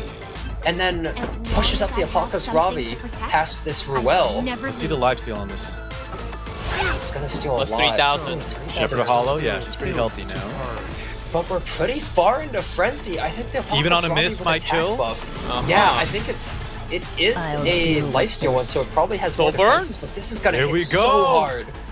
I think we go for it here, EdgeDancer has to go for it. Miss. It What does that matter? It's enough! Oh, 6,000 he damage wasted the skill on a 3. miss. Ruel 3 turns. She does have Idle Shield. She does have counter set, but I don't imagine she can do this. I don't think she can do it alone. Apocalypse Ravi has her S3. That's gonna take her out of one blow. And that's Yeah, gonna there's be the GG. yield. Tying it up. Ooh, wow. I got off Close my smash chair. for EdgeDancer. I was waiting for What? it, G-Clef. I Yeah, waited what for a it on that close hit. game. Yeah, just unconsciously leaning forward, seeing Uh-huh. like, does it kill? I It almost was went into the barely enough, monitor. man. God, these two Wow. players. So Yes, Jenna. he didn't even have to hit. Aiden hates EdgeDancer, dodges so many attacks against him, and then it's double agent when he picks them. But Well, he did It have was- to get that first hit, right, which is so crucial, that Oh, first hit yeah. onto the odd. And even with the lifesteal, she was able to get like a little bit over half Shepherd of Hollow, but then the follow-up Soul Burn. And he had the skill 3 backup too in case he didn't have souls, so pretty good spot to be in. yeah, definitely. The Alienov ended up doing basically nothing, but she did eat the Zaha hit, which definitely helped them. Yeah. And well, kind of showing her weakness in that she has 2 powerful skills, but she's so slow taking turns, and the cooldowns are so long. Yeah, even with the idle, even with the counter set, it still didn't feel like she did a lot. And we're straight into the final match. And it all comes down to this final game. The winner moves up. All right. And starting, Oh, of course, man. with Apocalypse, losing that last Which game. of my powers would you like I'm to so see? nervous. I want EdgeDancer to win. I should be unbiased, but we made bets. I want the underdog story to win this. Seed 16. That's true. So how is he going to show you spawn? how Posse I of the Spectre Sneaker Last Rider crowd double 2 for 1? Oh, We still have maybe. Oh, Swap wow. Audis. Now, he he still didn't have a has good faith run in on the her? first game, right? I That Audi got did. hit 5 times in a row. He's saying, surely, Aiden, no way she gets hit 6 times in a row. Not on my watch. Surely. I'm ready. I hope not, but Immediately taking the Karina. Yeah, Not strong only a pick. defensive and an option, but I would say the Karina almost is saying maybe they want Spectre Tenebria. They're going for a really defensive team here. She's but had a good run in this tournament so far. Please pick Rose. Blue crowd. Oh, they could go for Charlotte? He's cycling through these He's units. highlighting Oh, all these units. Destina. Oh, Destina pick. Ruel was not Oh. the choice. So we've Destina's seen a much lot of better. Destina, but we Uh-huh. haven't seen Destina with Emil Kowarik, and he does shore up the weakness of against Solitaria, but they might just go for it anyway. They don't even care. Yeah. Karina's not good into Solitaria, Destina's not good into Solitaria, but the Emil Uh-huh. Kowarik is pretty good into it. But they're doing it anyways. Oh, going for the Sharoon pick? Ignorance has She its is able to just price. strip those buffs off of the Mediator Kowarik. Yeah, we Just said, more right? times. That's a great pick in the Meteor Kowarik. And it's crazy he still picks the Solar plus Rune into 2 Yeah. cleansers. Well, the thing is also is Karina's good into Aiden overall, right? But Yep. Sharoon is going to constantly give her shields and a lot of free protection and We buffs, so both it know might how actually this mitigate ends. some of that. Last We piece. see the last piece card. Okay. Zahawk? Are we going to see that coming out as You're well? On getting top? away. Oh, And there's the Zahawk, yep. good call. And left side doesn't have something like Arrowwell, just like unbelievable mitigation, so it's possible that Aiden could just get instantly killed by either one of them that attack. How fast is the Solitaria? Like, what are the speeds here? It's gonna come down to that, right? But usually at least the LPKs, the Karins are really fast. Final This pick. might be spelling a lot of trouble for EdgeDancer here. There are 2 characters that might be able to just I'll show you hyper who's in charge. immediately take out The Xavier. Lilius. Fire We saw him Lilius. bust this out earlier. Takes the Lilius, And the Karina band. and Which it gets respect banned banned. out. They took the Lilius out because if Last Piece Karin or Zahawk use their skills, then Oh no, I'm definitely worried now. well, I think the Great really draft from worrying thing Apocalypse. is not only do they kill the Aiden, but they have another character that's fast to possibly take out also this Solitaria. Put your life Sometimes it on just the comes line. down to trust. The final game between EdgeDancer Oh, and Apocalypse. Can this Auden? Now wait, Those God, who look wish at the to surpass turn order. themselves They're both faster than the must be solitary. willing to pay the price. Let's use Karin going with her My bonk guy mission right is my there. top Straight into the priority. kill, probably on now, this. if you see it, This is, Oh, and that's a hit. Finish this soon. Yeah, it's gone. this is man. so I bad. can't- We have the Zahawk too following Zahawk. up. Best. Phantom sword. And he pushes him You're getting in to my the air. way. How much damage is this going to do? Is this a Trivial really tanky creatures Solitaria? We'll Don't see. deserve to live. Oh, Symbol. It's gonna hit hard, but she's Won't gonna be enough. survive. Yeah. All I have is the 14K. path in Wait, front of me. if Mediator crits, If I can end it he all, might barely have enough. oh, that's too gone. Oh Why did I God. say that? Jenna, I thought we Apocalypse! were rooting for Edge Dancer. I am. I'm talking about the What are you possibilities. Oh my. Here is the Oh my snake, God. but might be a little too late. in the light But G-Clap, this is bad. Oh, Apoc is looking no. so good right now. Oh, Yeah, the thing is, at this point, like, if they had Solitaria, she can make miracles happen. But Let's defy the at this odds. point, it just seems too far gone. I think that he drafted himself into a hole where Shall we bring he this had to a no close? real fast units, and Aiden as the only DPS is just so vulnerable. Those who fear Decent damage from the last rider crowd, but it's just not going to be enough in the you long run. who deviated from the still natural keeping up. order. Apocalypse Offer just yourself tapping to say, I equilibrium. mean, I think I won the game already. Oh no. True, and also here Dancer, can't I'm be said sorry. anything. Full immunity on the team. Edge Dancer, So, there's still really good Excellent. run. purge. Yeah, Apocalypse just saw the weakness of his draft. He's like, okay, you're looking a little bit slow, Resist as and much as you you only have one real threat. I can just pick both of these since they haven't been banned. He took Zahawk last game, I'll take it this game. It was a very, Put very your smart life on last the two picks line. there. Uh-huh. Yeah, and just completely crushed him, as we can see. There was really just no hope, Radiant except light. for maybe Mediator Quirk not critting. But even if they hadn't, let's be real, Edge Dancer would have needed some just insane debuffs to come through. They would have had to strip the immunities, they would have had to constantly stun the units, Destina would have had to be stunned, like, it would have been really So, difficult. I live another day. And GG Congratulations is for called, and we have Apocalypse moving up to the main stage, happening next month from Asia server. Congratulations to 2-1 victory over EdgeDancer. Congratulations. Sharoon also showing that she hasn't been doing that great recently. Yeah. In Yeah. all fairness, though, like the setup, you know, we saw before she got cleaved here, she got just out-aggressed. The units that she's supposed to support just instantly died. I wouldn't say it's her Yeah. fault necessarily, because she does have a strong matchup into the Mediator Quirk. I will say it's not her fault, but when you draft her, you also You the are setting opportunity yourself cost, up, right? and our You're opponents are drafting- capitalizing on it. Yeah. Yeah, exactly. You draft a character that can't cleanse, so like you have to draft it specific different ways, and sometimes it bites you in the ass. And we saw right here, like his team was just too slow and just couldn't deal with it. Yep, and here's a highlight of the matchup that we just had. EdgeDancer Say my name. decided Worst and Aiden on the planet. It's gotta be. and those dude. evasions, man. Let's be Not real. They could work. have drafted anything on right side, and they would have hit that Aiden. Gentlemen, the RNG today from that 5 Aiden hits in a row, from the Brother Stone, what, hitting 4 or 5 blinds? Like, this is crazy. Yeah. Oh man. What a unit. I mean- What an absolute crap unit. Aiden. Free-to-play unit, but you have to go through a lot of episodes. And But she's good I know though. we're saying she's a She crap does a unit, lot but of damage. Yeah, when I fight her, I never hit her, so I don't know what's but happening. Let's not put on a front. Nobody likes this. I unit, never hit okay? her, I man. do. Come on. Nobody likes using her because she gets hit. Nobody likes fighting her because she dodges everything. Scum unit. Listen, I Nobody personally Jenna, don't like please. her, Jenna, I'm with you. But I think there's a lot of odd entrants out there, man. People love this unit. Who? Show yourselves. Why do you like this thing? Look at what they did. She's a beast. I'm here. Unless Knock Edge knock. Dancer uses Knock it. knock. Guys. Deal with this. Yeah, she's still pretty good. And this was a Oh yeah. She's fun always moment. strong. Yeah, with Yeah, Oli. it's What just a post evasion, right, guys? That's just how Uh-huh. it just happens. Yeah, this weird landing build actually making a straight showing and actually working, I suppose. It felt like she wasn't like the highlight of the match, but yeah, she did well enough. The Wall of Order is pretty interesting. Yeah, some And she dual was attacks. surviving a lot. Like, look at this. She survived the Aiden skill 1 and then died to the Ruel. I think the big thing was the Zahak in this match, right? He was able to injure that Ilanov, lived way longer than we expected. Really great pick there. Wow. That was a really close one, but this third one was just a blowout. Yeah. Jenna, time froze for me when you said if he crits, she dies. I saw it. I saw it happen already. Okay. My heart okay, sank. Come on, Look at let's this. be real. It was Jenna, watch probably this. This is your fault. Look. Okay, Dr. Car6. There I it did is. this. There it is. Dude, how did he do that much damage? 3,600 through an Aureus on Quirk? It's just that attack up in the Zahak, right?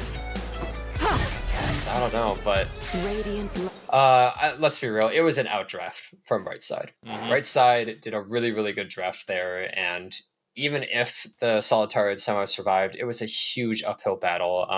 It was just unfortunate he wasn't prepared for that kind of draft. Yeah, Edge Runner sometimes, the draft does matter a lot, and I think I do agree. I do have to agree, as Apocalypse has confidently just said, okay, last week's Karin, Zahak, final picks, and I just win. I think it as much showed as the I've been confidence there. memeing, I've been a fanboy of the Edge Runner. You got to give respect to Apocalypse. He played way better there. The draft was amazing. He 100% should have won that, and it happened. It did happen, Yeah. of course. And we're, of course, we have the first player up there, along with the two Korean server players. Now we're looking for the second player. Is it going to be either LV or Stone? Stone or LV? I believe we had two and one. Made it out. 2 and 1 for Stone. 2 for Stone, and was it 1 for LV from our predictions? Yes, I believe so. Yeah. I said LV, and you both said Stone, I think. Yeah. Yeah. Yeah, I'm with See what Stone. happens though. Every time you say LV, I'm thinking you're saying Elv Mage or something. Oh, LV yes. Mage. Shout out to LV. Elv Mage. Yeah, did not get to win against Apocalypse, who actually waited out. So had a really strong opponent from round of 16 for Yeah, Mage Omega. It was super strong. But here we have the matchup now: Stone versus LV. Both players had quite we a saw run. Stone playing previously really aggressive. Like a lot of these players have these picks and pre-bans, very popular, but he was playing so much more aggressive than that. Yeah, I remember him Stone picking Sid and some really speedy units did not quite work out in that game too, and immediately swapped into the normal draft. Yeah. LV here, see, look, this guy hates Aiden because he's like, I don't want to deal with it, I don't want to fight it, I don't want to draft it. And he hates it even more. Remember, the Aiden was the one that debuffed or unbuffable his Solitaria. True. He's like, yeah, he's shell-shocked by that unit, and I don't blame him. Yeah, you gotta love. Are we gonna see a Lua? Oh, maybe if those bands connect. Yeah, LV is drafting that unit a lot, and Stone is the only contender that has actually picked it. And she's gone. Lua's gone. She's still. I think it's interesting that LV, while getting first pick, banned both of the strongest openers. They didn't want to pick Lua or Mo Lilius, which I think is very interesting. They valued the Spectre Tamer first pick over all of that. Ain't no way there's a first pick Lethe. Unless. He's thinking, he's That'd be taking his so time. bad. What other ice? It would be okay. so I was trying to think what other ice wow. warrior. Classic. Well, That's the most exciting two So picks of the surprised. tournament. But solid and see the stable. Angel of Light, everybody's favorite. And maybe, I don't know, Last Rider Crow and But not the Airwell, strongest pick here, something right? like So I think he's a little hesitant. That's true, but you Weak also in have to consider, APOC. do I want to fight it? Yeah, I mean, that's definitely. I think that is it. Yeah. He doesn't want to fight it. So even if Yeah, it's not the greatest spot here, gotta It take does, it. even though it's not great into like Apocalypse Ravi, the thing that's really strong about it is it limits your opponent's units so heavily. They suddenly can't pick so many different characters, right? They can't pick characters that are vulnerable to the silence or vulnerable to the unbuffable, and it just really lowers all of your characters. So like now Stone has to be like, okay, well, it needs to be something that's strong against the Angel of Light. I probably can't ban this at the end of the draft. Yeah, that's right. But I imagine if there was someone who had, right, the unit pool to pull something out here, Stone's got it underhand. Edward? True. Characters like Aiden Not are Edward G. Clef. I Aren't slipped you that rooting in. for I for slipped Mr. that Stone? in. Dr. Stone. Yeah, we're getting the anime mixed Oh, up the here. Dr. Stone? Full Metal Alchemist. Well, if we go back into Stone Age, Stone, maybe. yeah, Stone noticing that right side doesn't Oh, really have much Ram. Oh, goes full aggression Okay, with the okay. Ram And Green Politis. Sid!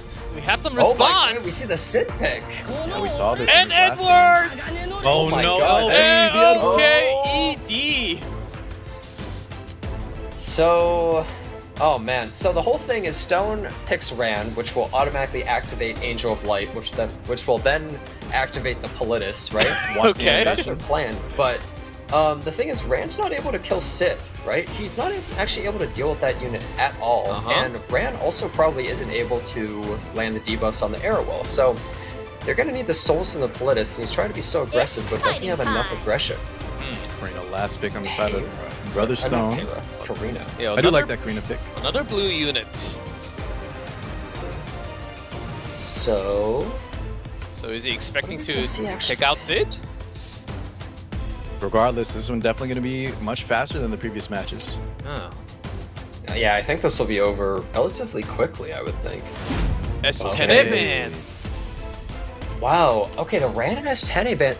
This might actually work out really well in Stone's favor, possibly, because it depends how much damage this Sid can really do and how tanky, I guess, Politis and Karina are, but Edward, not great against Karina, and Sid better hit really hard. If he can get a 2-for-1, he is going first right there. He's on Wind Rider. So, On which yeah, target? okay. Is this able to take out Karina? Oh, He's actually, Politis! he's going to take the Karina proc, yeah. Goes for the Politis, and I mean, Sid's gonna do some damage here, but Oh! Honestly, oh! And the okay. silence! okay. There's the AOL Alright. pull. It does kind of hurt, but okay, Karina goes for the skill 3. Is she able to actually land the defense break? This is a fast Angel of Light. She does land it. Yeah, that's Huge significant, right? damage. Extra damage there. Good damage. It's a 13,000 health Angel of Light. Which of my They don't powers push would back. you That's like to see? actually It's really kind of a unfortunate shame here for them. for I think that's what they LV. were going for, because I think they're going to skill 2 and just take out the Angel of Light. She's just Time for gone. your extinction.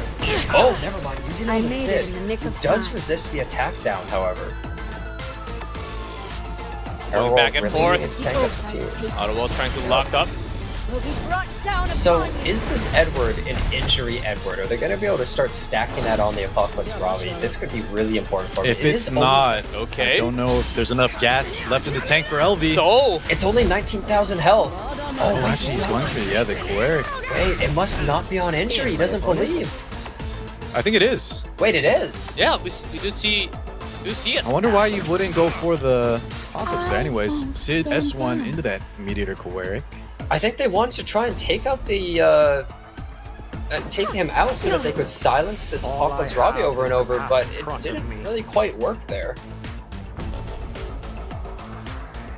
She lost the defense break and has that giant shield, but we all know how squishy she is. She will die probably to an Apocalypse Ravi skill 3 if it actually comes out of Unnatural them. being Same with the Sid.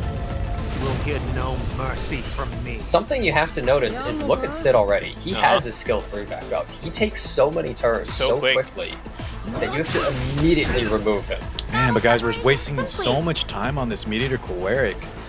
I guess we can cycle back with the Sid, though. Karina. I think Sid's getting the turn right here. Look at this. That's what I do. This is kind of a huge deal because he has Soul Burn. He has crit damage buff. He's gonna hit like a truck.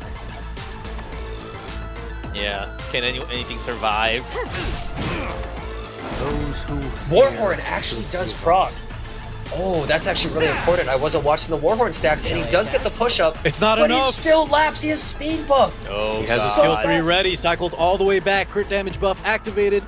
And speed buff even adds damage to him. He has as much damage as he can possibly get. He's gonna hit so hard. Wait, what? Oh, Yeah, he just wants the Wind Rider proc. He's going to save it for the next turn. Wow. So patient with What a it. move from Okay. LV. Bungee jump. Even jump. though that barrier, yeah, most definitely kills. There's still And faith. Meteor Quirk's back. back. Uh-huh. Here he is. So LV saving that. If I can end it all. Will that work out for him? I think that he it my is turn? specifically saving that on the Sid because he needs his Sid to eventually one-shot the Apocalypse Ravi or something, but I mean, he already took his turn here and he's not going to be able to stealth. I don't think that he can actually take anything out here. Most definitely not. Soul burn Yeah, how much does he do? through the barrier. 14K. I mean, he hits pretty hard, but definitely not enough. And now he's just completely vulnerable. Edward does have his skill 3 back. We did soul burn it. That's believe. true. So this is a second stack. Are they gonna throw it at the Apocalypse Ravi and just hope? Because I don't think it's gonna kill in just one hit. They are throwing at the Meteor And we've spent so many resources on this guy. Finally dead. Yeah, Now, Karina, guys, Karina's about to cycle back into her skill 2 passive. she might kill here. Oh, he's gone. He's gone. And now it's Apocalypse Ravi, Karina into Edward. And they're probably We gonna have the start- And soul a burn. With the attack Yeah, of crazy big damage. And Karina has her skill 3, which is going to do a ton, and Errol has her skill 3, so starting to pile that injury on the Apocalypse Ravi is really Ooh, big. didn't quite hit hard enough to proc the Karina yet. Stray from the path of righteousness. LV. This might proc the Karina. We're gonna see it. Oh, wait, just barely. It's because of the injury. Yeah. Oh, you're right. Did not go past 50%. Pretty fortunate, but it's still a tough spot for LV. Yeah, so Karina actually just going for the safe skill 1, probably because they know that since they have to attack Apocalypse Ravi. Exactly. He wants to get the maximum value, which procs right now. There it is. Defense up on the Karina. Is the buff just gonna get stripped by someone like Errol though? Most likely, right? We had that 50% effectiveness. We are frenzied. It does get Oh, stripped. both of them gone. Okay, hold on, hold Good on. chances for LV too. Second. It's fighting A time. little bit more injury, probably Karina putting down the S3 here. Feels like Stones you're- Karina. Oh, they're actually, You never stood a actually chance. just Burning using it. it on the Edward. And he does cleanse. I protect. Missed on the Karina though. Didn't get some extra healing there. Man, the Edward, he has 1 turn on his S3, but I don't know if he's going to really be able to survive to get that, because this Apocalypse Ravi is hitting pretty hard. He needs to lifesteal a ton back here. More injury piled on, and with the attack down, this Apocalypse Ravi is actually She has doing soul burn no again damage. too if he wants to rip it. Frenzy 5. Yeah, which is the S3, you're right. Can you go for it? Oh, skill 3 instead. All right. Yeah. Just have to. Who's back? Mediator Quirk again? Nope. And they're both dead. That all Yeah, you through had the to escort, offer? and that will be Kinda the first win. pathetic, don't you Going to Stone. Yeah. With It's the that winner frame. right there on his border. Guys, I almost feel bad just talking about the Edward. Like you kind of need him in the draft, but you can't deny he's just terrible. Even on injury, right? We wasted so much time trying to hit that Meteor to Quirk. Apocalypse Ravi didn't get the injury scaling enough Yeah. until the very end. He just can't clutch it out, even soul burning every turn. I believe Edward is 0-3 today. Yeah, he's considered such a good unit and just such a powerful character in the game, but he's just flopping. He's doing literally nothing. Injury Edward just didn't do anything. I think he needed to pile that injury on the Apocalypse Ravi from the start. That's what I was saying, And I right? Because think he that- spent so much time hitting the Quirk, Yeah. but I mean, he kind of had to at some point. He was doing a lot of. I mean, did he have to once you disable the Apocalypse Ravi, I feel like you have such a huge advantage in that match, but the Sid would have also killed the Apox. I think the Sid thing was also big, right? Holding that skill 3 when he had the crit damage buff. A little bit of a strange play there from LV, but he's not out of it just yet. 1-0. Yeah, Bring it 1-0. back. Which of my Stone powers would about you to like go to up see? to the main stage and prove himself once again. Yeah, with that big See that frame. Mediator first pick? A fan favorite, I'm sure. Very exciting character, Mediator Tell Quirk. me about it. Apocalypse Yeah. Ravi 2, love it. Yeah, can't wait for that pick right here, and maybe an Airwell or Last Rider Crow as well. Cherry on the Especially top, Nikki Jenna. for his gone. Mwah, chef's kiss. My favorite. So, what are they going to pick with it, though? There's even characters like Sharoon that they could pick. There's an Angel of Light. I would maybe expect an Angel of Light or Apocalypse Ravi right here. Both of them are very popular. Don't worry, I'm here. And a full trust on Odin. Get that Edward Wow, out of here, save LV. ya. We gotta why win this why one, are you even man. looking at this guy? We What gotta are you win doing? this. Edward. Maybe it's a deal with Full Metal Alchemist or something. I don't know. Yeah, this is Full Metal versus Dr. Stone right now. Dr. Stone is winning. Man, I mean, we've been seeing this early Aiden pick, so Stone right now really has to watch out for, the last piece Kara and Zahak. We just saw it, so I would expect he might go a little bit faster with his next picks to make sure that that doesn't happen to him. They're definitely taking their time here, right, guys? This Yeah, is the really final well. match of the night. Yeah, LV. Gotta respect it. If you drop here, that's GG. Fighter Maya? No shot. I would love it, but Okay. no shot. Okay. Yeah, That's no more way. likely. I've seen Come this on, face come before. on. Yeah, settle down. And picking, we've seen a lot of people picking Apocalypse Robbie into Aiden, which is almost just disrespectful. They're just saying like, yeah, you might counter my unit, but I don't care. That's They're right. just doing it again. So Well, Stone to Taking his respond. time. In the Yeah, just very last safe lane. pick so far. Destina Okay, now. another slow pick. Are we gonna see something like last piece Karin and Zahak? There's also Solitari on the table, really good against the left side team right now. Can you There's a lot of from potential Stone? Can you have anything else to keep that Odin alive, even against something like Zahak? I mean, they don't really want to go for something like Heir, I don't think. You need something that's like an early turn character, but what do you pick Do here? not interfere. Wow, Follow actually this. for the Politis. Okay. So I guess they're You're in partially doing that trouble. to try and mitigate some of the options, but oh wow, Oh! immediately picking Pirate Captain Flan Confident last two picks there And from LV. Yeah, Tempest Zurin.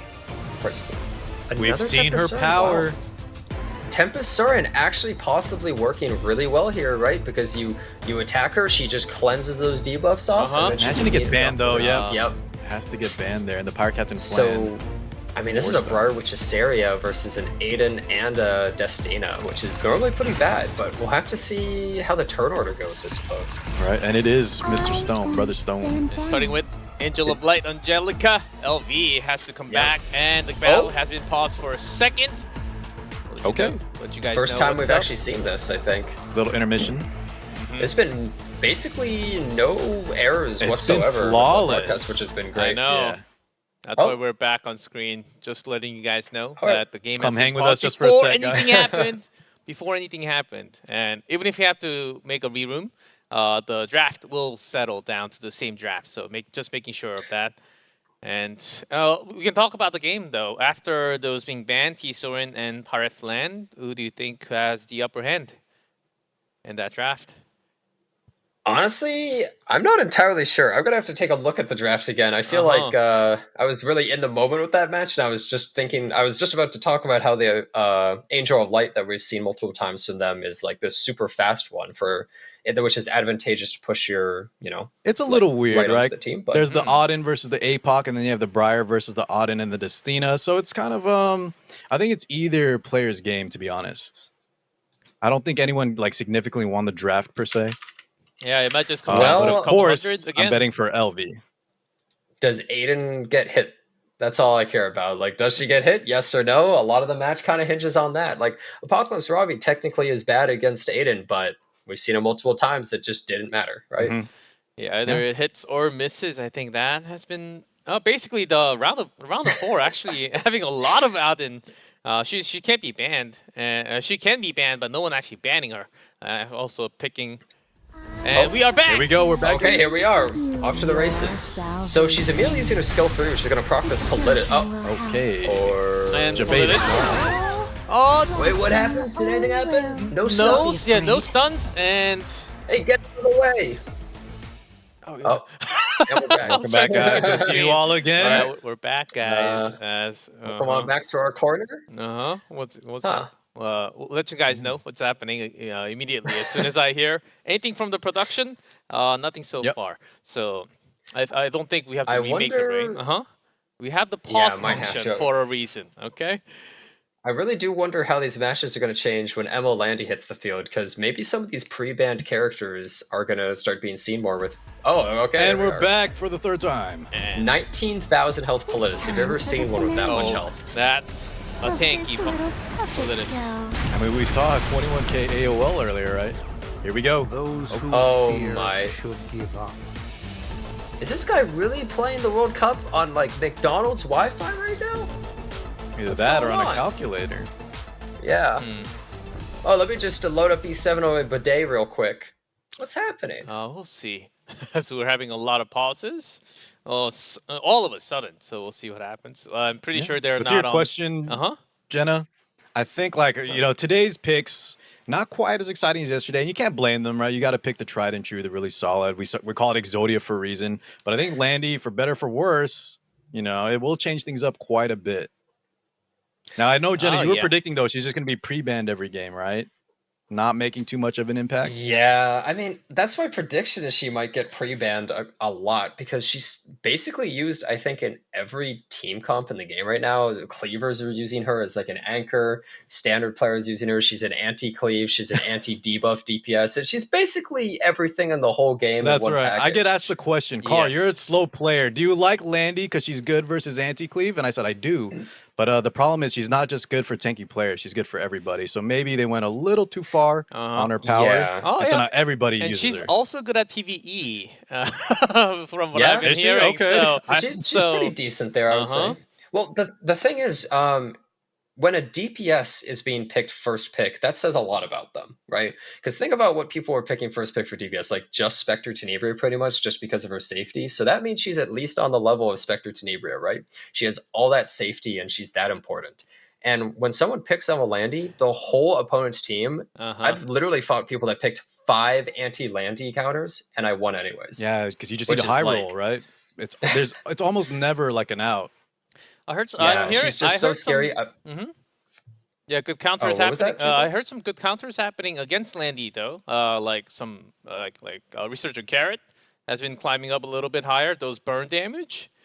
Oh yeah, there's a ton. Inferno Kawazu, Uh-huh. Martial Artist Ken. But I think what Jenna was saying is that even when you have all those, Landy's so strong that sometimes she just high rolls enough and she can still win a match. Okay. Well, not only that, but if you're picking all these units just to deal with Landy, they still have 4 other units, right? Like they can pick other threats. Like Sure. the Landy is really insane on her own, but like you somehow have to fight the Landy and the rest of the team. Huh. That's why, like, let's say you're fighting a cleave team. That means your counters to their cleave team not only have to beat the cleave, which is super aggressive, but also somehow take out the Landy all by themselves. And that can be really difficult.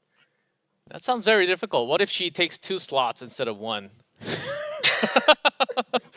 Honestly, at this point, it's starting to almost feel like that for a lot of people because, I mean, even if you have counters for a character like her, can you imagine if people aren't first picking her anymore and people are picking her like 3rd or 4th pick, something like that?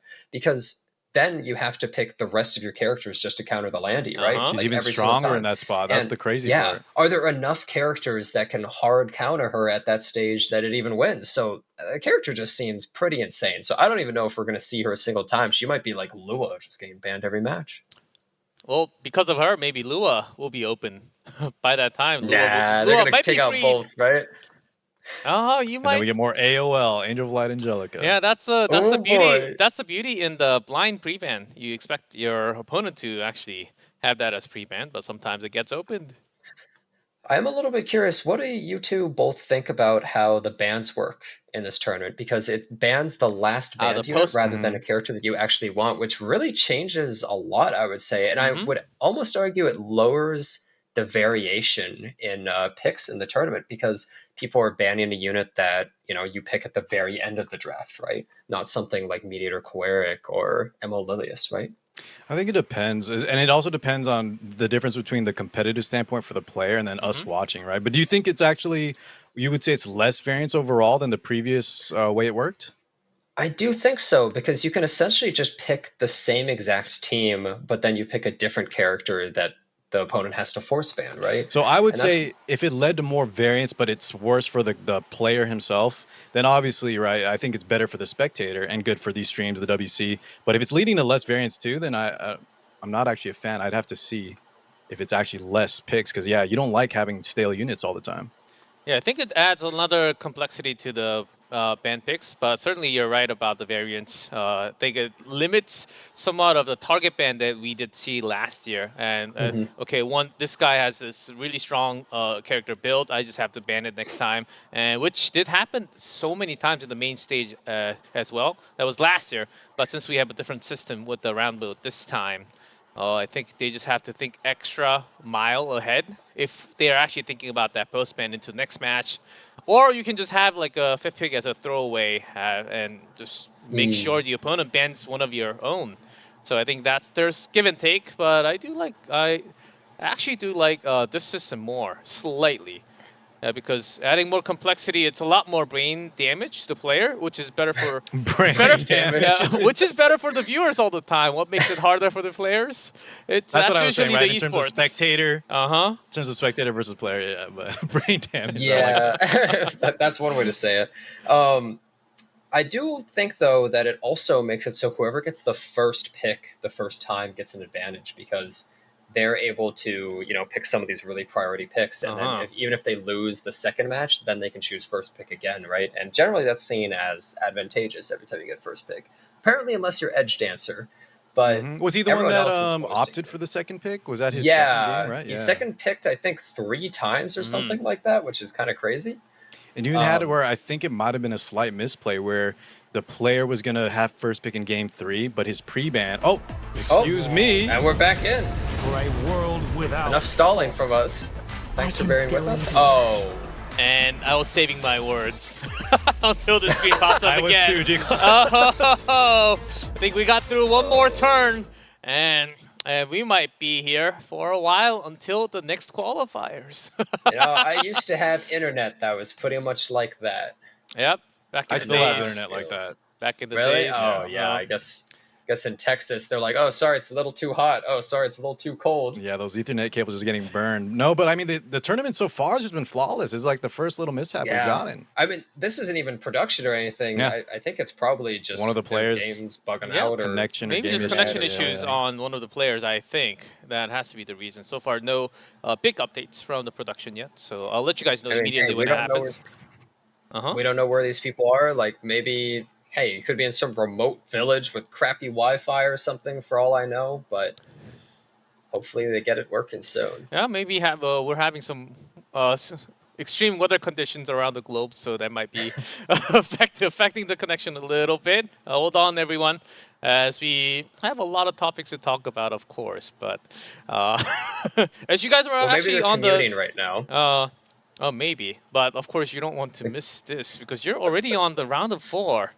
And they're so close to immediately getting, I think, $2,500 just for making into top 8. Yeah, exactly. That's true. That's a lot of money on the line. You just get in the money, right? Which is such a nice, kind of like even if you don't end up going the whole way, you get that nice little pocket cash. Yeah, you might just get off the bus and find the better McDonald's if you if you are really looking for that free Wi-Fi somewhere. I hope not. Yeah, please that's find not the some case. free Wi-Fi. Leech off your neighbor's internet. Anything, please. Just knock on the start door. guessing them passwords. Unless you're out in the wild somewhere. So I think don't exactly know what the case is, but they're working on the issue. So when that reason has been found out, we'll let you guys know. But I hope to see the game first of all, and so happy that we actually have the pause function, so we don't actually have to like remake and do everything. Still, they can just reconnect and get into the game again. Yeah, they definitely added a lot of functionality for the last World Cup, I think, for that kind of stuff specifically. But I hope we can get to the match soon because we're pretty close to the end here, right? I know. I want to see who takes it. We are just 1 game away for Stone and LV 2 games away.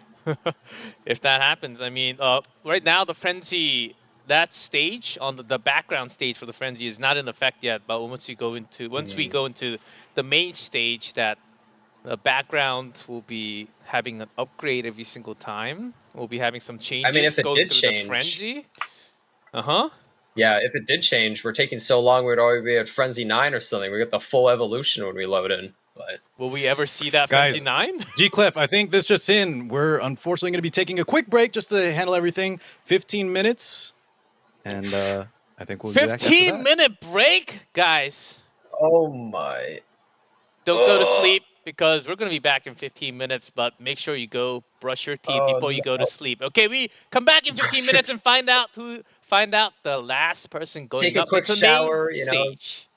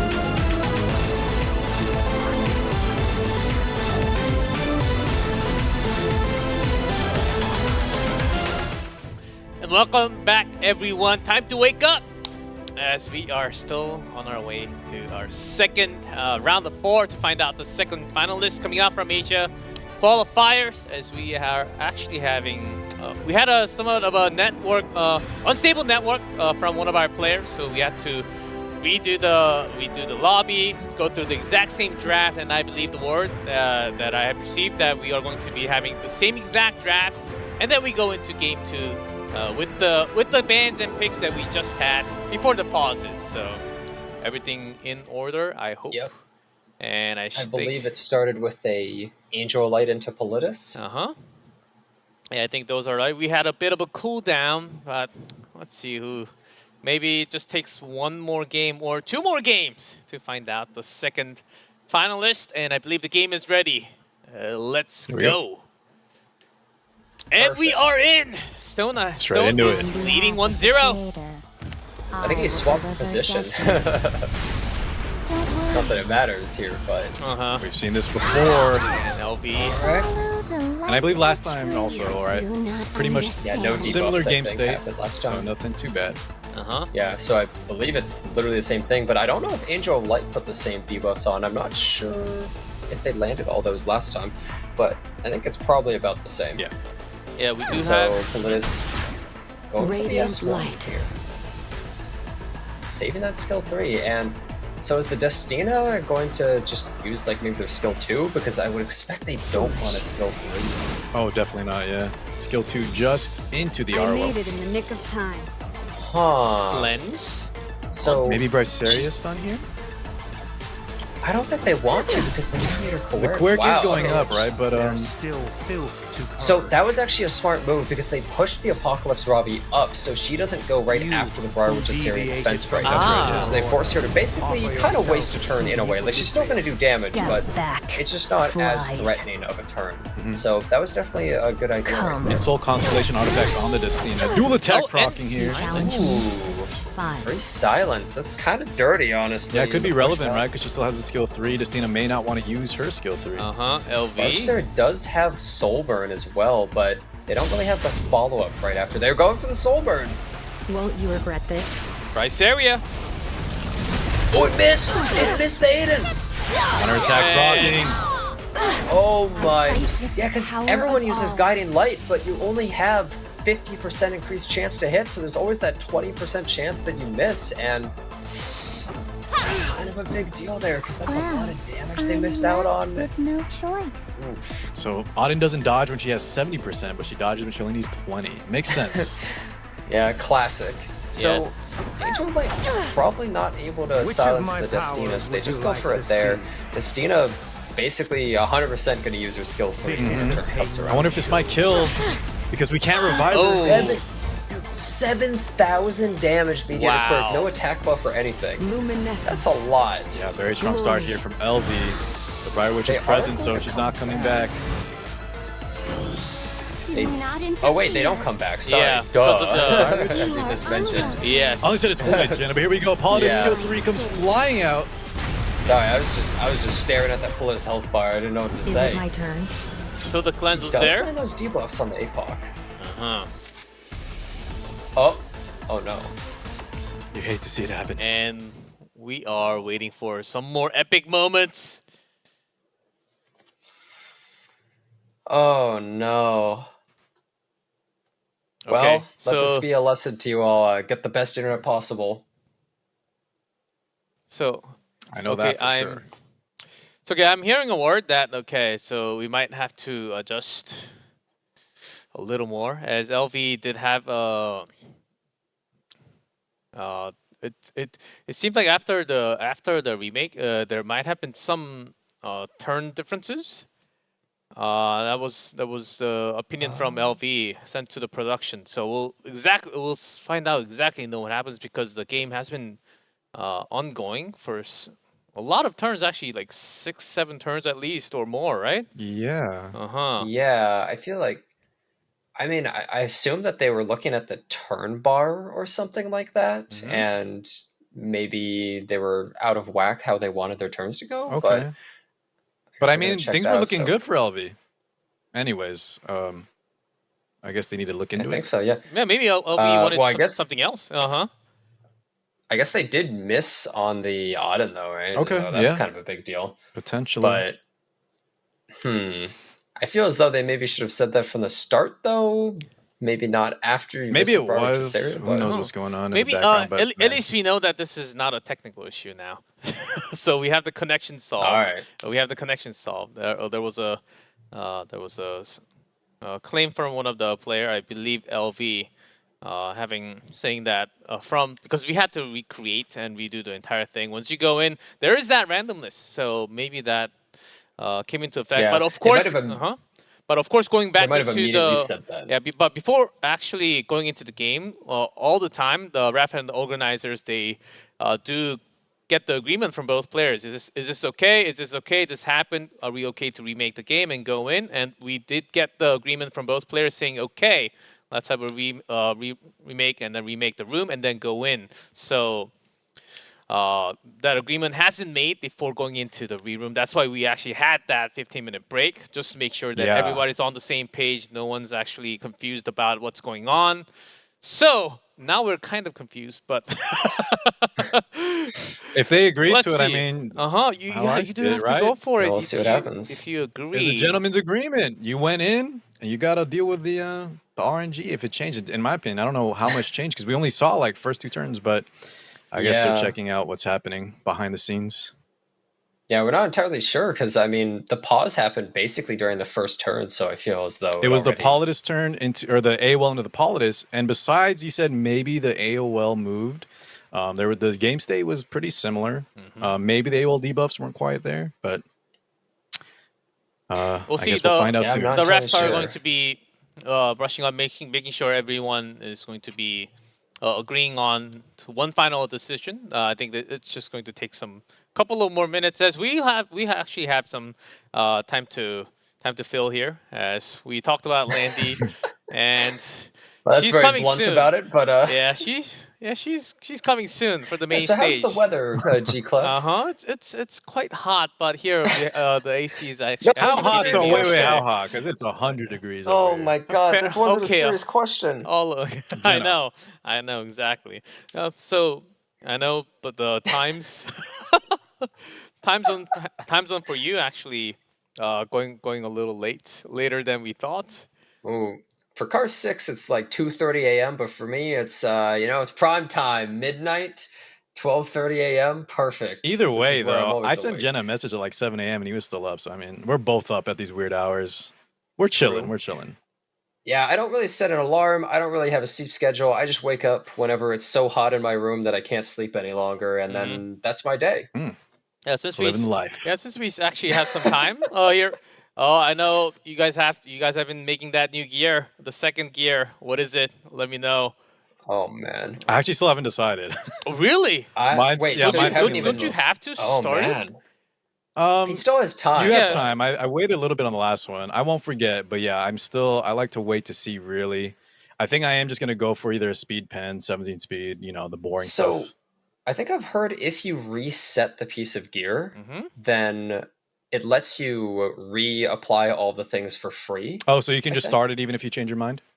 I But- think so, but it costs 700 points to reset it, I think. But do you still have enough days? I think you do. I think we're still on. Oh, G-Clef, if it follows the last one, trust me, we Mm-hmm. got days. Well, make sure that you don't run out of time. It's better to do will, I sooner will, rather than I later. will. But I'm doing like an attack percent speed ring at the moment, but I'm actually almost Oh, considering speed ring. swapping it Oh, really? To to a what? torrent piece just for Roy Mustang. Just Ah, because the I better want to make full like Metal Alchemist character. Uh-huh. yes, I want to make a. We haven't seen him at the tournament, which made me so sad. But Did we see him he's picked once and then easily he one got of the most- banned? Yeah, Or I was he think- never I think- picked at all? Oh, I think- actually, wait. You might be right. I remember seeing him One pick? on hovering thought I over the saw him get draft. picked, maybe but maybe yeah, it could picked, just be a maybe hover. just hovered over. Did see him in the Yeah. middle a couple of times. He's Oh. easily become one of my favorite characters to draft in the game. Insanely fun, feels really strong when you draft him right. It's always fun seeing the opponent respect the Roy Mustang pick, and they Mhm. always have to ban that at the end. He's very good, Um, man. Yeah, I know, like, for instance, Lakari jumped on the train too, and he's been spamming Roy Mustang. He's just such a fun character. Okay. Everyone who's built him Roy has must been a ban. satisfied customer, pretty much. Like, Okay. everyone I've convinced to build him has been like, he's awesome. Okay, sell me into it. When do you pick him? Why do you need him? You still have to Hey, pick he him beats. late. Yeah, you pick him later in the draft, but he beats Aiden, he beats Spectre Tenebra, he beats Okay. Apocalypse Ravi. I Okay. mean, that's already pretty good right there, right? He's a hyper carry kind of unit. Requires a lot of Okay. attacks into him, combos well with So, shields. Jenny, you and know what's Sharon and crazy? stuff. This build that's like really popular right now. I tried that when he first came out, but if you remember, the meta at the time was Yeah. Amelia DN like every single game. He was trash back then. And so what right? happened is no matter when you picked him, they just skill one him here and there, and he loses his what is it? The Ishvala, something like that. Yeah. Yeah. I will say, I've actually drafted him into water units. I'm just like, yeah, who cares? You can't kill him. And then once he gets that S3, it's just over, Mhm. right? Yeah, he can still do damage even without it. Yeah, the Roy propaganda right here. Hey, I'll I consider. recommend it. He's really cool. I will consider. No, he's good. I do have him. I do have a quad roid, so I will consider. And you Certainly. can slap some torrent set on him too. You don't need it, but it is nice. Of course, our talk about Roy is pretty good, but just to get everyone cleared on the same page, we are actually going to take another 10-minute break, guys. I'm very sorry, but please be patient. When we come back, we will have that second game for you guys, so make sure to stay awake. We will come back in 10 minutes.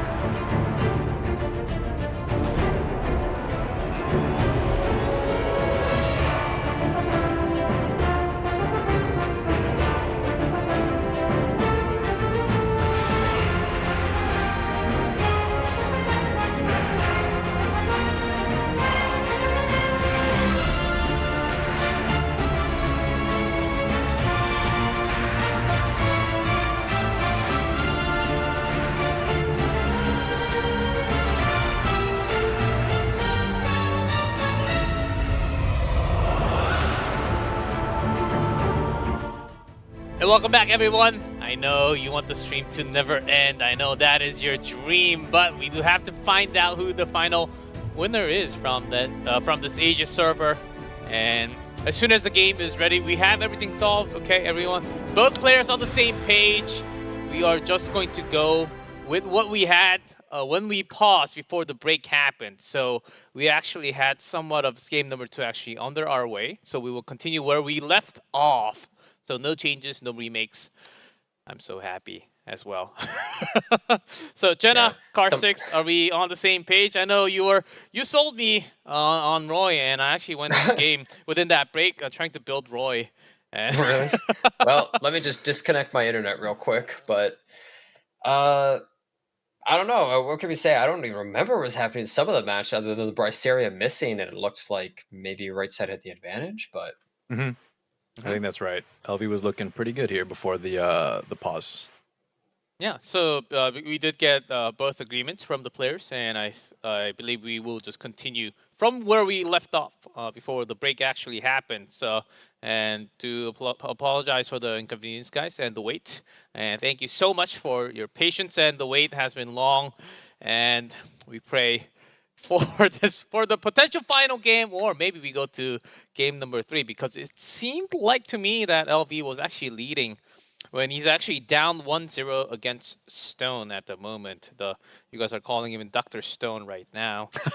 Don't make that the name. That was a misspeak. Brother Stone, if anything.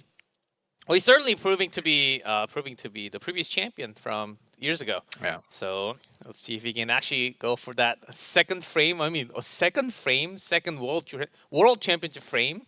That would be incredible. I mean, Not quite back to back, but yeah, the 2-time would be nice. And you know what? The frame looks so good too. Like actually, the previous ones, I was like, it looks all right. But this one, it's got that Emo Landy flair, and I was like, okay, wait a second. It is good. I thought the other ones were really good, but yeah, this one is nice. Yeah, it's the color scheme jealous, of actually. blue. We're actually having blue, black, and also the gold on top. I think we're on the same color scheme of the ML Landy there. Yeah, as soon as I get the word we should be going back into the game. So referees did make the call. There has been no violations according to the rule book. So I think we will go on through where we left off. That decision has been made. So whenever I get the call, we should be going back real soon. And I think we were saying like LV was looking strong here, right? But Stone was the year 1 champion, so it's either we're gonna close it out in this game or go to game 3. What are you about to say, Jenna? I'm just kind of surprised by some of the matches we've gotten. Like we've seen a lot of the trading of the same units, but I don't think I've ever seen Asia region play so slow before. Yes. In years past, or just even on the ladder, you always see them spamming, the Emerald Lilius, which gets banned all the time. You see lots of Payras, lots of Ahmeds, all that kind of stuff. And for some reason, they're slowing it down. Like we saw some of them just first picking Arrowwell in all their matches, just prioritizing the slowest, tankiest characters. And it's a little bit different nowadays, I guess. I think we almost said it was reversed from what we were expecting from Korea to Asia. But I think the main thing is just tanky play is a lot safer than Cleave, which can have a lot of RNG. More consistent. That's why I think players, even though it gets kind of overused, a little bit more boring, that's why it's safer. And when there's so much money in the line, you can't really blame them. Do you think it's also coming to effect where they're actually in the real RTA, they're actually playing with Landy, being in the pre-bans? Do you think that's coming into effect somewhat for the tournament? Because you can only have so many mock battles against each other. Oh, I just wanted to say real fast, I think there's a few scenarios where we saw like Bihu and then Kawazu come out, which I think was actually just because people have them geared because of Landy being present. So they're not like the best pick, but they're a good enough pick. And they had some premier gear on, maybe. I will say, Emil Kawazu was starting to be built actually for Emil Vivian before Landy came out. But then when Landy came out, it's like, hey, perfect, same thing, right? But now, Bihu and stuff like that. Landy, I mean, I still am thinking we're not going to see her too much in the World Cup. She's so powerful, but she definitely changes the landscape because we're seeing all these debuffers, right? She's good against debuffers, so it kind of changes that. She's good against the aggro, so good against that. So you start seeing an even slower game if she's in a match, but I'm not sure if we're actually going to see too much of her. Yeah, we'll see, as that's going to be coming along on the main stage after 4 weeks. This is only the first week after Asia. We do have Global, Japan, and EU to finish it up. The last 4 players, along with the 4 that we had from yesterday and today. We have top 8 potentially, and still waiting on the war to go in. I do want to see that match right away, guys. Yeah, I think a lot of Oh us are man, waiting. I've been holding Yeah, the rope. any second now, Any right? second. I've been holding the rope for for some time now, and we'll Well, see. you know what? Since we're filling more time, let me just say this. I think Emma Landy, no matter what you think about her, one of the best designs in the whole game. One of the best Melandy. voice acting Definitely. in the entire game. Mm-hmm. They even added special lines versus Pirate Flan. They put all their effort in that character. I want to see more of that in the future. Maybe not the same skill set, but I just like that they put so much extra effort into the character. She even has like, you know, her special. She's got her S3 animation, but even the special S1 animation for the salvo. It's I arguably really like better, all that. right? It's really good. Yeah, the Yeah. skill 1 salvo. I love all that stuff, and I just hope to see more of that in the future because I think one of the things that draws a lot of us to the game initially was just how damn good it looked, right? Yeah, it's Mhm. play the So, animation. That's what Epic 7 They is keep all upping about. the ante, right? That's They a keep big thing. somehow upping it. So The hand-drawn animations, the unit engine, definitely E7's big selling points. Yeah, definitely. Actually, guys, I fought a Landy at home today. It was or ML Landy at home. So they brought Green Landy, counter set Bloodstone, and they put Tywin with her, so that she has immunity to stun and sleep. And then I had ML Landy, and then I kind of just rolled through them. But you know what? It was creative. That is really Landy, yeah, Emma Landy at ML home. Landy at home. Oh Yeah. my god! Hey, that's what G Clever was saying, that you take 2 character slots just for 1 character. That was literally, yeah. She is the power of 2 units. Yeah.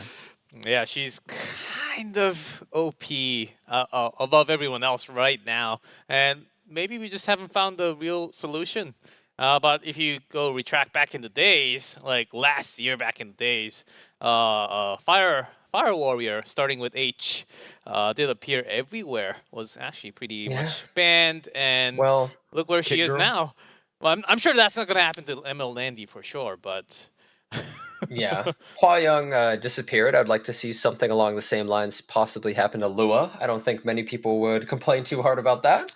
But until then, I think Lua's going to keep staying in the cage. Obviously, ML's it's a more slippery slope. I mean, we all know that Swagate really doesn't like nerfing some of these characters, even when they're very oppressive. So, hey, I would just say this on the broadcast. Sorry, 1 second. No, go ahead. Go ahead. I would like to see maybe some more balance changes coming out. Maybe either monthly or maybe twice the amount. You know, just we talked about that in the podcast. Yes, I did hear also. Because 2 months is a long time. And then when you have 8 weeks per, and then, you know, sometimes the units that are in question aren't either very impactful, as we saw with today with Ruel, not quite enough where she needs to be competitive. Then you have to wait another 8 weeks to get another 2 ML5s. Yeah, I think an increased pace would be really nice. How about we throw a hero that seems like that needs a balance check or a balance buff? Moon Bunny, she's horrible. I think a lot of people are asking for Moon Bunny and Blood Moon Haste. Okay against Lilius, but not too powerful, ML right? Kayron, I think a lot. ML Kayron for sure. Twisted Kayron, okay. The poor guy is But so Twisted bad. Kayron, I think, will be one of the harder, right? The moment you touch him a little too, he might be a little too strong. Yeah. That's a lot of units, but they can give him something. They can even just fix the buffs where he doesn't get the full fighting spirit per buff because it ends too early. So I think something like that. You see, here's the thing. There's so many characters that we probably would want to get buffed, and I see in chat a lot of people naming characters too. Now, if they just made more balance patches, right? If you just did more units or just, you know, increase the pace of it, I think that would kind of almost self-regulate a lot of the meta where some of these super powerful characters, you're just seeing more changes, could help it a lot. So maybe we wouldn't really need any nerfs to these characters. So just a possibility. Just thought I'd bring it up on the official, you know, stream here. Of course, opinions. Every opinion counts, and they're all listening. And they're always listening to, of course, all the posts on Stove. And we do have all the community managers. I don't know if I'd want to listen to some of those. I'm going to be real. not the other part that I think I know what you're talking about, but all the opinions, all the opinions are valid and very important for the entire for the gaming and also the community to grow as a whole. So I think it's all very important as we move along together. Well, basically, this has become pretty much a podcast here while we just wait for the game to get ready. not entirely sure what's going on. But Yeah. RB, come on, Harvey doesn't need any changes. I think he do you really want might. to see RB come back? Come on, RB like took over the game. Guys, for, whether or like, not you 2 want to years. see it or not, he's he has so many counters. Like you could give him a little love, but I think Blood Moon Haste is the main one. Kron, like Blood you Moon said, Haste, MLK Run. Who else, guys, really needs a little love? I mean, if you think about it, there's probably like a million characters. It's just you can't even think of them because nobody even remembers them, right? Yeah. ML Furious, most dead on arrival character in the history of Epic 7. I like the idea, right? That defense scaling ranger, but yeah, defense buff. he's so he's Literally, just not good. day after he came out, everyone forgot who they were. ML Furious. Immediately. Is it 3-star, 4-star? 4-star, yeah. They Yes. kind of look like a grandma, and they don't really contribute anything. What are With these the eye characters? patch? Oh man. Well, it's like the lines around his face kind of makes him look like an old lady. A little Like bit, SC Godmother or something. but- Yeah, basically. Oh. There's so Okay. many characters. A lot of these 4-stars, right? Do you even remember these RGB 4-stars? Who are they? Yeah, and then when they're on the Nobody even knows buff what they patch do. too, it's like it doesn't really do too much. Yeah, that recent Silk buff. Whoa, what an awesome change to Silk. I've I seen mean, her in I RT all the do have to time. agree that this patch note recently was weaker than the other ones in terms of balance changing. I think it's because it might be actually because right before the World Championships. So Well, on the one hand, I agree, but on the other hand, last World Cup, I believe in the middle, it was Yes. the Senya buff, the Alencia buff, the Mhm. shoe buff, which was pretty crazy if you remember. Still relevant to And this the- day, yeah. Yeah, and the first World Cup, it was the carrot buff, which arguably Aha. became the most powerful unit in the game I at that remember point, right?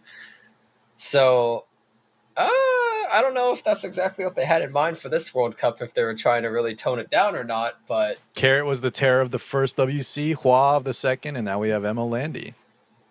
well, actually, you know, the funny part is, even though Hua Young was kind of overpowered, she also had a really bad performance last I World heard yeah, that, her yeah. Haw actually ended up at the 40-something% win rate, I believe.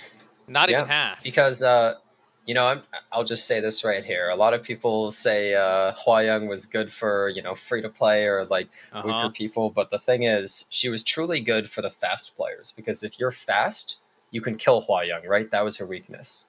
And also, if you're fast, you could pick Hua Young. So basically, if you were slow, Hua Young was bad for you completely and would either crush you or be a bait pick. And so in the last World Cup, we saw a lot of Hua Young getting picked and then just getting cleaved and steamrolled over and over.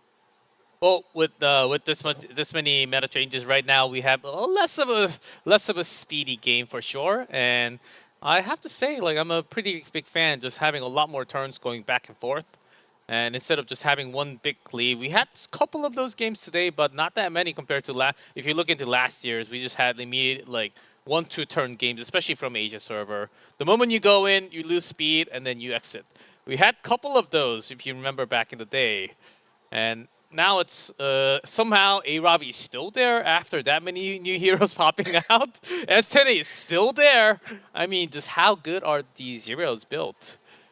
Yeah, AFOC Ravi, she's like eternal, right, Car? Like, always there. But as we were saying before, she kind of shifts back and forth in terms where people are like, she's the most powerful unit, I hate her. And then it's like, she's manageable, you know, so there's a lot of counters to her. I think just now Asia's showing how much they pick her, where I think, like, at least for us, Jenna, in the past month, you didn't see her quite as often, right? There's a lot of people picking, like, things like Sharoon.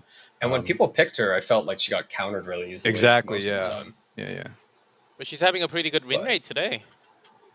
Yeah, it turns out, I don't know. She's doing well, even picked into Aiden somehow. Yeah. But I think it's because the entire draft just works really well. She's just an eternal character in the game, and I think Aiden is sort of one of those characters too. A lot of these nowadays. Yeah, no surprise. As we, it seems like, let's see, just holding on to the last one.